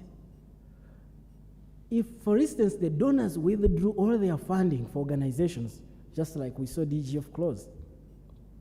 So, does that mean that we will completely not discuss the future of our country? Seriously, think about it. If the donors, or if we don't have these resources, other than the platform that we have in Parliament, which is largely limited in many ways, so what would happen to us? So, must it be a consistent culture that we must rely on the support from the donor community, that we cannot really imaginatively, very creatively come up with ideas on how we can get to discuss among ourselves these issues with or without resources? Isn't that possible? So I think we need to challenge ourselves, because I can imagine sometimes it's said, and thank God we have competent leaders in these organizations, but it's you know it, it's a quiet, you know, there are those, what we call loud secrets. It's largely a loud secret that he who pays the piper, calls the tune. So we must begin, because honestly, what will happen to us at some point? So I thought I would also mention that. Now, I wanted to leave you with a quotation. On the 6th of June 1966, Kennedy visited the Students' Union in South Africa. And this is what he told them. That every time a person sets out to help a lot of others or strike against an injustice, he sets forth a tiny ripple of hope. And when 1 million of them crisscross from different centers of energy, they can build a current that can bring down the mightiest walls of oppression and suffering. Every time a person sets out, he wasn't talking about millions, no? But you set out to improve the plight of others. So, the import is that each one of us has a potential, has some significant potential to make a difference. And what will ultimately make a difference is going to be the aggregate effort of all of us. So there must be a deliberate and intentional personal decision as a young person to say, I need to make a difference in my country. It doesn't matter the party I belong to. It doesn't matter whom I associate with, but I must make a difference in my country. And then we get to meet.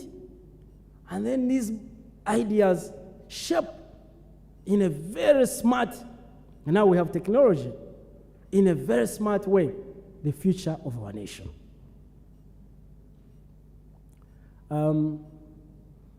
Talking to young leaders is exciting. I could speak to you till tomorrow, but I know we have a discussion ahead of us. I thought that if you allow me, I end here, and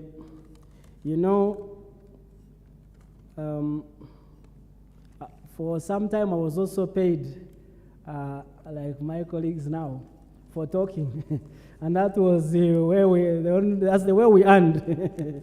And people who earn from talking, they can really mean to talk forever and ever, as they say, until the cows come home. But I thought that, in conclusion, shaping the transformative legislative agenda for the youth is a role that each one of us must participate in, is a role that we must engage with our colleagues in the civil society, engage with our people in the religious arena, engage with our people in the traditional cultural institutions, but also seriously engage with our leaders now, those who are in parliament. Now, at this point, Charles, if you may allow, I don't know whether I took beyond the time you had given me, but the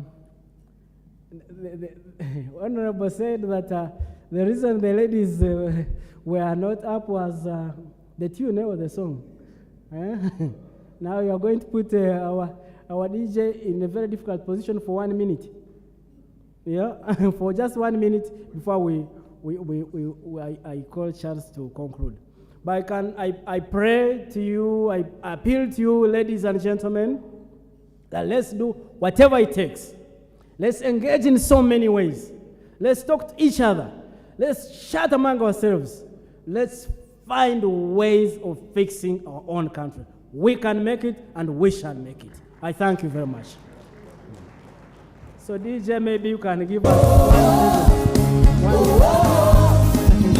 know who I am. What we can say?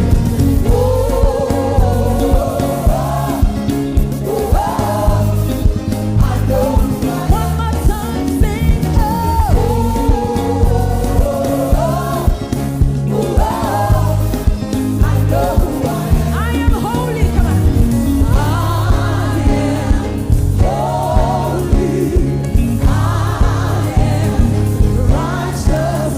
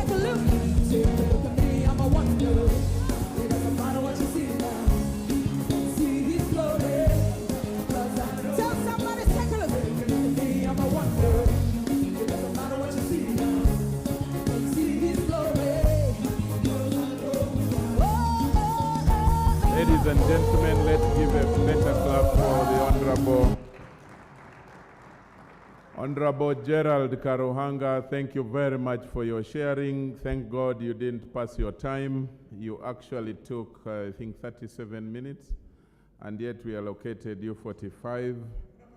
Thank you very much for keeping the time. I wish to recognize the presence of the SG of PPP, Alira. Thank you very much for joining the young people once more. Thank you very much to Honorable Gerald Siranda for joining the youth once again. And thank you to the Secretary. I'm forgetting that Siranda is still Secretary General of the DP. I was mistaken that the new position just achieved last week or the week before was making me forget. But I also want to thank very much and appreciate the Honorable Ebil Fred from the UPC, the Secretary General of UPC. Now I'm going to invite Dan Kidega, who is a member of the National Youth Council, to come and lead us through the panel discussion. And he gives as much as he takes, so he's going to do a very good job as well. I will only be managing the time because I've realized I need to manage the time myself. You belong to the same constituency and you are voters. Some of you are voters, some of you ask for votes. So if I hand over the power of time management to you alone, you may give yourselves up to midnight to be here. So I will manage time. But Dan, to give you some energy, to start, allow me invite Hawa Chimbugwe, the poet. Hawa, we need more of the poem. And yesterday she gave us a very good one. Like Oliver Twist said, we need more and more and more. The Waganda say nera, nera, nera. So come and give us some more, and then Dan takes over. You're most welcome. Let's put our hands together. Let's clap for Hawa, the poet. Good afternoon, everyone. I'm going to just jump right in because we are short of time.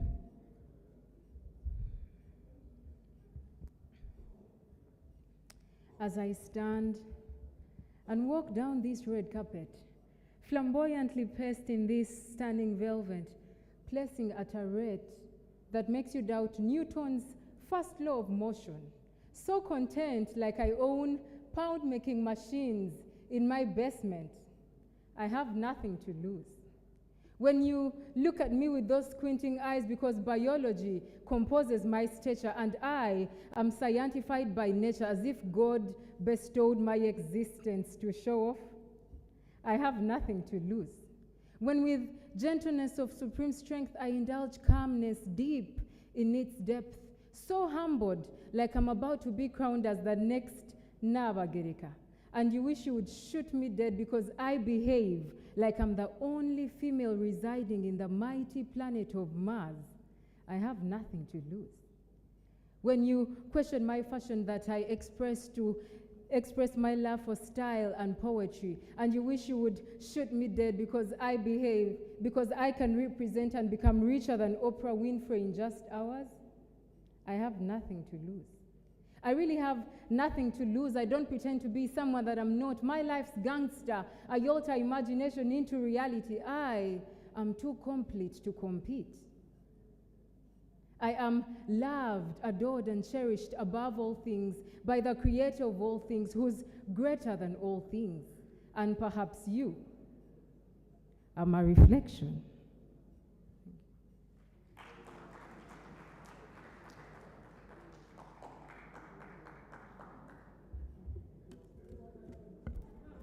Wow. I think she deserves a better round of applause. It was amazing. Thank you very much. Thank you very much, Charles, for introducing me. But just to correct you a little bit, I am Moses Kidega, not Dan Kidega. But nonetheless, thank you for the opportunity. And I'm glad and privileged to moderate this very important conversation. And the Honorable Gerard has already given us a very powerful and strong foundation that we shall build on. So without wasting any more time, let me just introduce and welcome the panelists for this afternoon's conversation. And I'll begin with the hustler.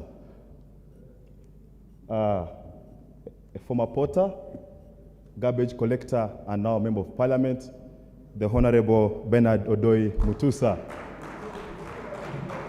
member of parliament for the youth of Eastern Uganda. Thank you very much, Mheshimiwa, and hustler as well. The second on the panel is the Honorable Chair of the Parliamentary Forum on Youth Affairs, but also a progressive young person representing the youth of Northern Uganda, Honorable Boniface Okot. Please. Yeah, thank you very much, Mheshimiwa Boniface. Former Secretary for Labour of the National Youth Council of Uganda, and now Rwampara East Member of Parliament, Julius Tusime. Many thanks for joining us. Thank you. From the Forum for Democratic Change, and a lawyer as well, Mr. Thomas Kayanja, you're here with us and you're part of the panelists. Many thanks for joining us. Please take your seat at the platform. Before I introduce the last panelist, I'll request that the people in charge just find an extra seat here so that this Honorable Member of Parliament does not stand. Thank you very much. Yes, last but not least is the former Secretary for External Relations to the National Youth Council and now Member of Parliament representing the youth of Western Uganda, Honorable Edson Rugumayo. Thank you very much, Mheshimiwa, for sparing the time to share with us your thoughts this afternoon. Well, gender.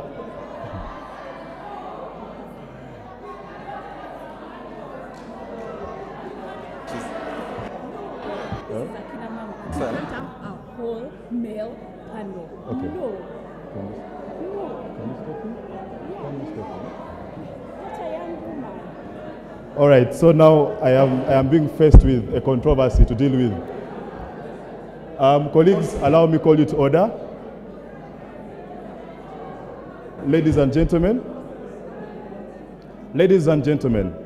with your indulgence, colleagues, with your indulgence, our time, first of all, is fast spent, but also allow me to remind you that in the previous panel of 5, there was a single gentleman. So I think we shouldn't emphasize the issue of gender. I believe they speak for all of us.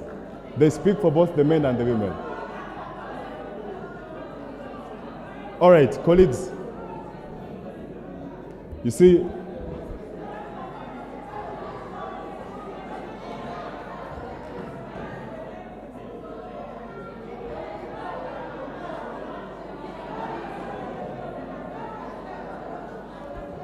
hello, good afternoon, ladies and gentlemen.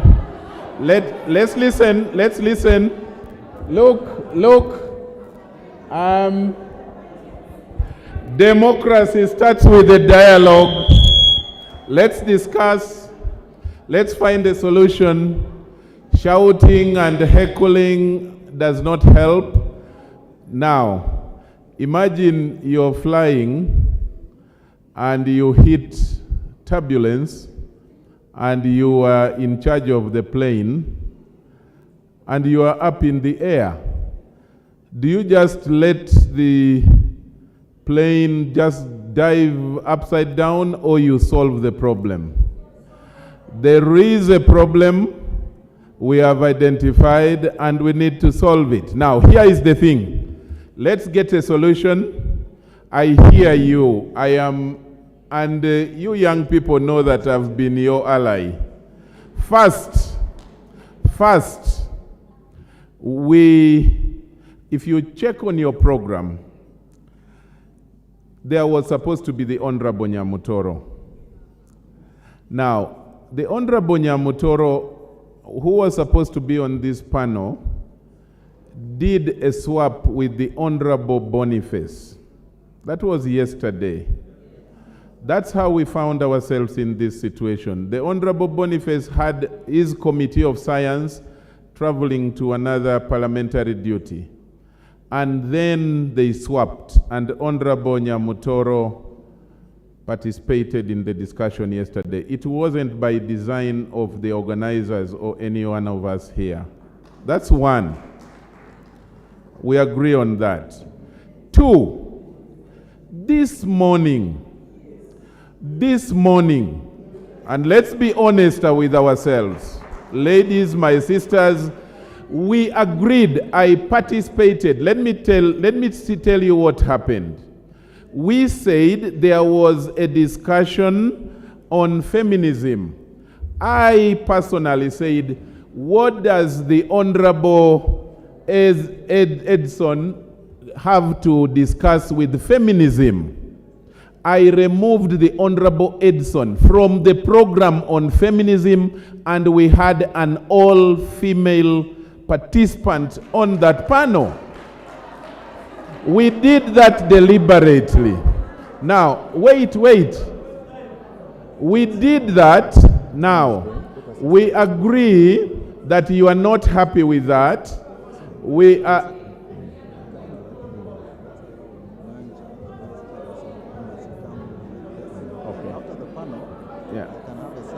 We are going to just a minute. Now, what we are going to do,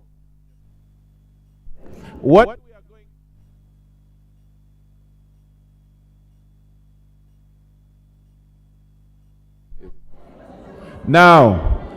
we are suggesting, I have seen the vice chairperson of the National Youth Council. Dr. Nancha just walked in, I think. She is around. With your permission, can we accept her on the panel and we remove Boniface?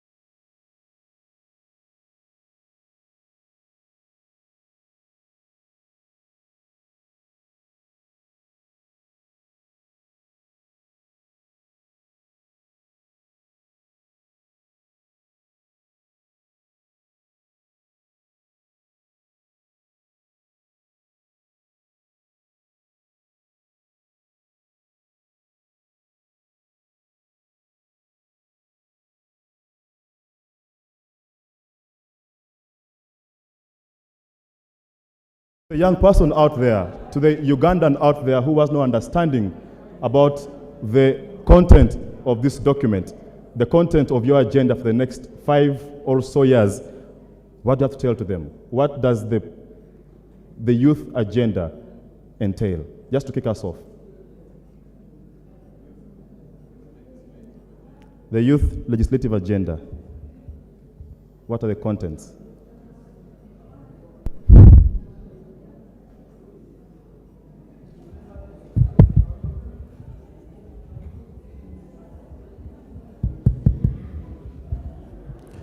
Youth oye!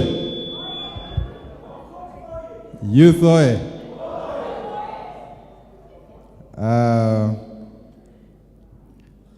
My name is Boniface Okot.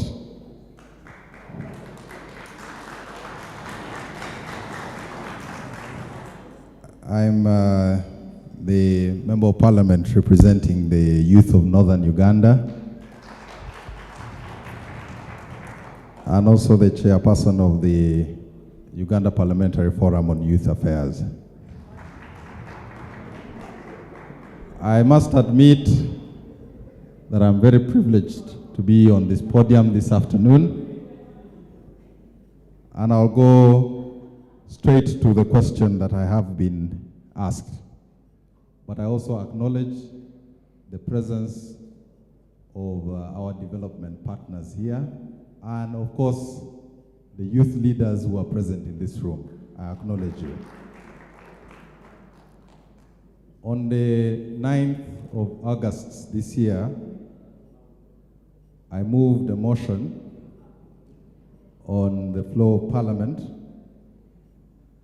and the motion was one urging government to prioritize the state of the youth in Uganda.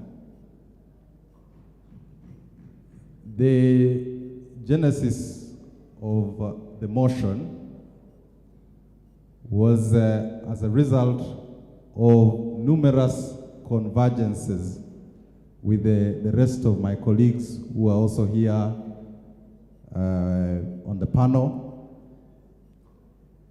We retreated severally.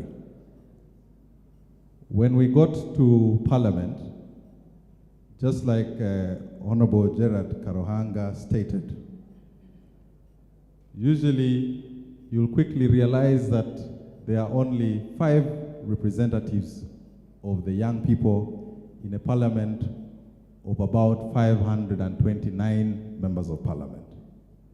And that in itself presents a big challenge.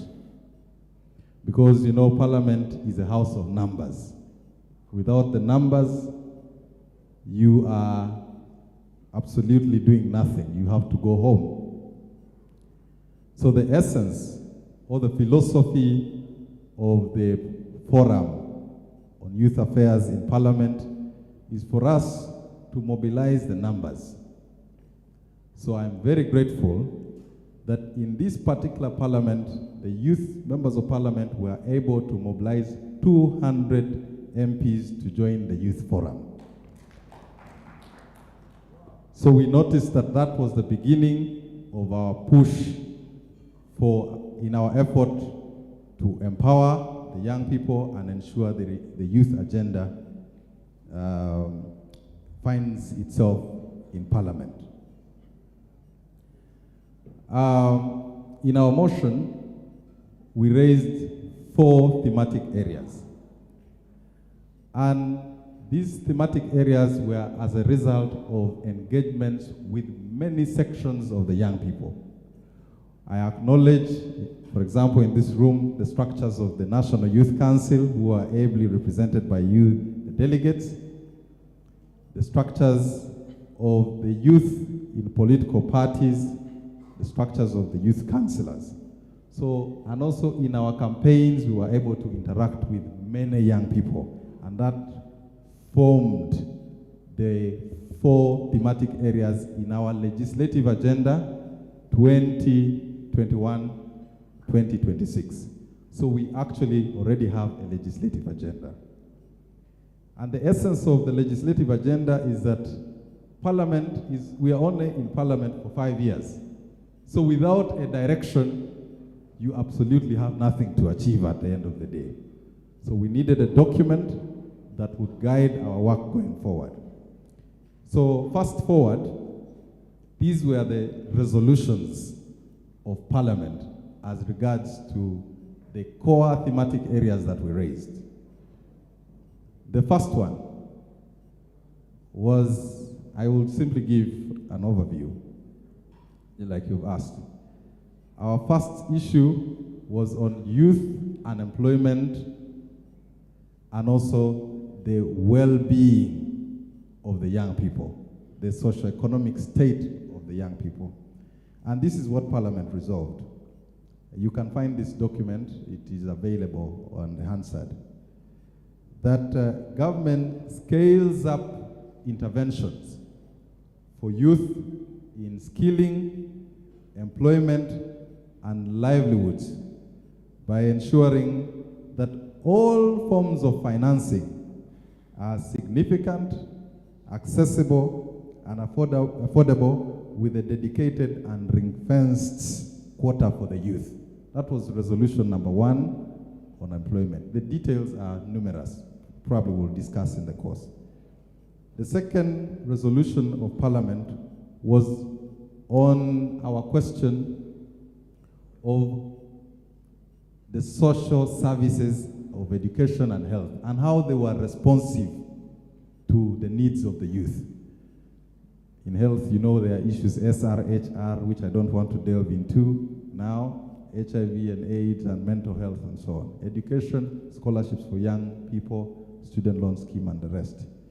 So this is what Parliament resolved, that government ensures that all social services are responsive to the needs of the youth. And we delved deep into those concerns. Third resolution, which was on the participation of the young people in decision making with the question of gender equality in mind. And this is what we saw happening. So we also resolved unanimously that government deliberately, meaningfully, and adequately involves the youth in decision-making at various hierarchies of government. The key word there is meaningfully, because we already have some semblance of representation at all levels, but we want it to be as meaningful. The details of how we want it to be meaningful are also involved, but because of time, then finally was on this cross-cutting issue of climate change, because we saw multiple disasters happening everywhere. And who are the real people affected by this climate change? Everyone else, but the youth even more, greater. So the resolution that was that government ramps up climate change governance initiatives while involving the youth. So these essentially were the resolutions of Parliament. Now, what I want to inform... Mheshimiwa, I have to cut you right there because our time is limited, but we appreciate that very elaborate background, and I believe he has given us the 4 thematics, and we have heard them. So I want to bring in Julius. Julius, hearing what Honorable Okot has just told us, your former Secretary for Labor to the National Youth Council, I didn't hear anything to do with labor externalization that Honorable Karanga actually mentioned in his sorry? Okay, just allow Julius to expand on that. Julius, is it because you are not cognizant of the prevailing challenge that we are facing as a country, that on so many days young people leave this country to go to the Gulf area to find employment? What is this agenda attempting to do to address that challenge? Thank you so much. My junior brother who came to take on the seat and ably serving. I used to be a member of the National Youth Council Executive as the Secretary for Labor Affairs before I joined Parliament. And indeed, challenges and issues relating to labor externalization were happening even then. Like the predecessor, our keynote speaker, Gerard, emphasized, there were efforts that we made because at that time, the regulations guiding how our young brothers and sisters travel abroad to work were not so well streamlined. At that time, we didn't even have a policy in relation to labor externalization.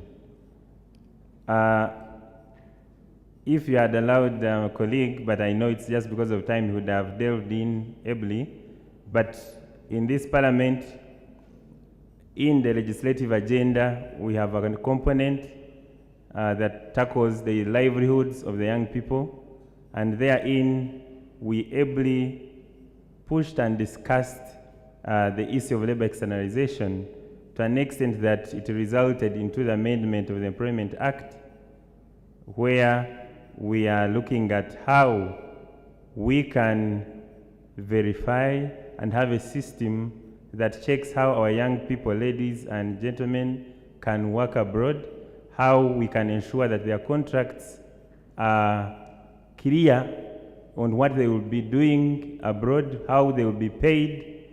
But now our focus has been, or is going to be going forward, on vouching for an establishing what we have called a rescue fund. Because oftentimes you see when you have one of your colleagues or sisters or brothers and they happen to die abroad, the challenge comes back to you, the families. How do you bring back, for example, the dead body of a fellow counterpart person? So now we are looking at establishing a fund so that that can be a role, can be a function of government to ensure that any citizen who dies abroad has a clear way of returning.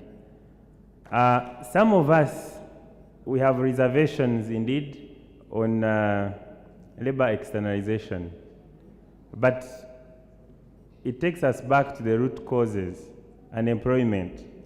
So what we could say about that is that we have been vouching that as government establishes the numerous interventions aimed at engaging young people into productive ventures, we have been able, for example, in the recent parish development model, to vouch for ensuring that 30% of those funds go to those young people. We will be discussing together with our colleagues to ensure that a fund is created to support the incubation of businesses, to support the certification of products through the innovative and creative ways done by the young people. We would wish and pray that as we legislate in this term, we have incubation centers supported by government. We have a fund created by government to nurture a business idea, certify that business idea, put the product on the market, even support the young people to have patents in their ideas, and then even support in the market entrenchment. So I believe once all those are done, the young people would able have decent employment here, and maybe some of us pray that we don't have labor externalization, especially for the young people who got to provide unprofessional workforce, especially that, because there are challenges, so many challenges which I wouldn't want to talk about now. So we are committed. Together with you, we shall push and vote for decent labor externalization, if it is there, decent labor externalization. I would envisage an opportunity as we vote for the East African Federation and Pan-African Federation, and as we have, and we are trying to have the non-tariff barriers, we also have an open way of extending our workforce in East Africa and externally, so that we see doctors being able to travel and work in Nairobi, in South Africa, without even requiring permits. If we can have that, and this takes what is the key thing we are having today, dialogue. It takes engagement between the different government departments and the foreign nations. Right. So, me, as an individual, I have reservations on labor externalization, especially for the unprofessional, unskilled workforce. All right, Asante Sana, thank you very much.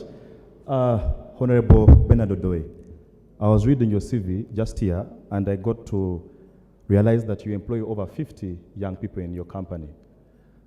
Let's discuss unemployment, and I'm glad that top of your agenda is youth empowerment and youth unemployment.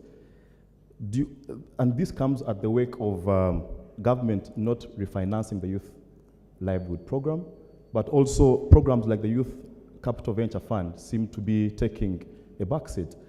So do you think that the issue of unemployment has been well diagnosed in Uganda?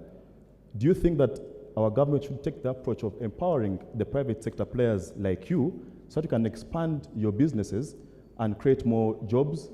Or we should take the approach of the parish development model where we send money to the community and we can barely trace the accountability process? So how is unemployment being tackled in Uganda, but also how does this youth agenda attempt to address unemployment from the broad scale? Thank you, my brother. Once again, my name is Bernard Odoe Onen Mutusa, the garbage collector.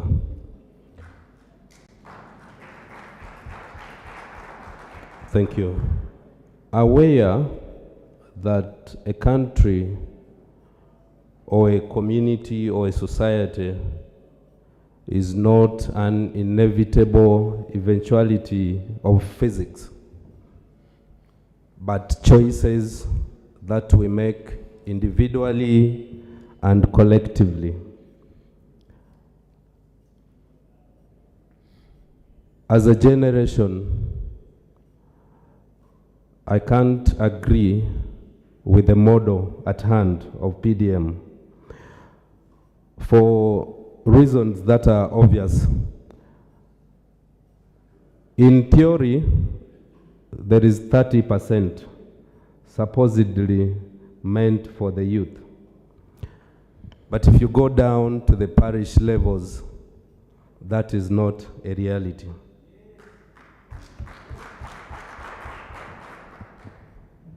Our conversation as individuals, as a team, collectively,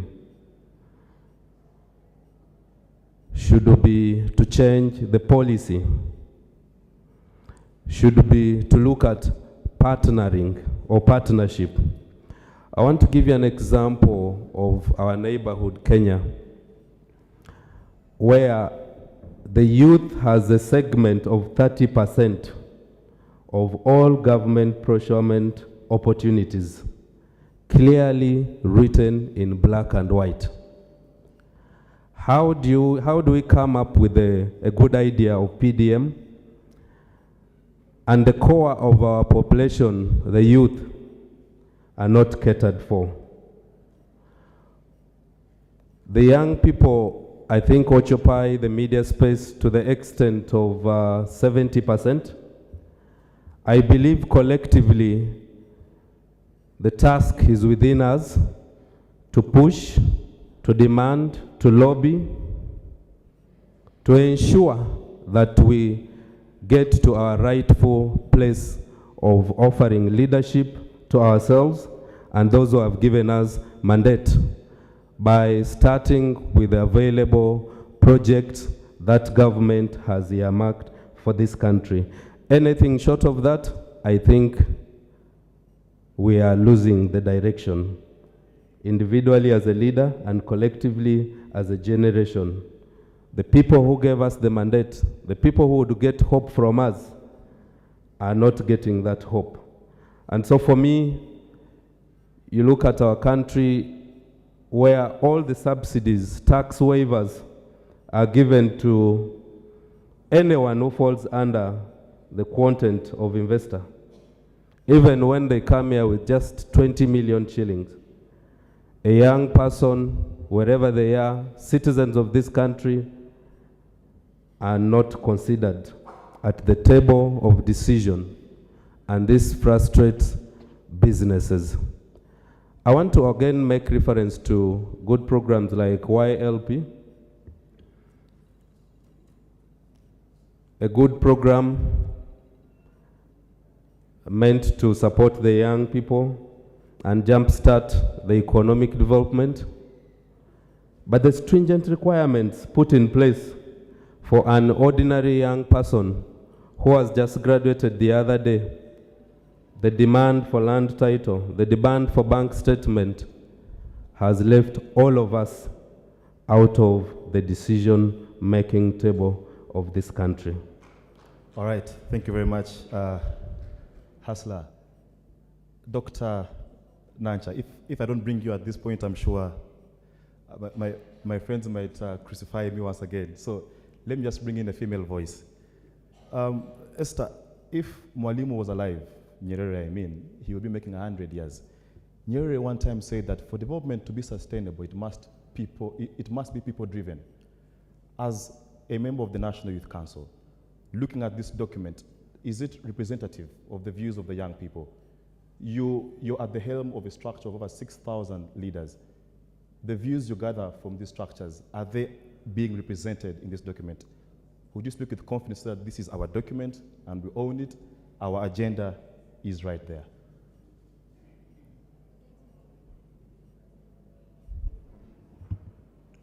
Thank you, Comrade Chidega. Once again, I am Nancha Esther. I am a veterinary doctor by profession. I am also a consultant for poultry and piggery management. So if you want to start up any of that, you can consult me.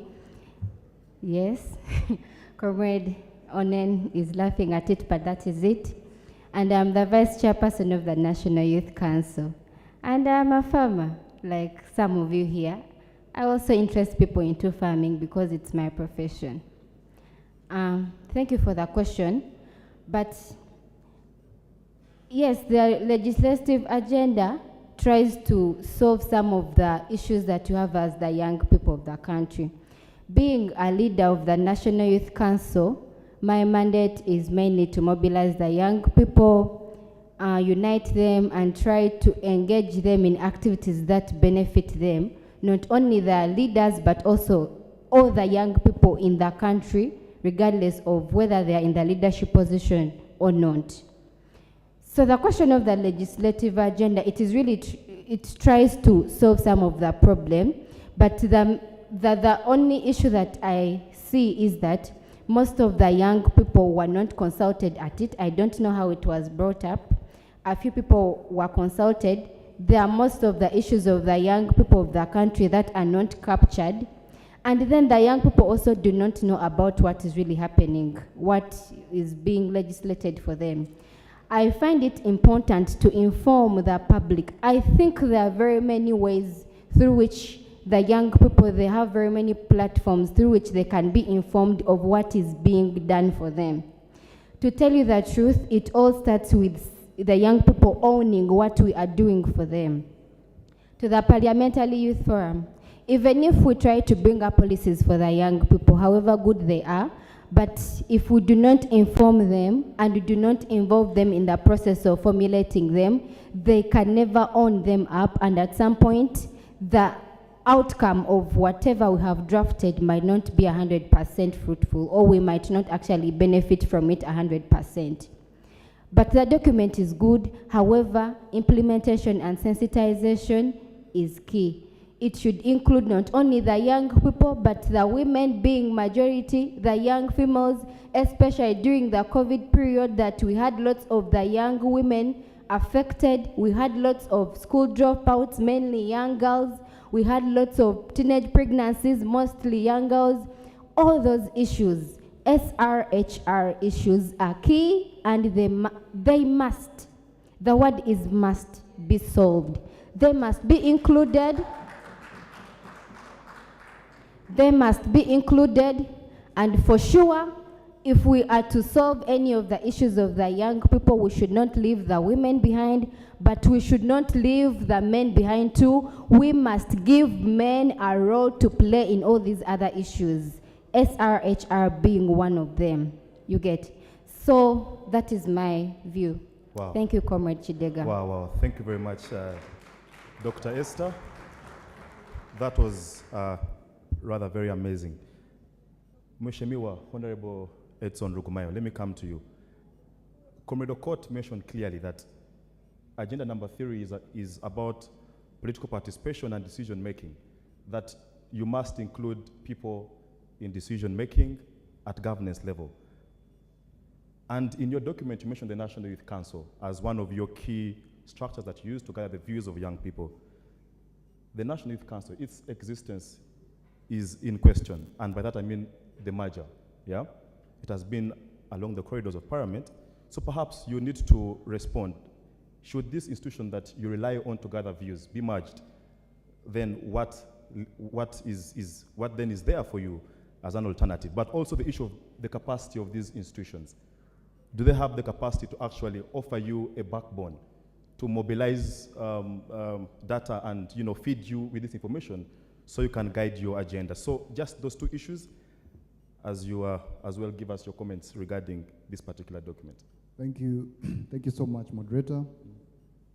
Once again, my vote of thanks to NIMUD and the Akina Mama and all partners for making this possible for us to have this space to discuss. Also, my sincere gratitude to Honorable Gerard Karuhanga for the wonderful keynote that you gave. I met Honorable Gerard in 2012 when he addressed us at the Kawatere in a primary school in Mbarara. I remember then you brought for us General Mchamuntu, and when we finished the discussion, I walked to you. I don't think you remember, but I told you I would become a youth member of Parliament. I am glad to let you know that I'm now a youth member of Parliament. What is most important for you is the young people in this room. I hope you drew inspiration from what the Honorable said. Mine took longer. I took a very long route to get here, but I'm here and continuing the work that you started. Secondly, Honorable, I want to report to you that you did a wonderful job with the Capital Venture Fund. You put it in place, but unfortunately, the fund has dwindled to now 7 billion. Only last week, I had a discussion with the members of Centenary. In as much as the 7 billion, they say if government contributed 50 billion, they were also willing to contribute 50 billion to make it 100. So I am hopeful that the team that is here, we can join hands and fight to consolidate the gains that the Honorable Karuhanga and the team put in place. Secondly, I also noted in the comments from my colleagues here and the Honorable Gerard, the issue, for example, of unemployment and vis-a-vis the contracts of government.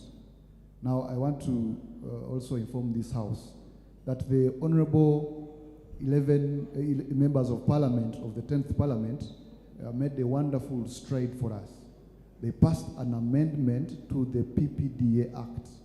Now, in that amendment, they put a provision, particularly Clause 59B, which provides for reservation schemes for youth, women, and persons with disabilities. Now, that says that there should be a percentage of all government contracts, there should be a percentage of those schemes that are reserved for young people. Now, the work that is left, because it is provided for in the amendment, is that the minister is supposed to make regulations to make that effective. In the past 2 weeks, I tasked the National Youth Council. I think they have written. We want to have an engagement with the Minister of Finance to make sure we have an input and we dictate the strategy of implementing this. So I think these are very wonderful gains for the young people of our country. This should show that there is work that is going on. Now, you posed a very wonderful question, especially on the area of participation. This morning, I was seated there. I looked at, because our legislative agenda, as my honorable colleague Okot mentioned, in as much as we consulted, but it is not different from all the other documents that we put in place before. The Youth Manifesto, the National Youth Policy, all those documents reflect what the views of the young people should be and the aspirations should be. And when I looked at the page, because the young people have, I looked at the Youth Manifesto specifically, and I looked at the different priorities that the youth put in place. And I was ticking off and evaluating. I found on the aspect of employment and opportunities, there were some scores that we had made when I evaluated. I think it was 7 out of 11. But when I turned the page of political participation, I was sad that the page, the way it is written, I marked 0 out of 10. All the priorities on this aspect of participation, all the aspirations that are put in that youth manifesto, nothing has been tackled. This is why I want to invite our partners. NEMUD, I've been discussing with NDI. Please let us invest now majorly in fronting ideas to do with participation. Because in as much as we have these structures, their capacity is still lacking. We need to have more engagements. If this symposium is taking place at the national level, I would love to be in a symposium that brings me closer to the young people at the regional level. I would love to be in a symposium where these young people meet also the other elderly leaders at the regional level. And we have a cross-cutting intergenerational discussion. Because government cannot be moved by Edson and the colleagues who are 5 members of parliament. There are many stakeholders in this, but they are at the lower regional level. But when these young people approach them, they just dismiss them because of the different narratives that are put there. So if we put together these platforms for them to interface with these leaders and these aspirations meet them, I think we will go a long way in solving problems to do with their participation, especially here in the country. Now, also on the aspect of externalization, I also want to say we have been gaining momentum with the colleagues. There is a member who moved a bill, an amendment to the employment bill of 2006. And as a forum, we've been gathering momentum to support because we feel some of the things we push in that could be able to structure and formalize and clean up the business of labor externalization. So I think we are making strides on some of those things. And I think if the bill is finally passed, some of the problems that are there will be cured. Thank you very much. Thank you very much, Mheshimiwa. That has been very wonderful. Julia Muhumuza, Vice President of UNSA. Let's address thematic number 4, climate change, that this agenda is trying to achieve or to address. Climate change, whereas we agree is a pertinent issue, it also comes in as a tool. Well, some have accused and said that it's also a tool that is being used by the West to cajole African development. Why do I say this? Because when you look at the Stop EACOP campaign, for example, happened at a time when Germany as a country issued around 53 licensing companies to drill more oil and petroleum in Alaska and in the Arctic Sea. There are over 9,000 licensed companies in the USA that are continuously, exploiting oil and other natural resources. But here they're saying, you know what, guys, don't exploit your resources because there is climate change. We saw UNSA leading students on the streets and saying that, our oil and European Union should not stop this oil exploitation. So let's just hear from you. Is this agenda worth pursuing? Is climate change a conversation that is timely for Africa and for Uganda? Or we are not ready for it? Thank you. Once again, my name is Julia Muhumuza. And first of all, allow me to appreciate our youth members of parliament for this legislative agenda. Personally, I've been part of several conversations through the Uganda Parliamentary Forum on Youth Affairs. And I would add my voice and agree that the key areas talked about are mainly the key things that affect us, the young people. But to be specific with the issue of climate change, but before I go into it, you realize even this legislative agenda has guided other forums like the National Youth Parliament, and we also had a chance to have talks about issues like the climate change. And this is where I come in. Yes, I am for climate change. We all are for climate change, because if we are not for climate change, that we are not for our future, yes. But again, when it gets to oil, Uganda as a country, I believe, just like very many other countries have done it, this is a project that is intended to improve the livelihoods of very many people in form of creating jobs and in form of improving the economy and very many benefits. But however, I believe that in the structure of carrying on this project, there are standard measures the different governments can meet, the different governments within East Africa can meet to ensure that they preserve or they keep in mind climate change, because we believe it is something that they cannot completely do away with. But obviously, for me, I'm a Pan-African, and there is no way you can convince me that the Europeans would stop a project that is meant to accelerate economic growth, in quotes, because it affects climate change. Climate change is the placard, but behind it they have their reasons as to why they are fighting this project. So this is a project we young people should support, as long as the government has a clear roadmap on how the young people are going to benefit from it. We have had very many job opportunities that are going to be created. So yes, we believe that governments in East Africa can carry on with this project and being mindful of the climate change. Thank you. Wow, thank you. So meaning we are all for ECOP must continue. Council, before I bring you in to critique whatever has been said, because I believe that the Forum for Democratic Change, as a party as a party waiting to offer governance to this country, you're basically there to look out for the loopholes. But before I do that, I want to allow you to criticize the whole lump sum. And Mheshimiwa Okot, just to wrap it up, are there any issues that have been left out that should have been said regarding this this document before I invite Council to wrap it up on climate change? Because yeah, thank you so much. Just 1 minute. Yeah, 1 minute, please. Yeah.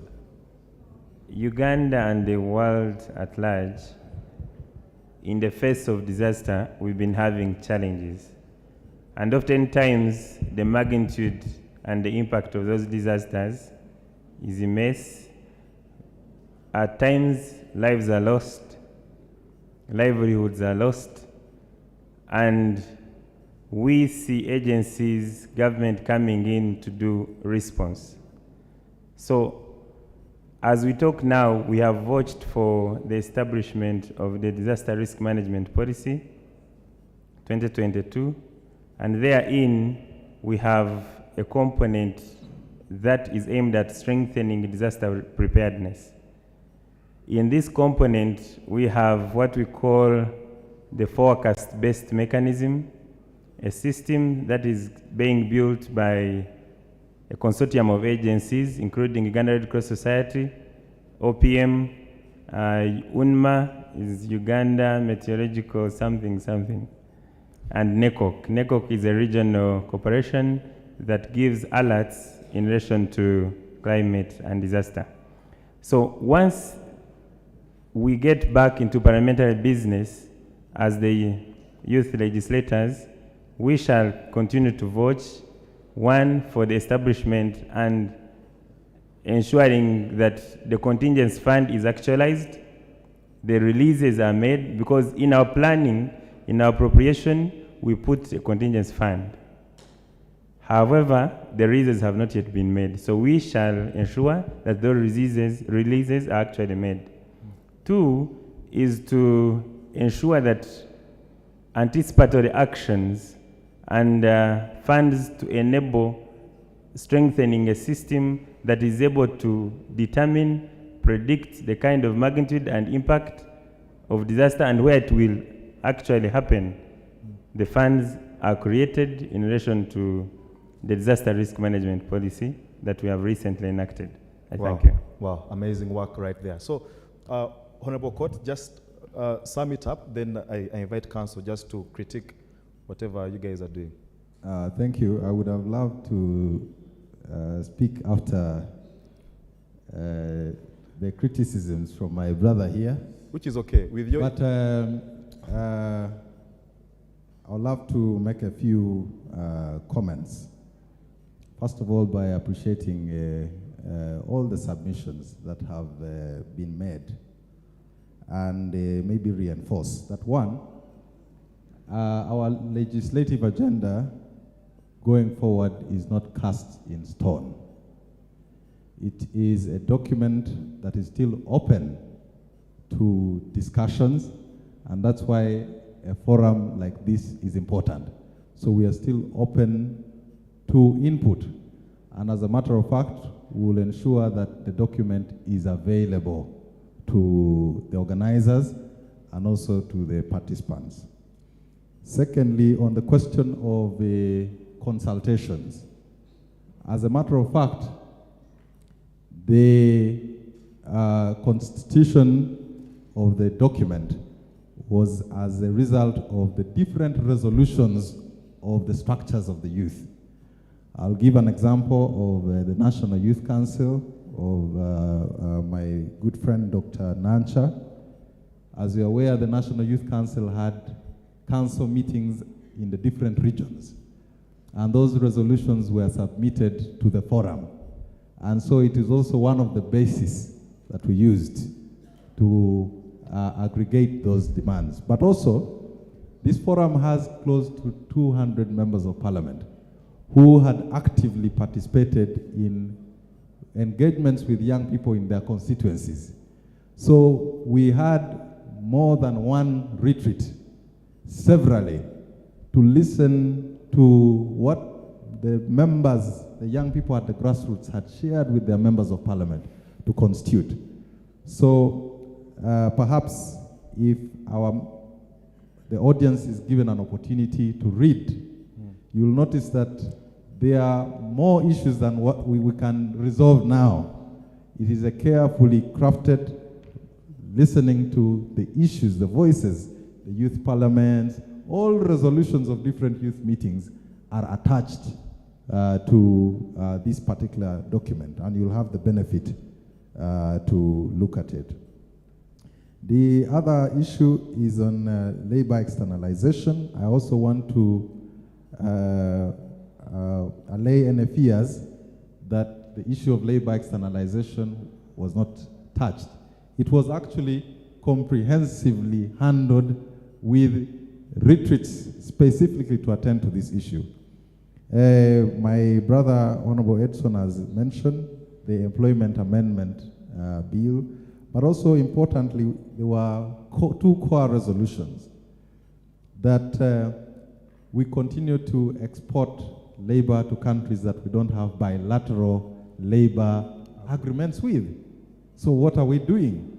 So we are saying, can we get back on the drawing board and then have trade? If we are to continue, then we must have bilateral agreements with countries that we can hold to account. But secondly, is that also government considers exploring bilateral relations for professional labor, because we cannot only continue taking labor that housemaids and so on. But if our young people can explore professional labor, we have examples of countries that have achieved exceedingly from particularly this export, and at the same time protected their people. So if it's a direction that we want to go, can we ensure that our people are protected and also they earn the most from it? The other issue that came up was... As you conclude? As I conclude, yes. Is YLP. We also attend to the issue of YLP because it came in this discussion, the Youth Livelihood Program.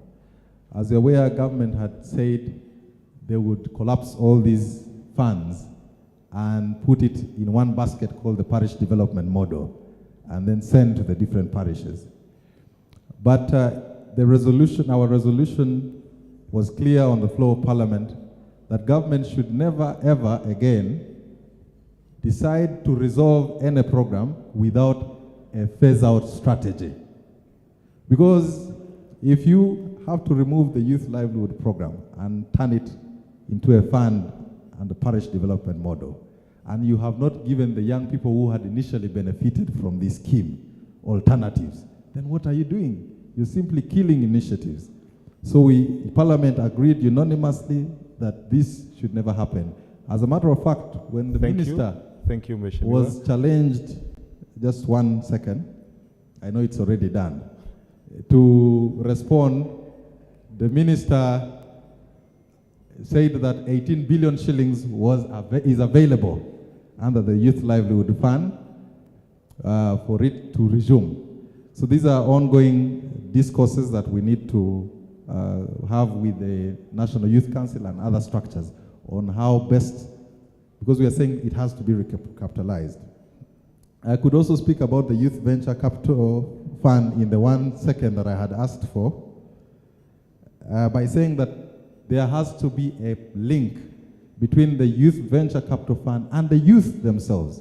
Because you'll notice that the fund only exists in Centenary Bank. And actually, when many of these young people go to access it, the bank instead sells to them the other loan packages that they have. And they keep claiming that there is no money. So we are saying, can these youth leaders have information about how much fund is available under the Youth Venture Capital Fund in their respective districts? And they have control over it and a role to supervise this fund. We could go on and on, but because of time, I'll offer my 1 second to my critic, my brother. Thank you. Thank you very much. Council Thomas, this particular forum is chaired by the NRM. If it were chaired by the Forum for Democratic Change, how would the youth legislative agenda look like? Thank you so much, the moderator. Protocol observed. Good evening. Yes, I'm Kayanja Thomas, and I'm the Secretary for Education, Sports and Students Affairs of the FDC National Youth Reach. I'm happy that we have this conversation such that we can be able to look into ourselves and see where we intend to go. I have heard when my brothers are curating what entails the youth legislative agenda. But my challenge has always been, when it comes to issues affecting youth, at times we tend to address peripheral issues and leave out substantive issues in one way or the other. Because when it comes to paperwork, I can tell you we have very good papers. When you look at the National Youth Policy of 2016, the Youth Action Plan of 2016, they have some good ideas. But when it comes to implementation, that's where the problem stems from. As the FDC, we believe we should go to the root cause of the problem. Why are we here? I was looking at the ministerial policy statement for education and sports for the previous financial year. And I realized that the government of Uganda spends 20,000 Ugandan shillings for each and every child who is under UPE. 20,000, that's the annual grant that spends on every child in Uganda. What kind of education is that child going to consume when the government annually spends only 20,000 Ugandan shillings? That's why we have ended up here having a big number of youth who are not only unemployed, but also do not have employable skills. So I would have expected my brothers here to look into the glaring issues. If we are the one in charge of this, our first steps would have been looking at such issues and say, yes, the government is providing this amount of money per child under UPE, but we believe based on the current economic situation or conditions, this money is not enough. We have dreams. And the pre-kind speakers here have been clear saying that being a youth, it's transitional. These are people who are going to become youth the next day. But how much are we investing in them? When you look at what is invested in the young people in this country, basing on the education sector, it's like as if the future of young people in this country has been mortgaged. That's why we end up having youth that even go ahead and complete O-level, A-level, but when it comes to literacy and numerical skills are very poor. So we look into such issues. I was looking at the National Youth Manifesto. And the first point under the National Youth Manifesto is about addressing youth unemployment. And under that point, the categorically said that they will make sure that the responsible Ministry of Gender, puts up training centers for youth in each and every region. So what we should have been doing is to make even keen follow up and see, has the government taken any step to see that there are youth centers, training centers established? If I were them, I would be coming here to give an overview, to make an audit and say, yes, we set out this, and this is what we have achieved. We have made strides in this area. We are trying to also make strides in this area. There are these and these challenges. I believe that's how we can move forward, by looking at such issues. It's very, very important. Because when you come here and, yes, I appreciate, I also had the opportunity of looking at the Employment Amendment Bill of 2019, and they talk about the issue of labor externalization. But need to clearly look at, to address the problem, the root cause of the problem. Why are we here? In 1972, Idi Amin gave food handouts to Dubai. In 2022, a huge chunk of Ugandans, young people, are going to Dubai to work as casual workers. What could be the problem? The problems are emanating from a defective education system, insensitivity from the side of government. That's why I believe we need to have I believe we need to have a sober and robust conversation about the future of this country. All right, thank you. Thank you very much. Come up with a common voice on issues of education and sports.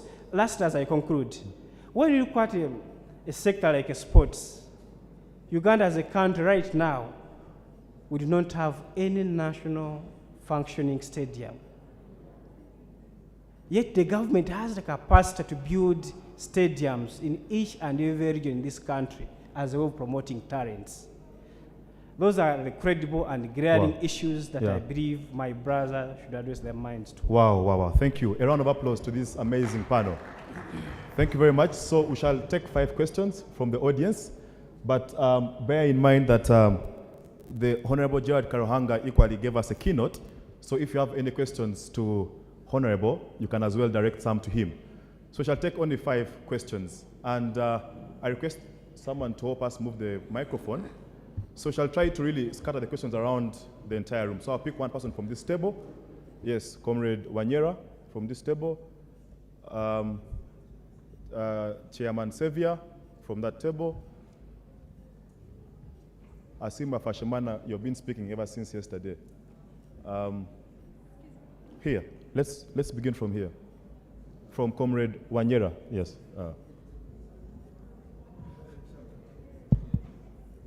Thank you so much. But be straight to the point. Just the question is here. I have it. Thank you so much. No, face them. Hey. My question goes to Honorable Karuhanga. That's why I want to face him. Honorable Karuhanga, Gerard, I will not talk about how you inspired me, but I'll go direct to the question because of time. My question is, First of all, let me tell you what my name is. My name is Wanyera Simon. I'm also known as the Revolutionary Son. Those who studied with me in Makerere know why I'm called the Revolutionary Son.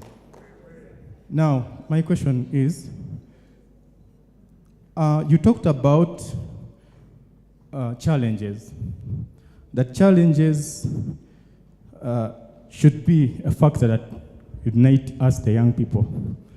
But in my view, with the young people, even if we had a chunk of challenges, we would never be united. So, this is my question. I would wish you to comment on some of the action areas you would wish us, the young people, to pursue.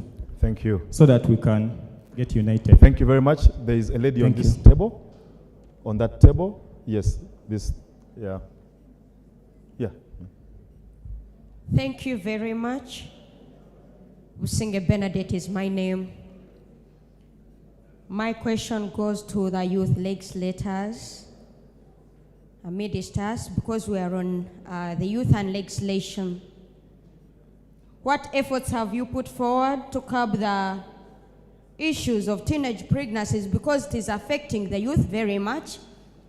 Yesterday in Bwera Hospital, a 14-year-old girl died after giving birth.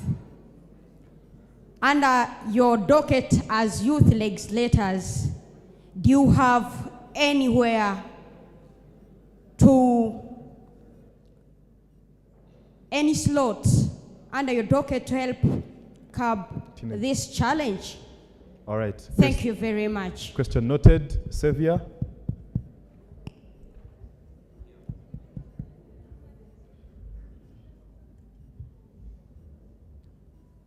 Thank you.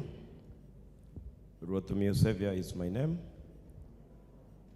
I represent the young people of Nebi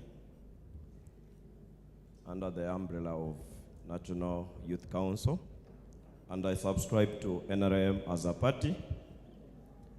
I'm a very proud young NRM member.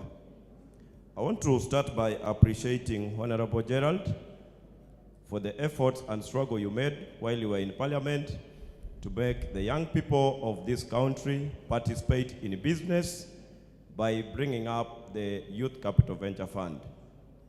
However, sir, I want to put to you how some few Ugandans who feel that they are very bright in this country disappointed the young people today you are seeing with the very project you people pushed for. The Capital Venture Fund we are talking about went through centenary, and I think it is still them implementing it.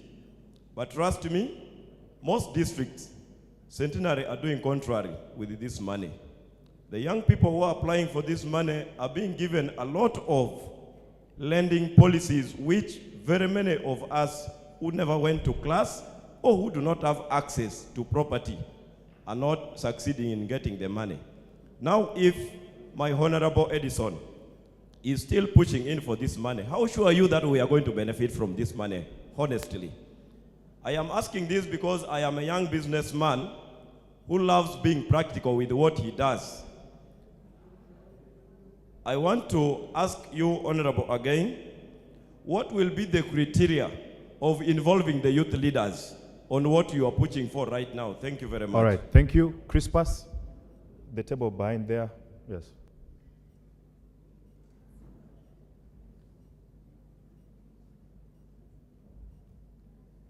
Thank you.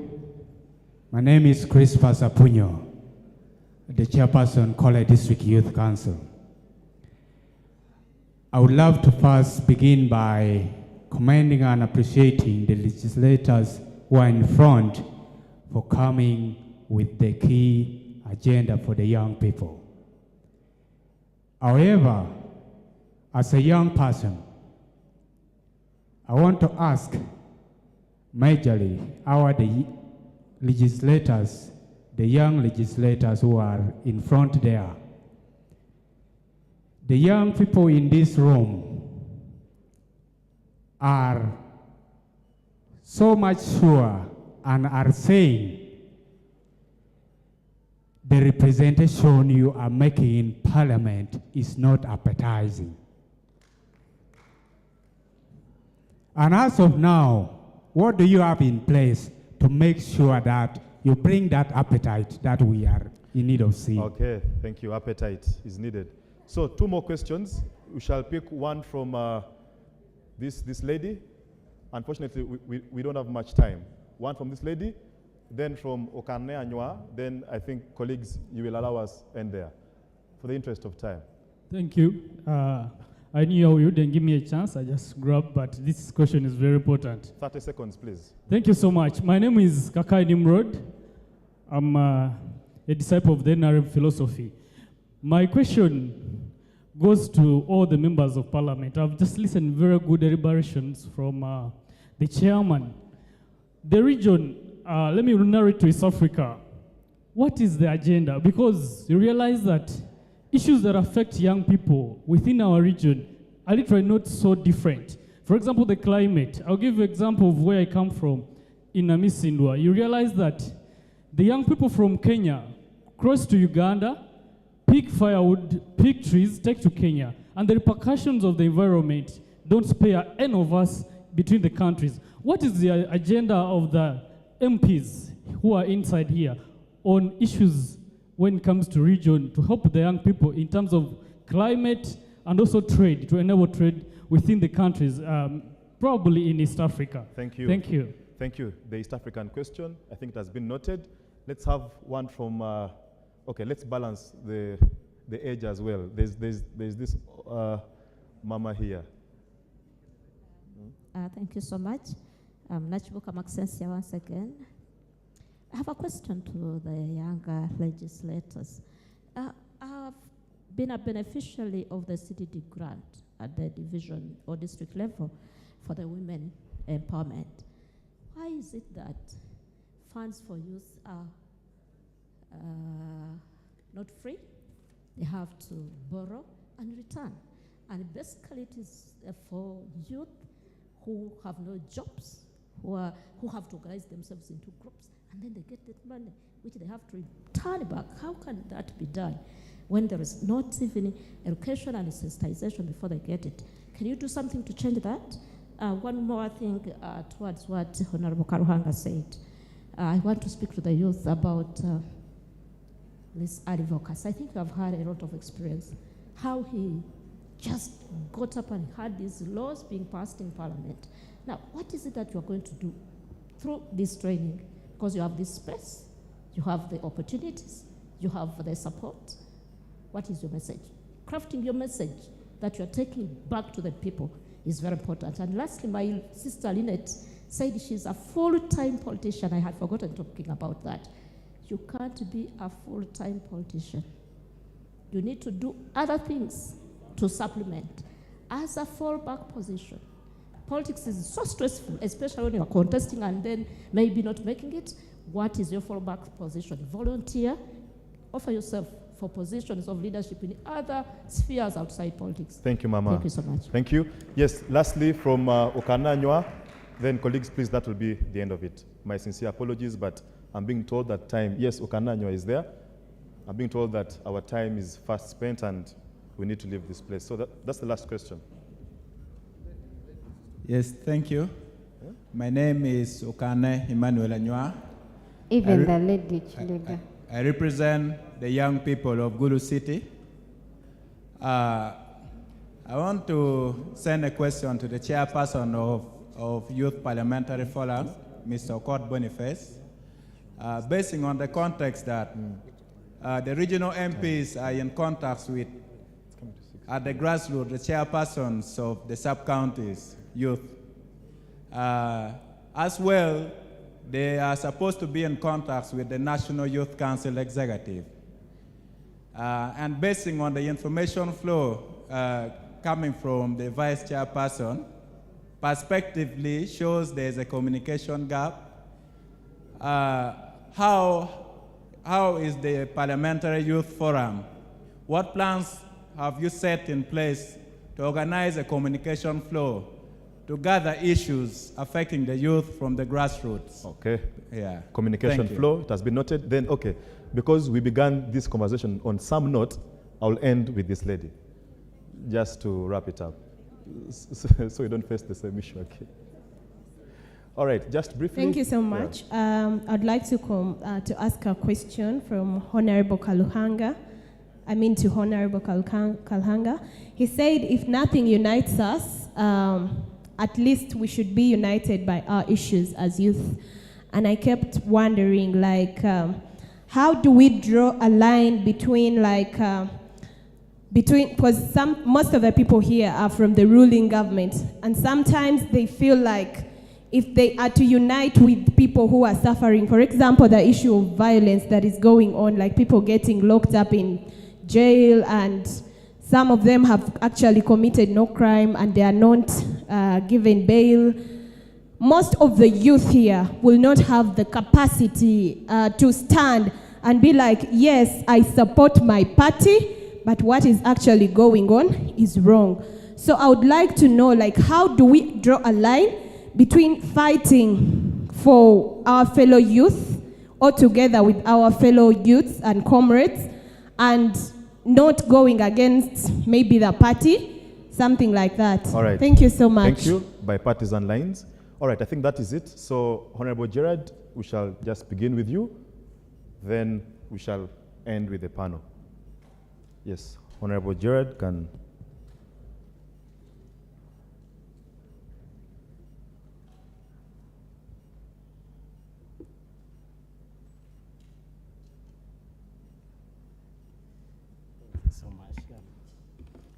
Thank you very much, and thanks for the wonderful ideas.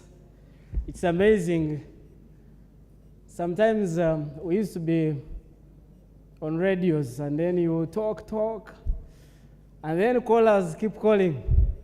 Yeah, keep going, our leaders, we are behind you, and we are behind you. And then you tell them, but wait a minute. Sometimes we look back and we don't see you. This is behind, we are behind you. Now it's interesting, when you've left Parliament, as now a former youth member of Parliament, seeing the colleagues seriously articulating the issues that concern the young people in this country. It's very, very exciting. Thank you, and thank you very much. Now, quick questions. The revolutionary son, Wanyana Simon. Actions. I think it's related to what also the last speaker said.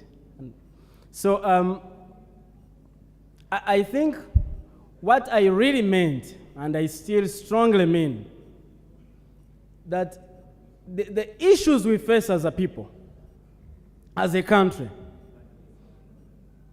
must in one way or the other, if anything fails to bring us together, if anything, and I'm happy now that I'm told so far all the political parties have been represented in this symposium. Am I right? At least the main ones. Apparently, we have 28 political parties. But I think the real, let me leave that at that. I don't want to get myself in trouble. So if nothing think about it. If all things fail to bring us together as a country, honestly, I am certain that whether Honorable Doi, whether he's an RM or not, he's concerned, and I'm sure, just like Honorable Court or Honorable Rugumayo, I am sure in their heads of heads, irrespective of the party they belong to, that they are concerned that their two colleagues have remained in prison for such a long time. I want to believe they are. Now, so that challenge, that element of humanity that still brings us together, must remain the reason that irrespective of the organizations, the political organizations we belong to, that at least we must come together and say, but wait a minute. What happened to our colleagues in Parliament? What happened to the young people that have been picked up for such a long time? Are they brought courts of law? Have they been charged? Have they had their cases? Must they remain incarcerated? You know, I have been a political prisoner before, and it's not necessarily exciting to be in prison. So, I think talking about the legislative agenda, I was in a group prison for not considering what others may have suffered. We didn't spend too long. But even one day alone in prison is too bad. So, my simple understanding I saw in these prisons was that almost 80% of the political prisoners are youth, if not 90%. So, couldn't we at least shed off our political belongings for that moment and say, isn't this calling for urgent intervention? And then when we speak in unison, then the voices or the ears that need to listen, in one or the other, will begin. They may not act immediately, but the moment you insist and insist and insist, they will begin paying some reasonable attention. So I think those issues must remain. Now, Simon said, what are the ways that we can present as action points probably to bring us together? Again, I am very appreciative of NIMD and Mama Akina, NDI, Parliamentary Youth Forum, and the other players.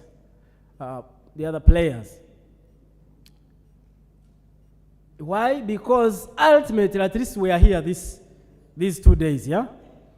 I think if we can have more of these engagements, that's one of the action areas, Simon, that if we can have more of these engagements, these discussions, and we don't have to wait for the bigger ones.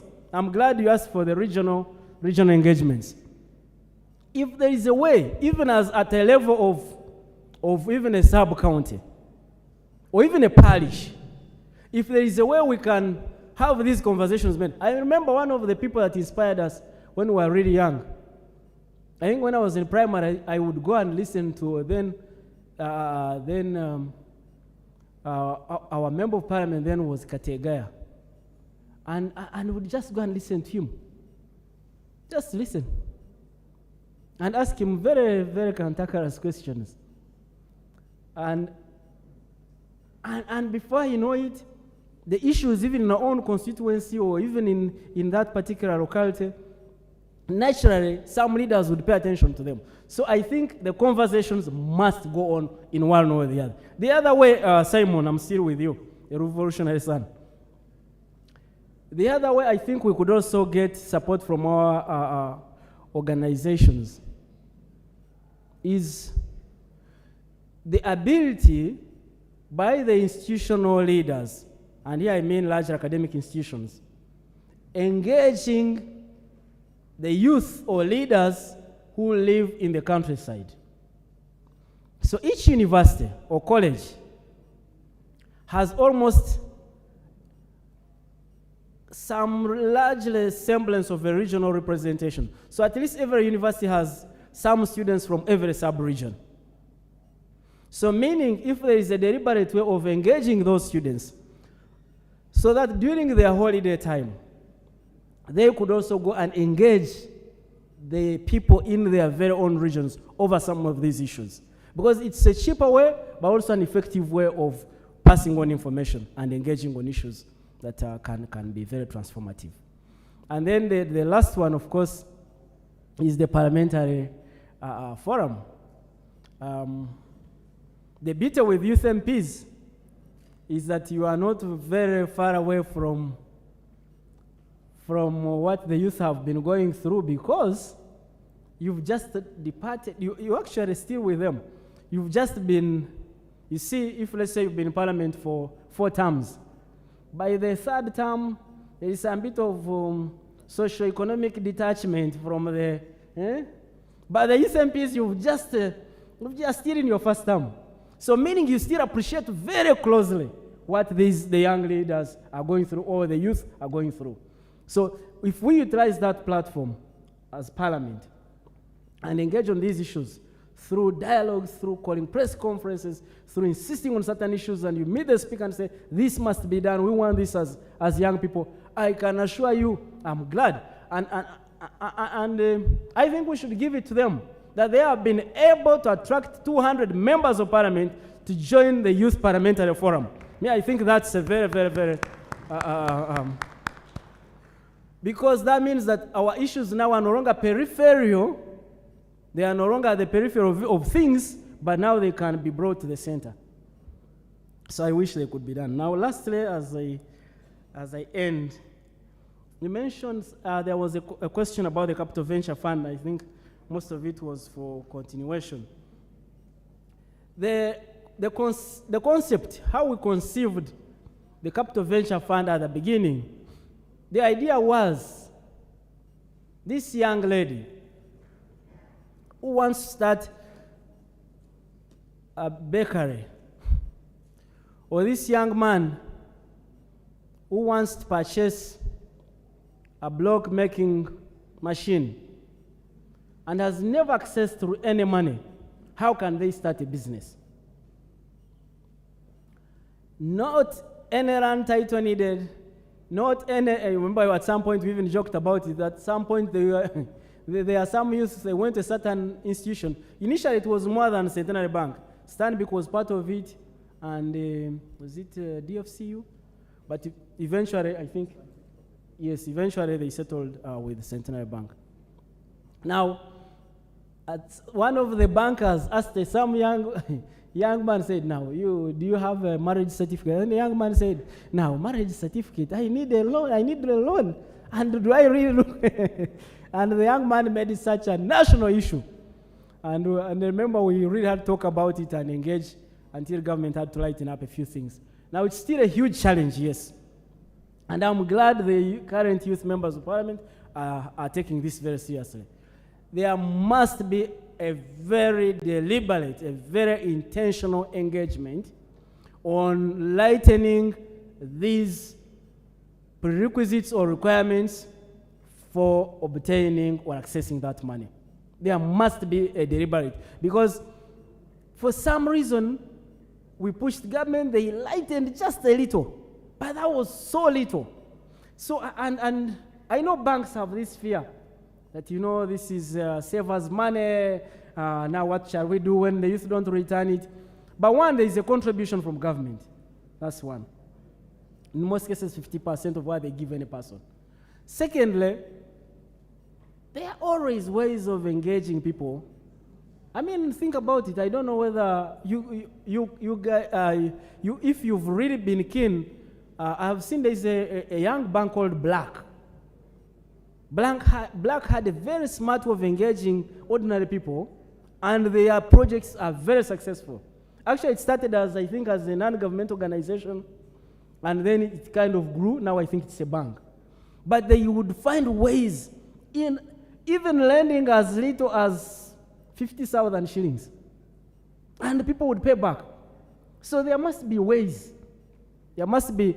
So let them not act lazy or make it as if it is impossible.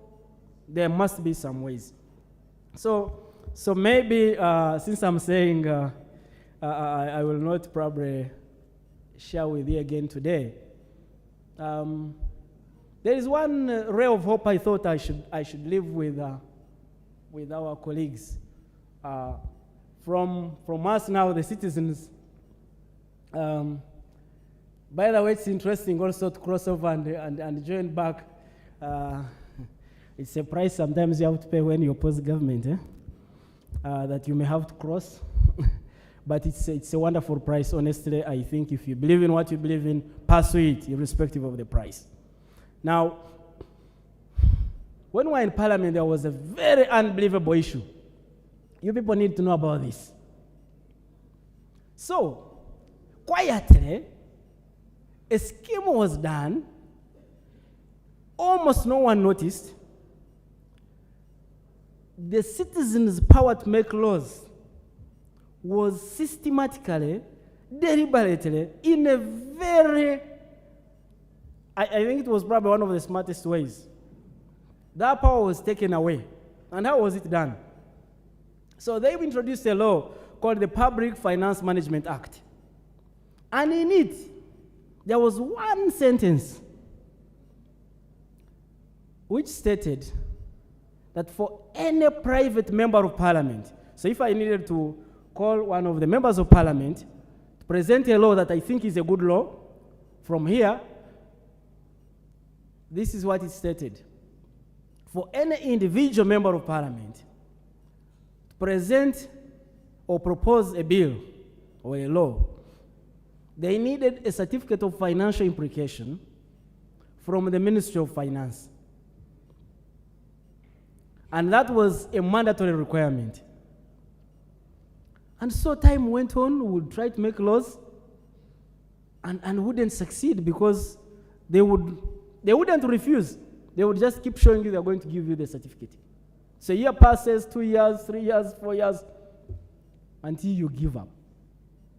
So one afternoon, and I really need to share this story, especially for the colleagues who are here in Parliament, but also for the benefit of all of us. One afternoon in Parliament, the Speaker calls for the amendment of that very act, as it's almost done almost annual, I think. So I remember that there is a provision in the Constitution which says that if the President does not assent any law, that law, if he doesn't assent to it twice, it becomes law without his signature on the third presentation.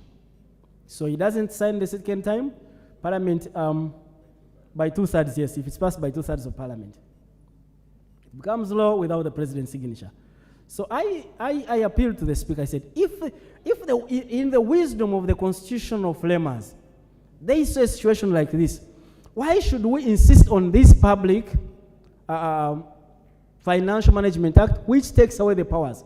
So we agreed as Parliament that afternoon that we remove that clause and say, if this certificate is not granted in 2 months, 60 days, then it is assumed to have been granted, and the individual member should present a law in Parliament. And I remember there was even it was a quick agreement, and we changed that position. Why am I sharing this?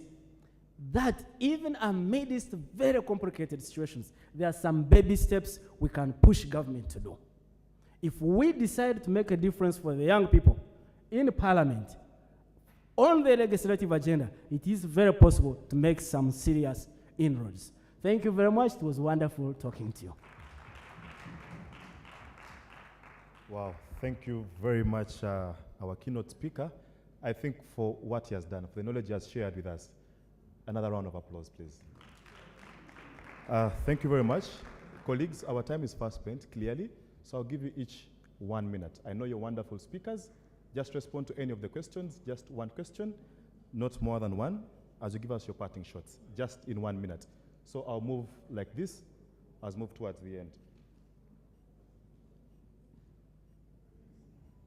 Honorable, I also want to thank you for that.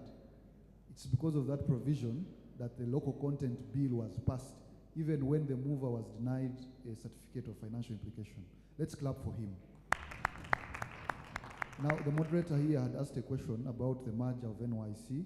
I want to let you know, youth leaders, that all of us here and all the members of the forum completely do not support the merger of the National Youth Council. Yesterday, when I had an opportunity, I spoke to the government chief whip. The government will soon call a caucus and we discuss it as an errand, and we agreed that we shall have a forum to discuss and also present our case as youth that the National Youth Council is not merged. So I have hope that it will not happen and the National Youth Council will not be merged. Now, on the question of the Capital Venture Fund, which Honorable also answered briefly, I also want to let you know that whereas I want to agitate that we capitalize, but there is need to study more for government, for Parliament to pay attention to this program, to study it and make necessary changes. Because the program was started several years ago, but there's no evaluation that is comprehensive that has been done. So I think in the next session of Parliament, as we move forward, our forum will be handling it, and we shall be moving as a team to interest Parliament to study the forum and bring in the ideas of how there can be a linkage between the Capital Venture Fund and the youth directly. I think I will end there, but one thing I want to thank you for being very attentive people, but also end with a quote. Sometimes we want to view leaders in what they have done in terms of tangible achievements. But we forget that the real core of leadership should not be just about results. It should be about the ideals, the ideas that those leaders stand for. Now, there may not be a lot. There is not a list of achievements, a long list of things that Honorable Karahanga put before you. But at least he told you the ideals he stood for, and that is what is most important. Let us stand for those ideas, and the future of our country is guaranteed. Thank you very much. Thank you. Asante sana. Yes, Julia. Thank you. I want to start off by thanking NIMD and all the partners that made sure we have the Multiparty Youth Forum, because all things that affect youth affect all of us across different parties as youth. Yeah, so I believe the youth members of Parliament, for the key issues they're pushing for in the legislative agenda, as they push on to have different consultations, different amendments on how it should be done and put into action. I think it's important to have several engagements with the different other youth from other parties, because listening in from the submissions of one of our comrades, he seems to agree that some of the issues actually what affect all of us. So if all of us can come together and deliberate on these issues through the different consultations, I believe this is something that we shall lay a stone to enable the youth members of Parliament to table whatever we agree on, and then get to see it a success in the different environments and communities we come from. Thank you so much for this. Yes, Bernardo Doi. Thank you. Allow me to take this honor to appreciate all the development partners who managed to support this very noble cause.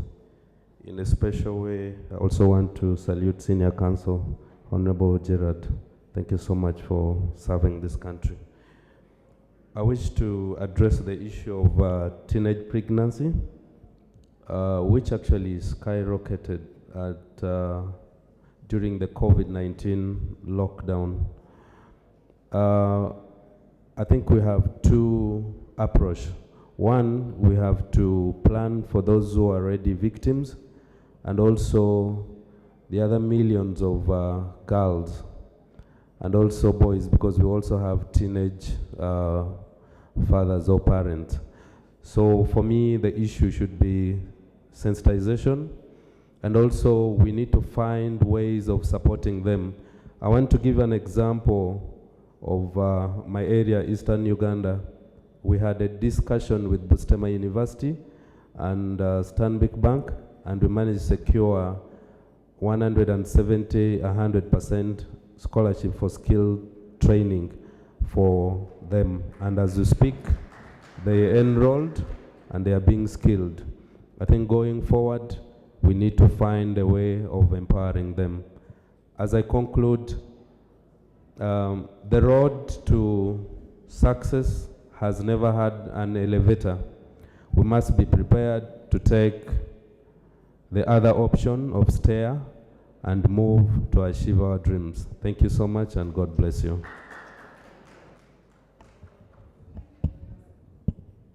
Thank you, Comrade Chidega. I have two issues to comment on. The first one is the climate issue. I am a believer, and I believe that the Lord puts whatever we have before us such that we put it to use to our benefit. So I am really supporting the fact that the East African community can put to use what the Lord has given them to the benefit of the people of the community. So I'm in agreement with the oil extraction as long as it's going to benefit the people of my community, the youth and the women, and even the men being at the forefront. So as long as the young people are going to benefit, we can always find ways of ensuring that we secure our climate. There are very many other ways of doing that. But let us put to use whatever the Lord has put before us to the benefit and development of our country without fail. The other issue is about the unemployment and the different programs that the government is bringing on board. It starts with each one of us. The corruption that is being raised, the issue of corruption that is being raised, that is a very big hindrance in these different programs, is because the money is being stolen by either us or the people that are running the program. So it is still starting with all of us. If we decide that we want to make this happen, and we want to develop our people, and we want the programs to actually succeed, they can succeed.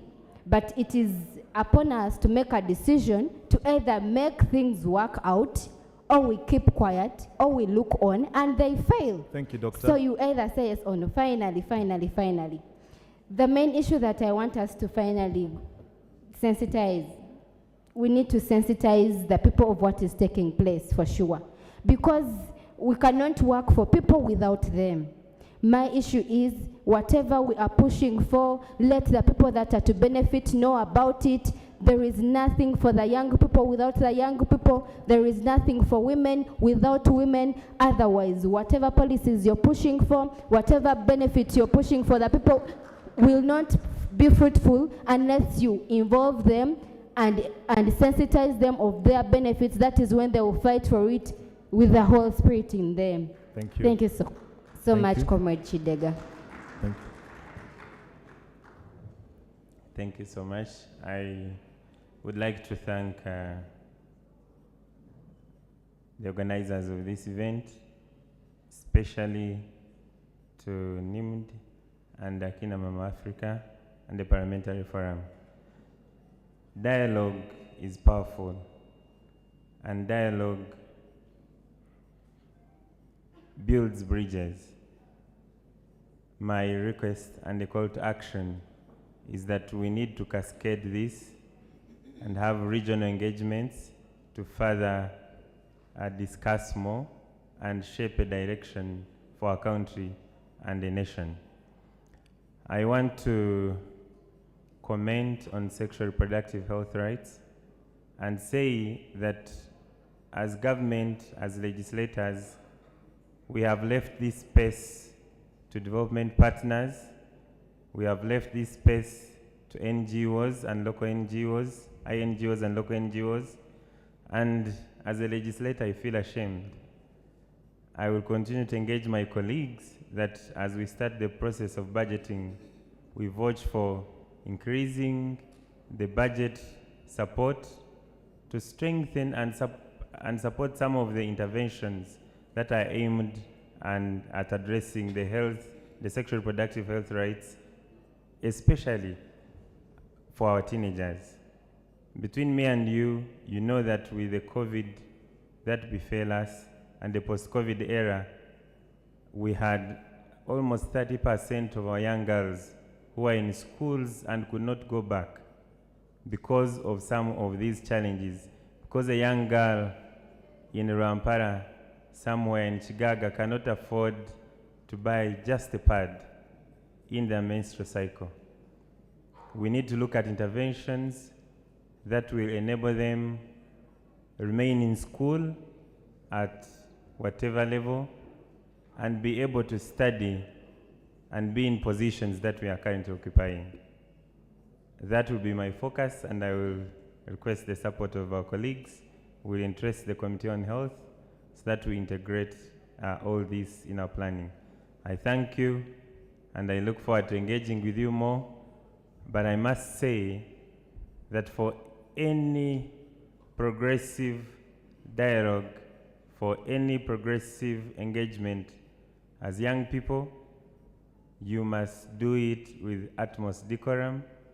You must have virtues that you cherish as young people I'll share a simple example. The former National Youth Council Executive, we managed to have 3 members of us coming to Parliament. 3 members, unprecedented, coming to Parliament.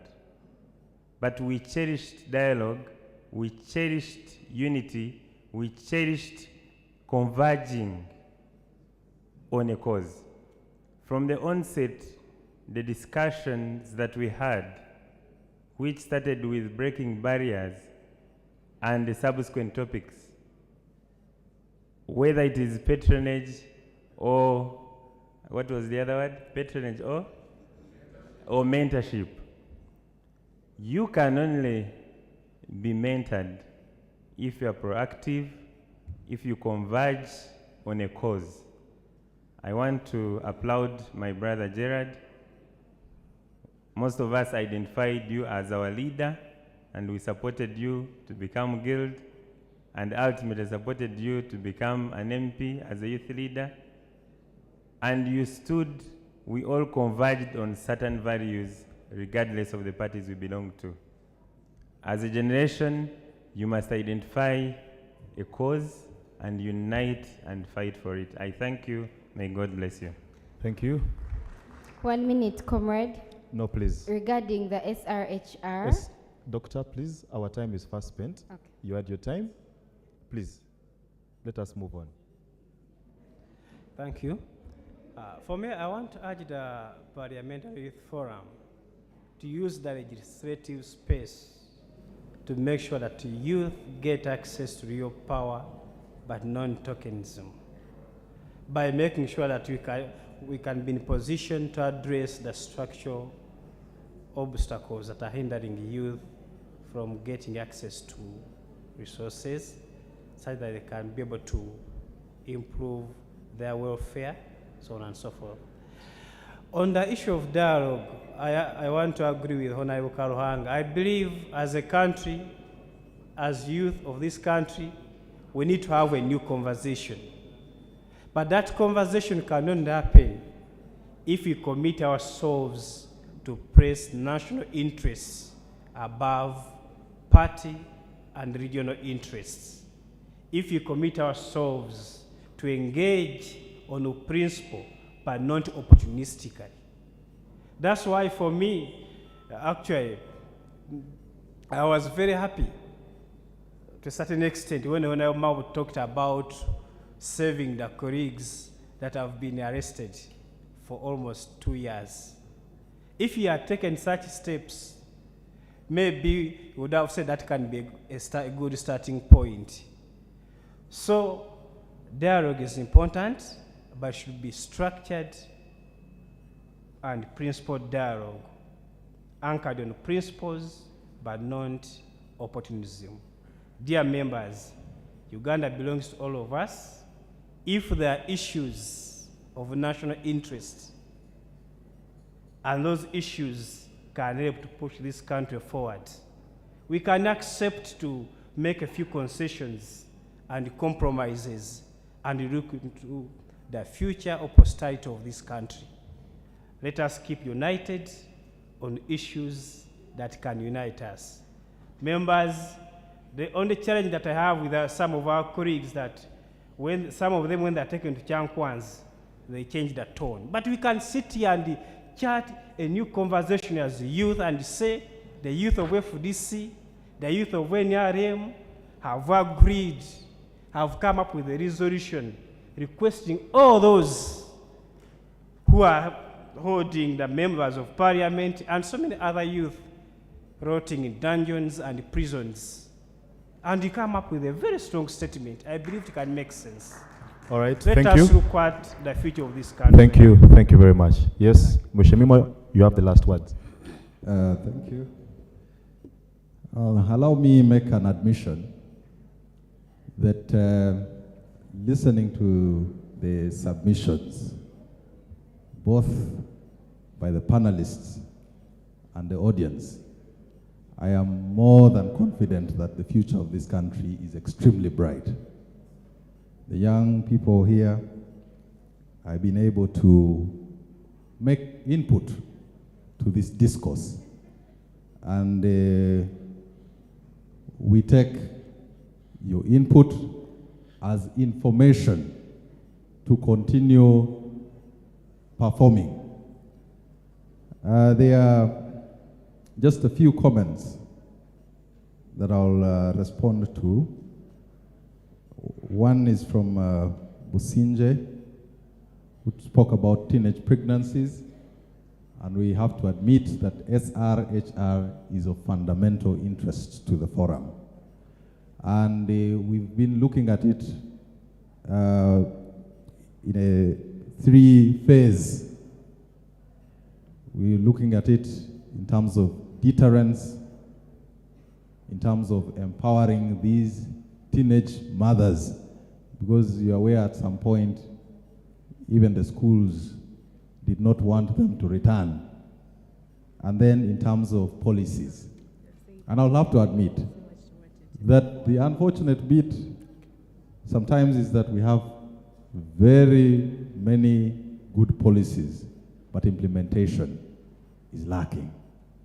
And implementation does not only involve the leaders, it involves all of us. The burden of implementation is definitely going to be on all of us. And I urge the young people that let's keep vigilant, let's support each other, keep us informed, especially where you need our efforts. On the issue of appetite, we can assure you that if you follow the proceedings of Parliament, you'll certainly be aware that we have very good spices.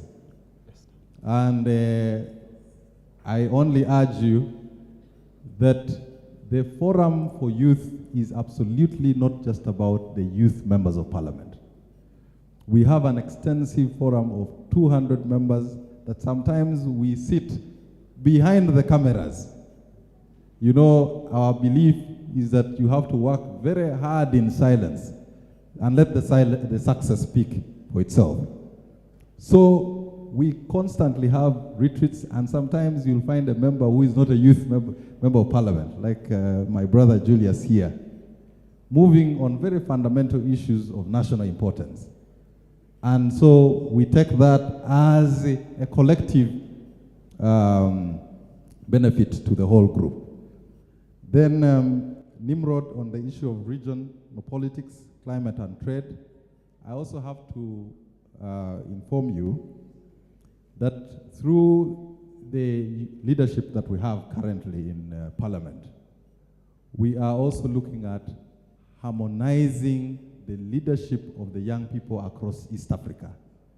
Because going into the integration provides a market of about 400 million people, which is good for for socio-economic transformation and, of course, strategic security. But as a matter of fact, we believe that even as members of Parliament of East Africa, we should keep constantly in touch.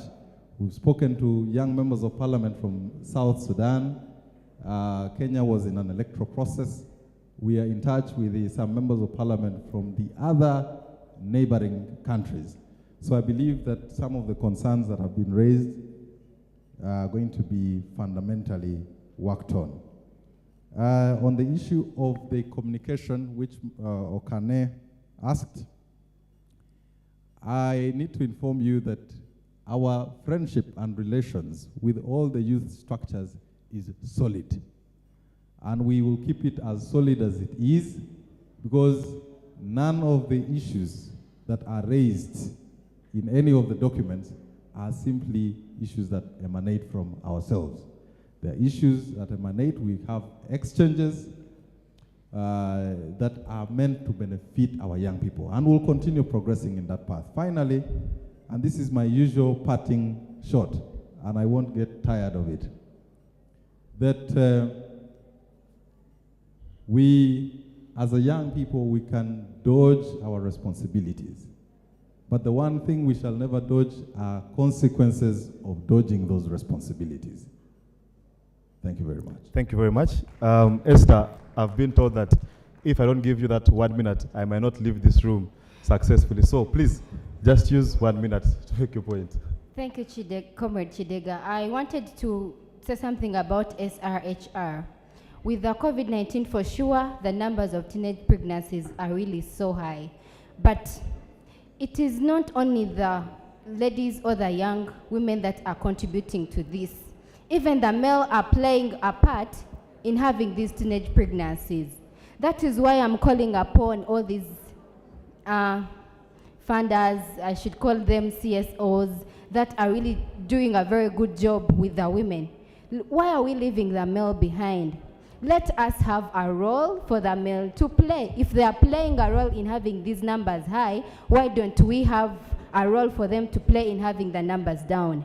We should work together, regardless of political party, gender, culture, or ethnic group, where you're coming from, which part of the country or which part of the region you're coming from. We are all one, and we need each other to ensure that we end whatever is ruining the young people of the country. All right, thank you. Thank you very much. This, by all means, brings us to the end of this very important conversation. I must say you've been an amazing panel, and thank you very much. They deserve a big round of applause, don't they? All right, as you take your seats, thank you very much, Honorable Roy Rugumayo, Comrade Julia Muhumuza, Honorable Hasla, Bernardo Doi, Madam Vice Chairperson, Comrade Julius, Council Thomas, and of course the Chairperson, Honorable Boniface Okot. Thank you very much for being amazing, and you as well have been very amazing. Thank you. I now invite back Mr. Charles Odongto to come and take it up from here. Mr. Charles Odongto, you are required to come and pick it up from here.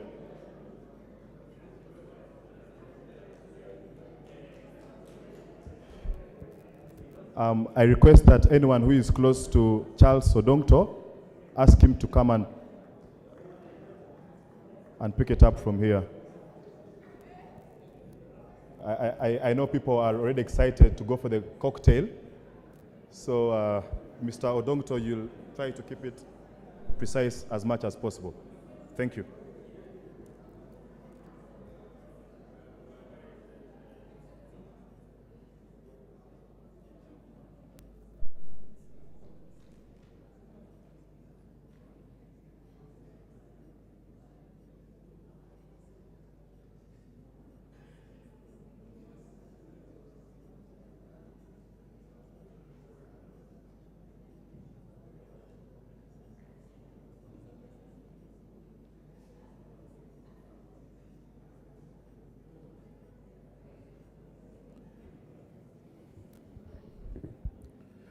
Ladies and gentlemen, I request that we clap for Moses Kidega for managing the most heated session. Moses is a guy who attracts fire, but he cools the situation. He's almost like water. So Moses, thank you very much, and we appreciate whatever contribution you have made to your colleagues and the discussion that went on. Ladies and gentlemen, we have come towards the beginning of the end, and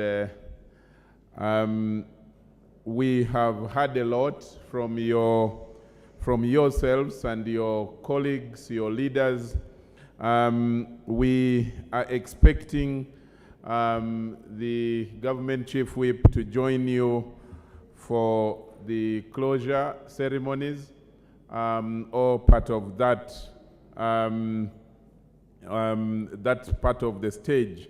Now, I'm going to request the executive director of Akina Mama Afrika, Madam Eunice Musime, to come and make some comments, and then we will hear from Frank Russa, who is the ED of the Netherlands Institute for Multiparty Democracy, and then after that from your chairperson of the Parliamentary Forum, and then we will close.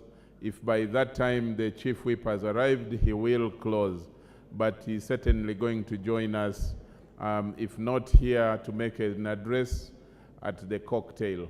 So allow me now invite and kindly give her some energy. Eunice Musime, as she tells us that this is not the end, this is just a beginning of such partnership to create dialogue for the young people. You're most welcome. Thank you, Charles. Honorable members of Parliament, especially our esteemed youth parliamentarians, political leaders, civic leaders, fellow partners, the Netherlands Institute for Multiparty Democracy, partners from the Uganda Parliamentary Forum on Youth Affairs, the Multiparty Youth Forum, leaders of Uganda, ladies and gentlemen. I was wondering whether I should start on the same note as Honorable Gerard Karuhanga and ask us to play a song that should also center us. DJ, I'm going to request for a Ugandan song, Azawi, Party Mood.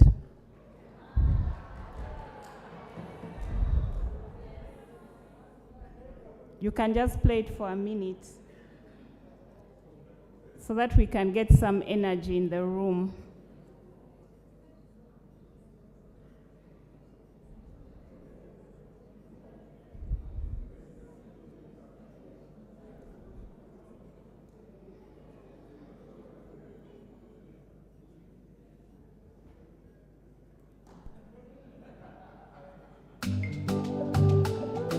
I'm going to invite us to dance.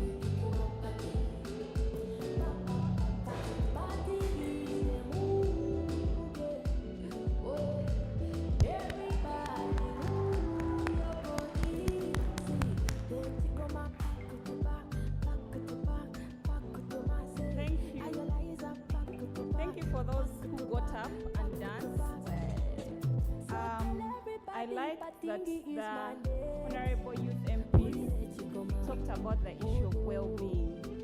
As you know, recently there was a newspaper article that said that Afrika is overflowing. There's no space. And another that said 14 million Ugandans are facing mental health challenges.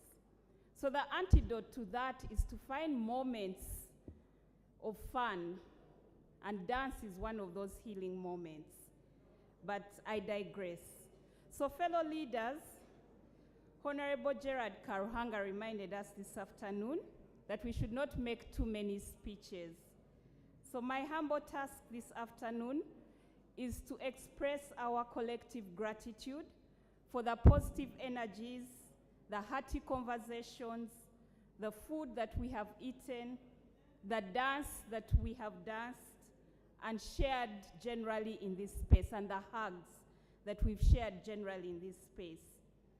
These spaces are critical, they are important, especially in days such as this, when certain spaces remain closed, especially for youth and young women.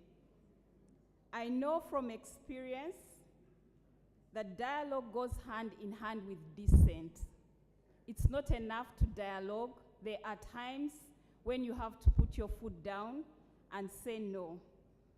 So I'm glad that that kept coming through in the conversations that we had today. I would also like to say that youth, like women, share certain attributes.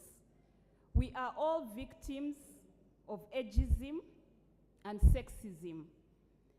For the lawyers in this room, you will recall that for a long time, women were considered children.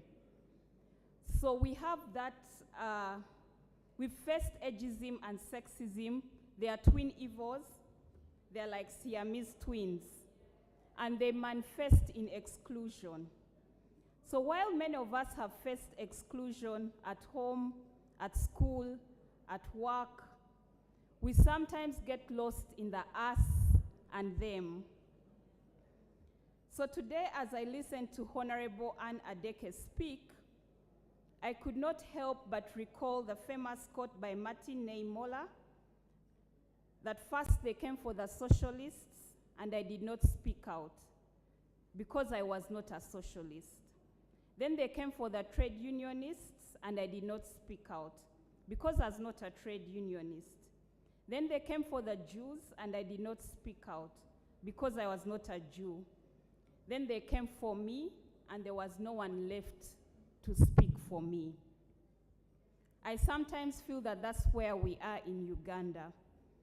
With all due respect to our honorable members of parliament, we know that you are doing your best to speak out on behalf of everyone, but you can only do so much with speaking if the government that you are speaking to does not listen. So a lot of times, we are not even heard. That's something that we've experienced as women too. Many times we speak and we are not heard. So maybe we resort to other methods.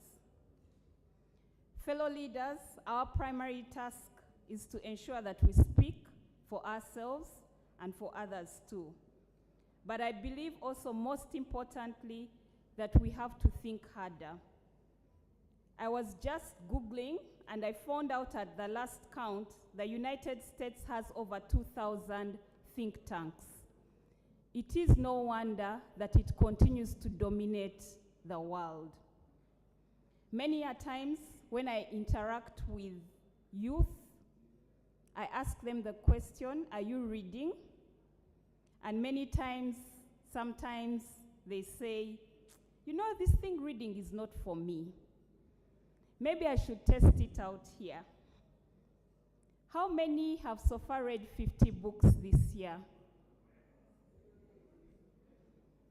If you have read 50 books this year so far, could you put up your hand? 50? No.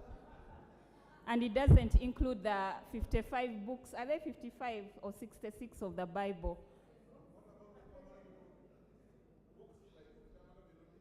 Yeah, that's fine. Have you read 50? How many have read 50 books this year in this room? There's only one hand. Thank you. What does that say about us? Only one person. We are not truly renewing our mind, and we are not thinking as hard as we need to think. As feminists, we often quote the words of Audre Lorde, that the master's tools will never dismantle the master's house. What does that mean? It means that we cannot expect to solve the problems of today with the same thinking that created them yesterday. It means that we have to invest in the deep work if we are to achieve transformative strategies. This afternoon, in his very powerful keynote speech, Honorable Gerard Karuhanga asked and reminded us that oftentimes we are derided as Ugandans, that we are not creating the change that we need to see. And I think maybe, in addition to working collectively, we are not thinking enough. But I will end by inviting us to think on an African proverb that says, I will listen and obey, will be cooked with the corn cob. Many times as Ugandans, we are called to be polite, we are called to be submissive, we are called to ask for that which belongs to us without too much struggle. Freedom is not got without struggle. It has to be fought for. But let me also encourage us that even one who climbs a tree must climb down that same tree. To our leaders who are failing to transition, they have climbed that tree, but at one point they will climb down that same tree. With these few words, ladies and gentlemen, fellow leaders, I'd like to welcome my colleague Frank Rusa to close this August meeting, and I do hope that this is truly the beginning of more and more spaces like this, where we can come together to dialogue, but also allow space for us to dissent when we feel that our rights are being trampled on. Thank you.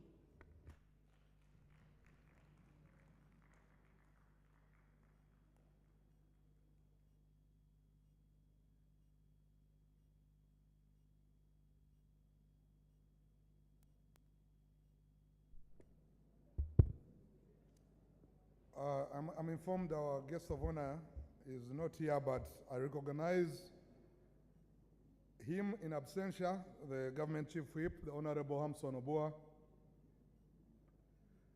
honorable MPs here present, youth leaders, our distinguished secretary generals of the political parties of Uganda who have been here, youth leaders all in your respective capacities, our colleagues from civil society organizations, our wonderful partners that thought it wise and worthwhile to invest in this event. Thank you very much. I think that first of all, I want to really appreciate you. I want to thank in a special way the organizing team, the teams from NIMD and AMWA and all the others they worked with, the technical people who have made these things happen. Please give them a clap. There's a group of people seated at the back, they're on their computers, they're making sure the coupons are on time, that all your welfare is taken care of. They do a great job to get things moving. And many times we don't say thank you to them, so we really appreciate you. I was away out of the country. I was in Europe in a couple of places last week, and I was reminded about that this had to happen, and I was going to speak. So I thought when I arrived, the event was the next day, and I was so tired. So I thought I would just come and have a few words in the opening and maybe come back later. But I chose to stay because of the interesting conversations that were happening in this room. I chose to stay, and I don't regret any minute for sticking around, because I feel hope that I think we are going to get there one day. We may not yet be there, but we shall get there. At the Netherlands Institute for Multiparty Democracy, we believe that democracy starts with dialogue. We believe that it is possible to compete for political office, but at the same time to cooperate especially outside elections time. Because we think that you people have different ideologies about the Uganda you want to see, but you all mean well. Those in power and those outside power all mean well. That's the reason why you all have supporters. Maybe in different numbers, but you have supporters. There are people out there who believe in your vision. Therefore, you need to be respected. And your voice matters. And your opinions are valid. This thing of zero-sum politics will destroy our nation. 2 years ago, we had a trip to South Africa with iPod leaders from the various political parties. And our mission was to interrogate how the idea of proportional representation works. Proportional representation simply means that no shade of political opinion will be ignored. Because if you go to an election and 61%, maybe let's say 51 out of 100 say we want A, and 49 say we want B, is it fair to ignore the voices of the 49? That's almost half of your country. We saw this in Kenya recently. Proportional representation seems to suggest that you will go to parliament and everybody shall be represented to the extent of their percentage, meaning that every shade of opinion shall be accommodated. Unfortunately, that's not yet here, but we try to make this argument to the president. But while that is not yet here, we need to find other ways of accommodating every voice. And this is one of the ways. Dialogue spaces are different from the Parliament of Uganda. Because in the Parliament of Uganda, it's about numbers. If you don't have numbers, your goose is cooked. But in dialogue spaces, every voice matters. The person who's representing JEMA with one member of parliament or PPP with one member of parliament has an equal voice on the table with the NRM with over 300 and plus members of parliament. That's the beauty of dialogue. And when you're in dialogue spaces, you are not acting for the gallery because there are no political points to be won. But I have seen that sometimes in dialogue spaces, even the smaller people with smaller numbers convince the people with bigger numbers about certain ideas. And we have seen some of these ideas see the light of day in parliament. This confrontational politics and radicalization is not going to get there. I believe personally that the future of Uganda belongs to the moderates. I believe that extreme positions are not going to take us there. We are going, for those who have the power now, I think it will be important for them to exercise some humility and know that time shall come and things may change. And therefore it is okay to exercise some humility and listen to those with fewer numbers now. The Multiparty Youth Platform is attempting to do that. To bring all of us under one room, to say let us have a competition of ideas and let the big ideas win and let us support those big ideas to go forward. While I was listening to the various people speaking, I think Honorable Rosemary Namayanja's testimony was very powerful. Because when she was speaking, I could just remember I was with her at university. And I remembered her. And I could attest to the things that she was saying. But she said something very powerful, and I hope all of us can pick it. She said mentorship or patronage can be there, people do that. Patronage is there, mentorship can work. But all begins with you, how you present yourself, how you choose to use your time, how you choose to make use of the opportunities that come to you. It is really about you. Nobody is going to come and mentor you by force. You're going to present yourself. You're going to do some work. I was amazed when she told the story of how she asked her friend to tell her what the National Youth Council says about elections of members of parliament for young people. And when they told her she had to go to the village to start from the grassroots, this graduate from Makerere went back to Luwero and sat down and peeled the bananas and spoke to the elders and convinced them that a girl can also do some work. That is hard work. That is burning the midnight candle. There are no easy things. There are no easy things anywhere. You're going to put in the research, you're going to put in the time, if you want to get anywhere with this. There's 100 people in this room. But I can dare tell you that 10 years from now, out of these 100 people, there will be certain people who will be in a different place. And there will be other people in a different place. And the difference will be what you decided to do within those last 10 years. Namaya just said something yesterday, that she put her hand up and somebody pulled it down. Then she put up her hand again, and this time the chairman of the meeting saw her. Do you know how important that was? I hope you did not miss out the point that when she put her hand up, it was that time when they gave her the microphone to speak. I don't know if she spoke for 3 minutes, or for 5 minutes, or for 2 minutes. I don't know how long she spoke. But while she spoke, she caught the eye of the Honorable Kawanga Semogere, who asked, "Who's that girl?"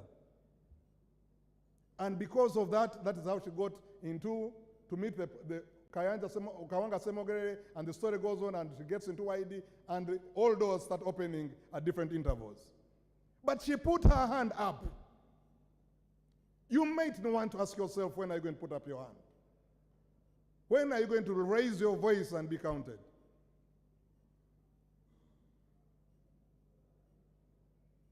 There is these things that we are doing, and I like what Gerard said earlier here, especially about the donors. I have worked on the donor side of things for the last maybe 10 years or so. But I remember when I was resigning from DGF, and I was going to do my fellowship at Yale in 2016, some members of my family thought I was crazy. They said, "Why are you resigning? A job, a well-paying job in Uganda, why do you resign?" And I said, honestly, I don't feel like I'm adding value.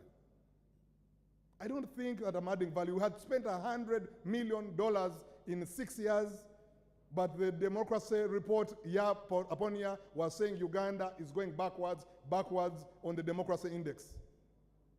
And it was very discouraging. But when I reflect about it, I realize that when things are tough, it is not time to give up. It is time to review, rethink, and develop new strategies. Be innovative, be creative, work within the spaces that you have. We all have to make politics work for our people and work for our country. We need to keep hope alive, with or without donors. With or without donors. Gerard was right. Honorable Karanga was right. It is dangerous these days that you cannot hold a meeting unless you have resources. Why? Why is it that way? I was reading President Museveni's book as I come to an end. And he said, I read a thing which amazed me. I have not had an opportunity to ask him about this, but if I would ask him, if I ever got the chance. He was saying that in 1971, when the military coup of Idi Amin was announced on 25th January 1971, he walked to the home of the late Yona Kanyomozi in Bugolobi. And he met Kategaya there, the late Kategaya. And they had a conversation. I want to remind you that these guys were in their 20s on that day. And their conversation was, what do we do? And the answer was, we are going to fight. I could not believe it. And he says the next day was on a bus to go to Tanzania to begin his struggle. And I'm amazed about that kind of thing. But that shows you somebody who was very clear-headed about what he wanted to do. Maybe the times we're in are not times for those kind of actions, but what the point we can pick from that is the clarity of what you want to do. Rosemary reminded us that you just have to have the belief in yourself and know what exactly you want to do. Not what your bosses want to do, what do you want to do? Why do you want to join politics? What is your incentive into the struggle? What is it that you want to do? What do you want to contribute to? And please stick to it. You'll get there. So we are just facilitating you. We are just clapping for you. We are just cheering you on, but the struggle is yours. I want to thank all the people who have come, all the leaders who selected you to be part of this. I want to thank you for the faith, for the encouragement, for the strength, for the energy that you have all demonstrated. I hope that this is not the last meeting of this kind. I was just telling my colleagues here that there's nothing as wonderful as seeing political party leaders across the divide talking as friends. As I conclude, when Honorable Mao was elected, and was appointed minister, there was a small dinner organized by his friends at the Serena, and I was invited to come. And Honorable Rukari stood to speak. I was amazed about Honorable Rukari's testimony about Honorable Mao. He told us about a story of the friendship of Mao, Olanya, Rukari, and other people at university. And they said something interesting about the campaign of Nobo Mayombo versus Norbert Mao.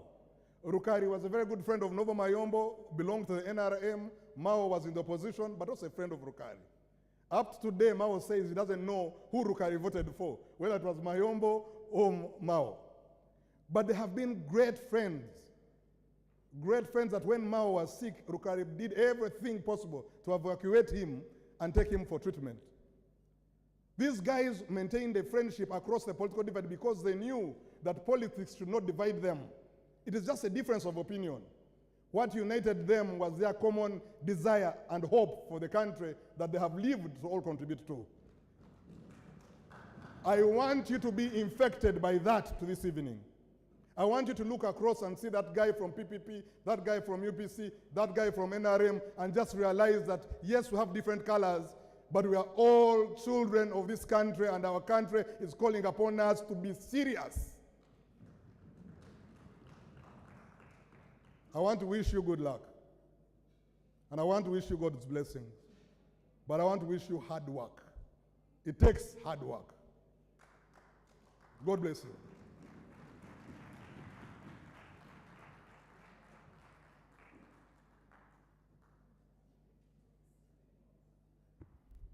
Thank you very much, Mr. Frank Rusa, the ED of the Netherlands Institute for Multiparty Democracy. May I now invite the chairperson of the Parliamentary Forum for Youth Affairs, the Honorable Court.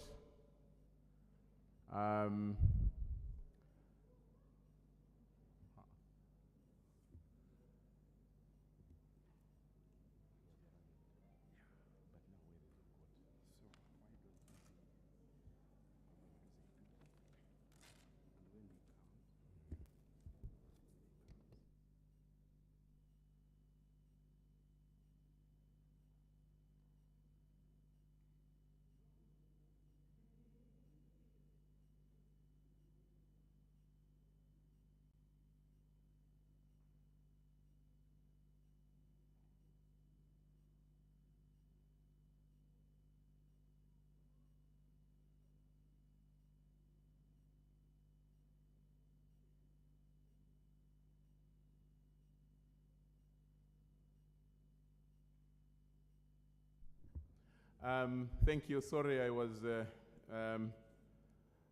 not consulting. My bosses were giving me further instructions. The lawyers call it specific and better instructions. Ladies and gentlemen, we are coming to the end, but we were expecting the government chief whip. He has arrived, and the reason why your colleague and MP, the Honorable Court, is out, I think, to receive him, the government chief whip, to come and officially close. Now, allow me make just a few announcements. One is that once the reason I was shaking my head in disagreement with our organizer, Primos, is he suggested that we sing the anthem, but the law doesn't require an anthem to be sung after 6 or 5. So can we only stand up to welcome the government chief whip? We can't sing the anthem at this time. And Right Honorable Chief Whip, we welcome you. And we want to thank you more. And on behalf of this youth, we know that what you have done yesterday and today speaks louder than any expressions that we can give, because it means you still mind a lot about your former constituency, the youth constituency. Allow me now, ladies and gentlemen, to invite Multiparty of the Multiparty Forum for Youth to come and quickly read for us the communique that is the joint position of all the young people arising out of the 2 days discussion during this symposium since yesterday. And it's important that the government chief whip listens to the summary of what was discussed and what resolutions have been made that this youth gathered here today and yesterday have resolved upon. And then after that, I will invite the Honorable Okot, who will make his remarks, and invite the government chief whip, who will close the symposium. Muzei, you're most welcome. Let's put our hands, ladies and gentlemen, together for Muzei.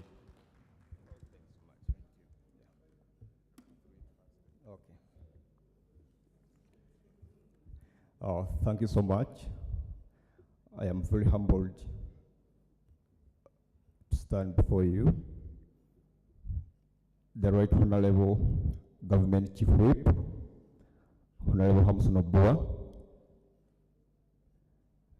the Executive Director or the Country Director of the National Symposium for Multiparty Democracy, Mr. Frank Rusa,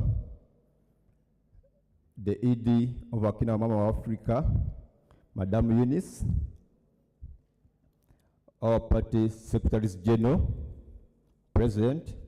I can see the Secretary General of my great party, the Uganda People's Congress, Honorable Fred Bill, the Secretary General of the Democratic Party, Dr. Gerald Sands Blacks, the Secretary General of PPP, Honorable David Alila Nopi, the youth leaders of different political parties. I can see the youth leader of Jema, Haruna Musanje. Haruna, you can stand up for recognition. Oh, we have the youth leader of the Democratic Party, PPP, FDC, NUP, among others. Right Honorable Government Chief Whip, I am here to present to you the communique of the National Symposium on Youth in Politics. From 17th to 18th October 2022, over 100 younger people drawn from political parties, thus the National Youth Council, the Uganda National Students Association, WUNSA, civil society organizations, the formal sector, gathered at Mestil Hotel. The symposium was organized to facilitate an intersectional and interparty youth dialogue to cultivate inclusive governance. The symposium was organized by the Power of Dialogue Consortium, which includes Akina Mama Afrika and the National Institute for Multiparty Democracy, based in Uganda in a partnership with the Parliamentary Forum on Youth Affairs, the Multiparty Youth Forum, the National Youth Council, and the Open Space Center. The country director of the National Institute for Multiparty Democracy, Frank Rusa, reiterated that the National Youth Symposium had organized to create space in which younger leaders from various political parties can collectively reflect with government officials, political party leaders, and youth bearers on safeguarding democratic governance and seed space for younger men and women's meaningful engagement.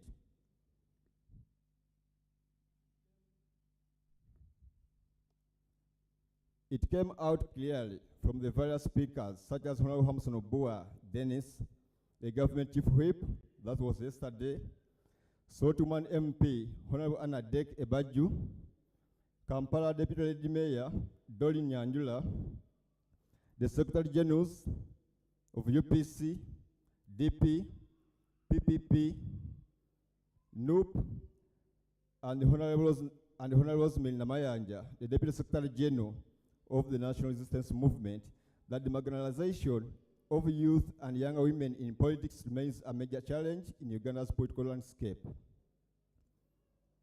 All the participants and delegates agreed on the need for continuing collaborations and advocacy to create transformative change. It was also noted that various factors were vital to bridging the gap of the participation of youth and young women. These factors include mindset change via educating ourselves, family, friends, registering and voting for leaders that support women and youth agendas. Starting a fund program to bring more youth and women along, identifying mentor and becoming a mentee, and gender equality education, and among others. Right Honorable Chief Whip, the symposium participants acknowledge that commendable progress has been made in increasing youth representation in political leadership in Uganda. They recalled the existence of important enabling frameworks for youth participation in decision making, such as the African Charter on Democracy, Elections and Governance, the Protocol to African Charter on Human and People's Rights on the Rights of Women in Africa, the National Youth Policy, the National Youth Act, Affirmative Action Policy, among others. They also affirmed that democracy without equal participation of youth and younger women is not only flawed but regressive. Observe that complex challenges continue to limit the equal participation of youth, such as inadequate political party internal structures and policies, limited civic awareness, a lack of confidence in younger people's leadership perpetuated by the media, and a lack of sufficient resources to run successful political campaigns given the highly commercialized politics in Uganda, which is a very big challenge. They also recognize that politics in Uganda continues to be highly monetized, requiring a financial investment to break through political leadership barriers. This ultimately creates a primer of corruption and unethical practices to recover the financial investment, and further serves as a barrier to the participation of younger people and younger women. Concerned that the media perpetuates negative depictions of youth, especially younger women leaders, and often provides gender-blind and gender-insensitive coverage of electoral processes. They commended His Excellency the President of the Republic of Uganda, Yoweri Kaguta Museveni, for being a steadfast believer in the emancipation of women, upholding the affirmative action policy that reserves a third of all elective positions of women, and appointing a cabinet that is over, or that's 30% of women. Right Honorable Government Chief Whip, the youth also welcomed the government of Uganda's policy commitments to uplift the lives of younger people through programs like a parish development model, Emyoga, youth livelihood program, among other initiatives that are aimed at promoting or empowering the youth. The symposium participants, therefore, call upon the government of Uganda to lead the way by ensuring that electoral processes are reformed with the view of leveling the playing field for youth and younger women to effectively participate in all stages of the electoral cycle, including through affirmative action initiatives within the law and targeting both elective and appointive positions. Political parties create space for youth and younger women in senior party positions through transformative action and policies embedded within party constitutions.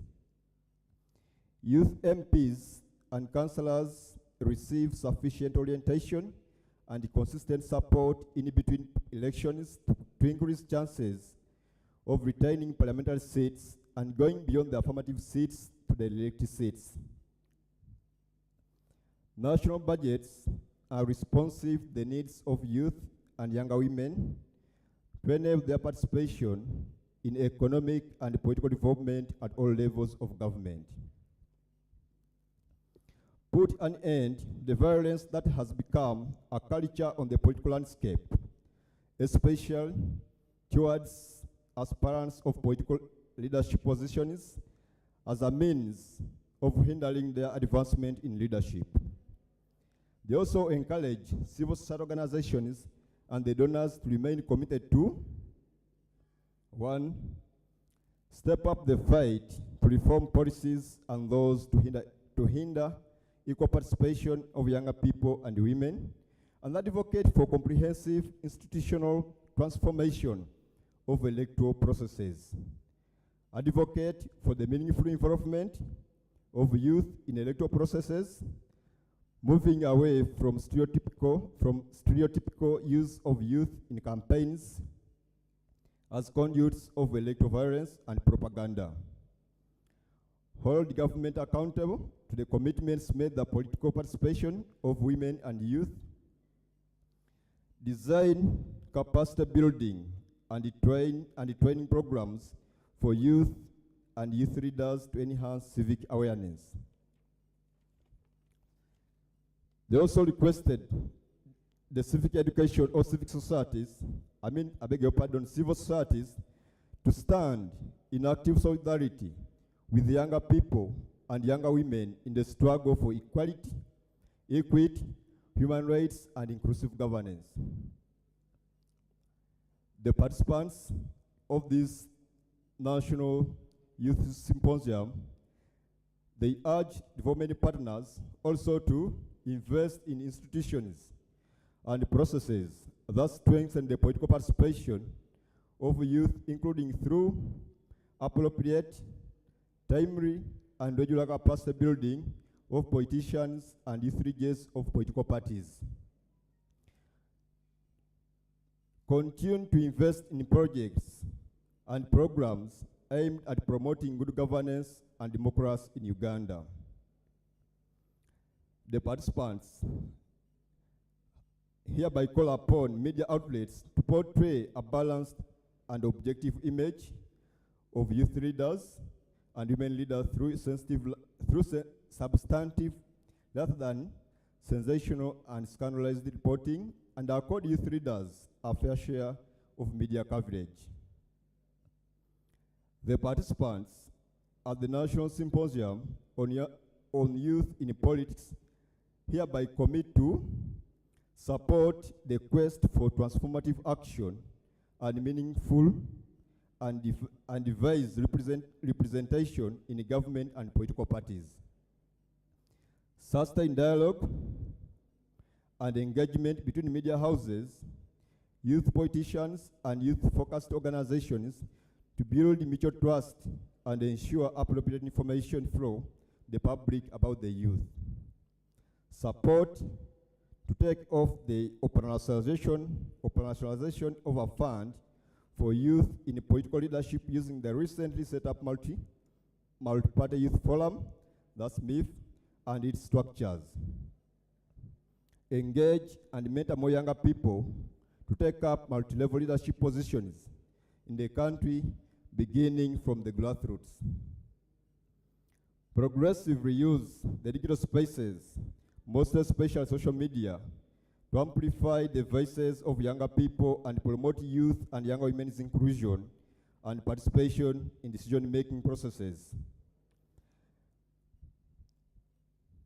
I say all this on behalf of the chairperson of the Multiparty Youth Forum, Mr. Jacob Eyel.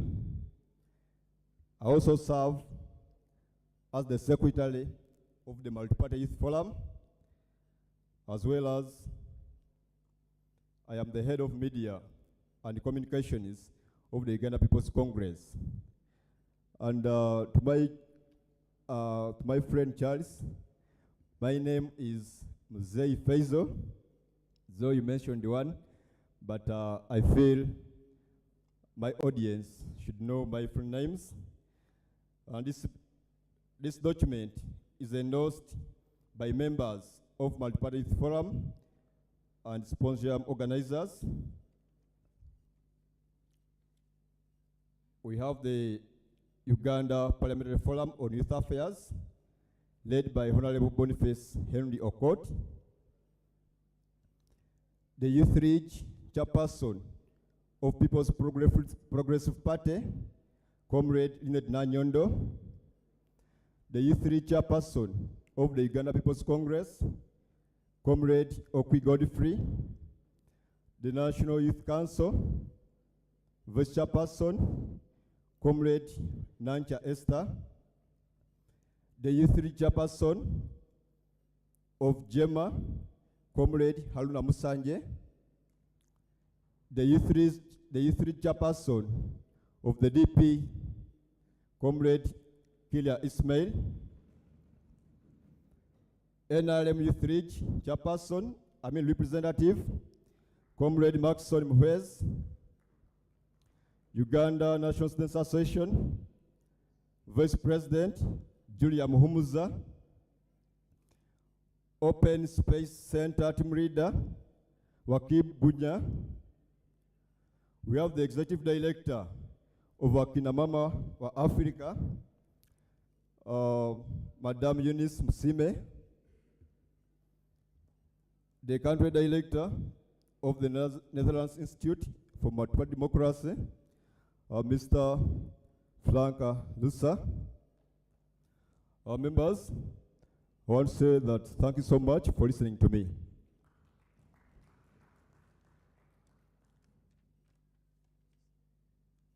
Let's clap for Mzee Faizo. And let's appreciate the group that put up that document that collapsed the entire 2 days into just 2 pages. Let's clap for them as well.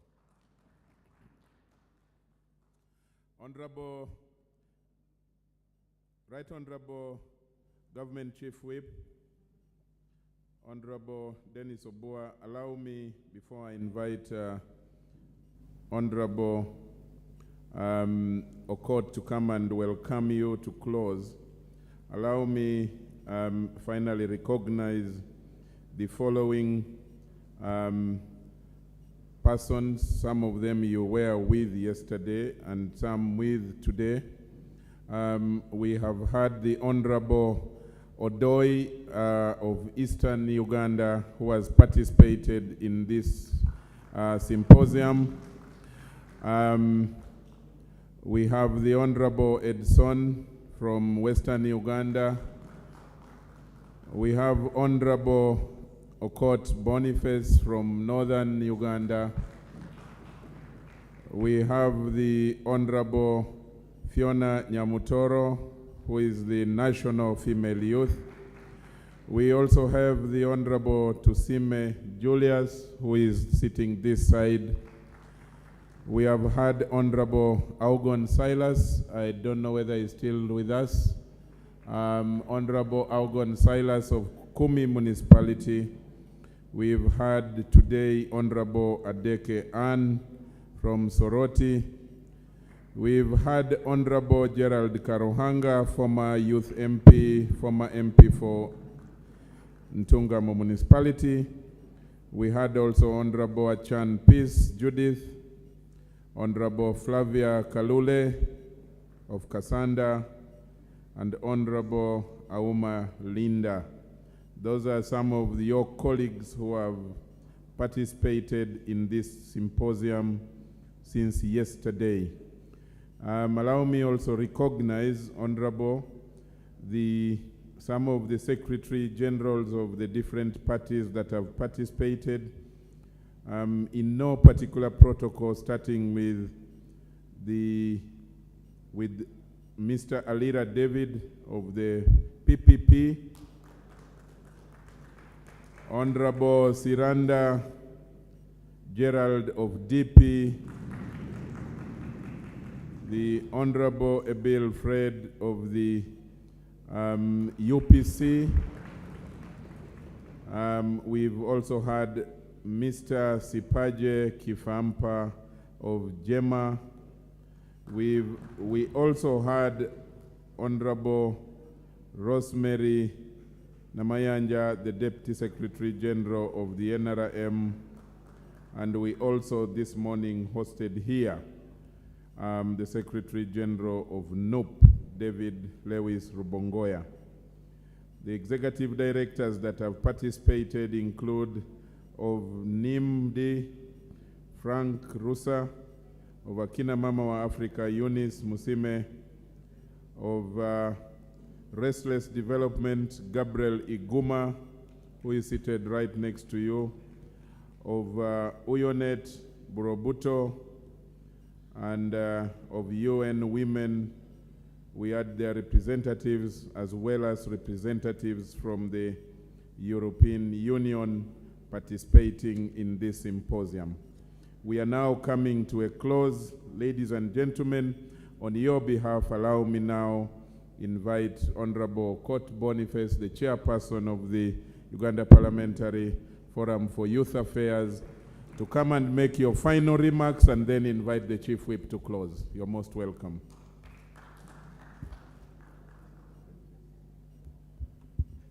I'll be extremely brief because I'm informed that there is a cocktail, and you know, in the village where I come from, when you're ready to chase the cock and grab it by its tail, you need to do it when it's still early. The Right Honorable Government Chief Whip, I consider him very revolutionary and a man of Ubuntu. Honorable Hamson Obua, Netherlands Institute for Multiparty Democracy, Akina Mama wa Afrika, the CSOs present, the youth leaders under the National Youth Council, UNSA, and of course, very importantly, the legislators who are here present, starting with my comrade, Honorable Odoi Bernard of Eastern Uganda, Comrade Honorable Edson Rugumayo of Western Uganda, and also Comrade Honorable Fiona Nyamutoro, who represents the National Female. When I was in school, a story was shared of a teacher who asked the class for what their aspirations are. I also acknowledge the Honorable Gerard Karuhanga and Honorable Tusime Julius, who are present. So this teacher set out to find out what the aspirations of every student in the class was. And people made mention of the conventional professional jobs doctors and engineers, and lawyers, and even MPs. One of the boys who was asked said that he wanted to become a man who was extremely wealthy. He wakes up in the morning to breakfast in bed, and he's picking up the next flight to go to another city to have a good time. And that is basically what he wanted, with no specific title to the job. Then the lady who was seated next to him was also asked what her aspiration is, and she said that she wants to be that boy's wife. I would like to encourage, because I've listened to very many aspirations this evening, I want to encourage all of us to aspire to inspire before we eventually expire. Secondly, and finally, is I want to give this room confidence that we are all youth. I was looking at the former youth members of parliament, starting with the Right Honorable Commander Hamson Obua. I saw his beard and I saw a lot of gray hair. I also looked at Honorable Gerard Karohanga here. I'm also seeing a lot of gray hair. I'm afraid, I'm scared. I'm very, very scared, because these are people we are right in the footsteps. So I've been demanding to know whether these are the fruits of the struggle for the youth. Even Honorable Bill Fred, who was a former member of parliament, you see a bit of gray hair. But I want to encourage you that as young legislators, we are committed to the struggle for the young people and will ultimately deliver. And the other confidence I want to give everyone in this room is that you see, in the definition of the youth, even the ones who are not constitutionally youth are still considered a part of us. And we certainly want inspiration from you, just like most of you have done today. I constantly share that in my small church in the village, I have the representative of the youth in the church who is 60 years old. But when I demanded from my father why a 60-year-old man was still the head of the youth in the church, my father gave me confidence that in the house of God we are all children. And now I'm not speaking necessarily about the youth in that sense, but there are two categories basically as I end. They are the acting youth, who are people who are still constitutionally within that age. But there are also senior youth, like the Odongthos here, the Frank Rusas of this world. So the rest of us are acting youth, because the youth is a stage that is we are in transition. There is no permanent youth. So what it means, because in Luo we have a religious hymn, and the hymn says that Iwiloboni Wanowele. Honorable Hamson will explain to you, but Wiloboni Wanowele means that we are all visitors in this world.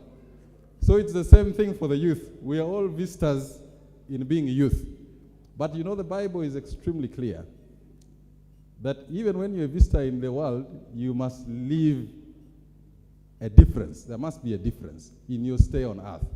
I also want to urge all of us that we must make a difference, even when we are visitors as young people. The person I'm going to invite is one who has made very positive strides when he was once a visitor. So it's at this juncture that I will request all of us to rise up and welcome our commander, who will ensure that these issues that we've discussed finally see the light of day. The Honorable Hampson, you're most welcome. The Secretary Generals, I acknowledge your presence. Thank you.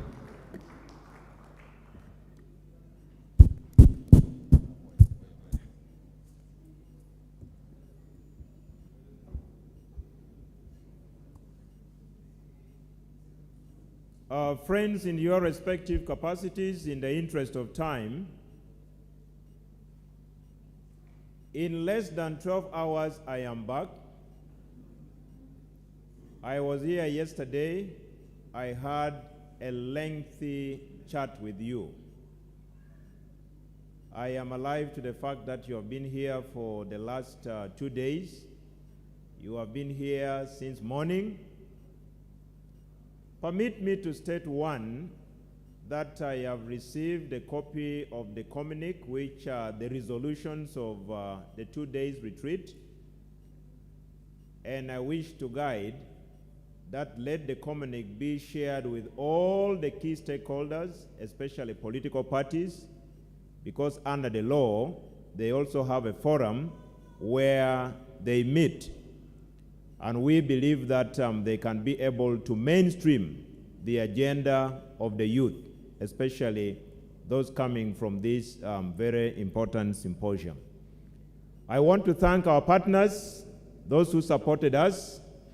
I want to thank Uganda Parliamentary Forum on Youth Affairs. I want to thank the honorable members of parliament. I want to thank the secretary generals of the different political parties in Uganda. I want to thank, more importantly, you, the young people from all over the country, drawn from political parties, the Youth Council, drawn from Uganda National Students Association, for putting aside your time and for articulating matters and issues that affect the young people. By virtue of the authority entrusted upon me, I am aware that there is a cock that disappeared from a lepton and specifically a jury, and we are supposed to look for the tail this evening.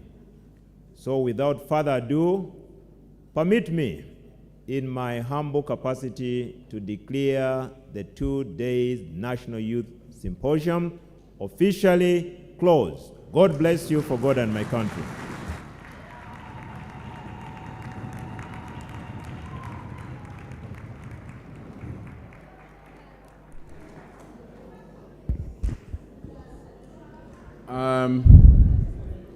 Thank you very much, Right Honorable Government Chief Whip. Mine after the closure is only to give informal announcements. One is that we are going to all move to the other side where there is some drink prepared for all of you. And the actual proper function that will follow will be in this room. So I'm going to request Honorable Court that to lead the Right Honorable Chief Whip out of this place, and they will be followed by this table and of the Secretary Generals, and then those of us others. And we all go out with the exception of nobody but the cleaners or the managers of this place. And they will clear this place of any bottles or especially the transparent bottles. The rest of the bottles that you will find after coming back may not be, I cannot guarantee their transparency. That's what I've been informed. So let's all go out to that place and take something and allow this place to be rearranged for other functions that will follow after.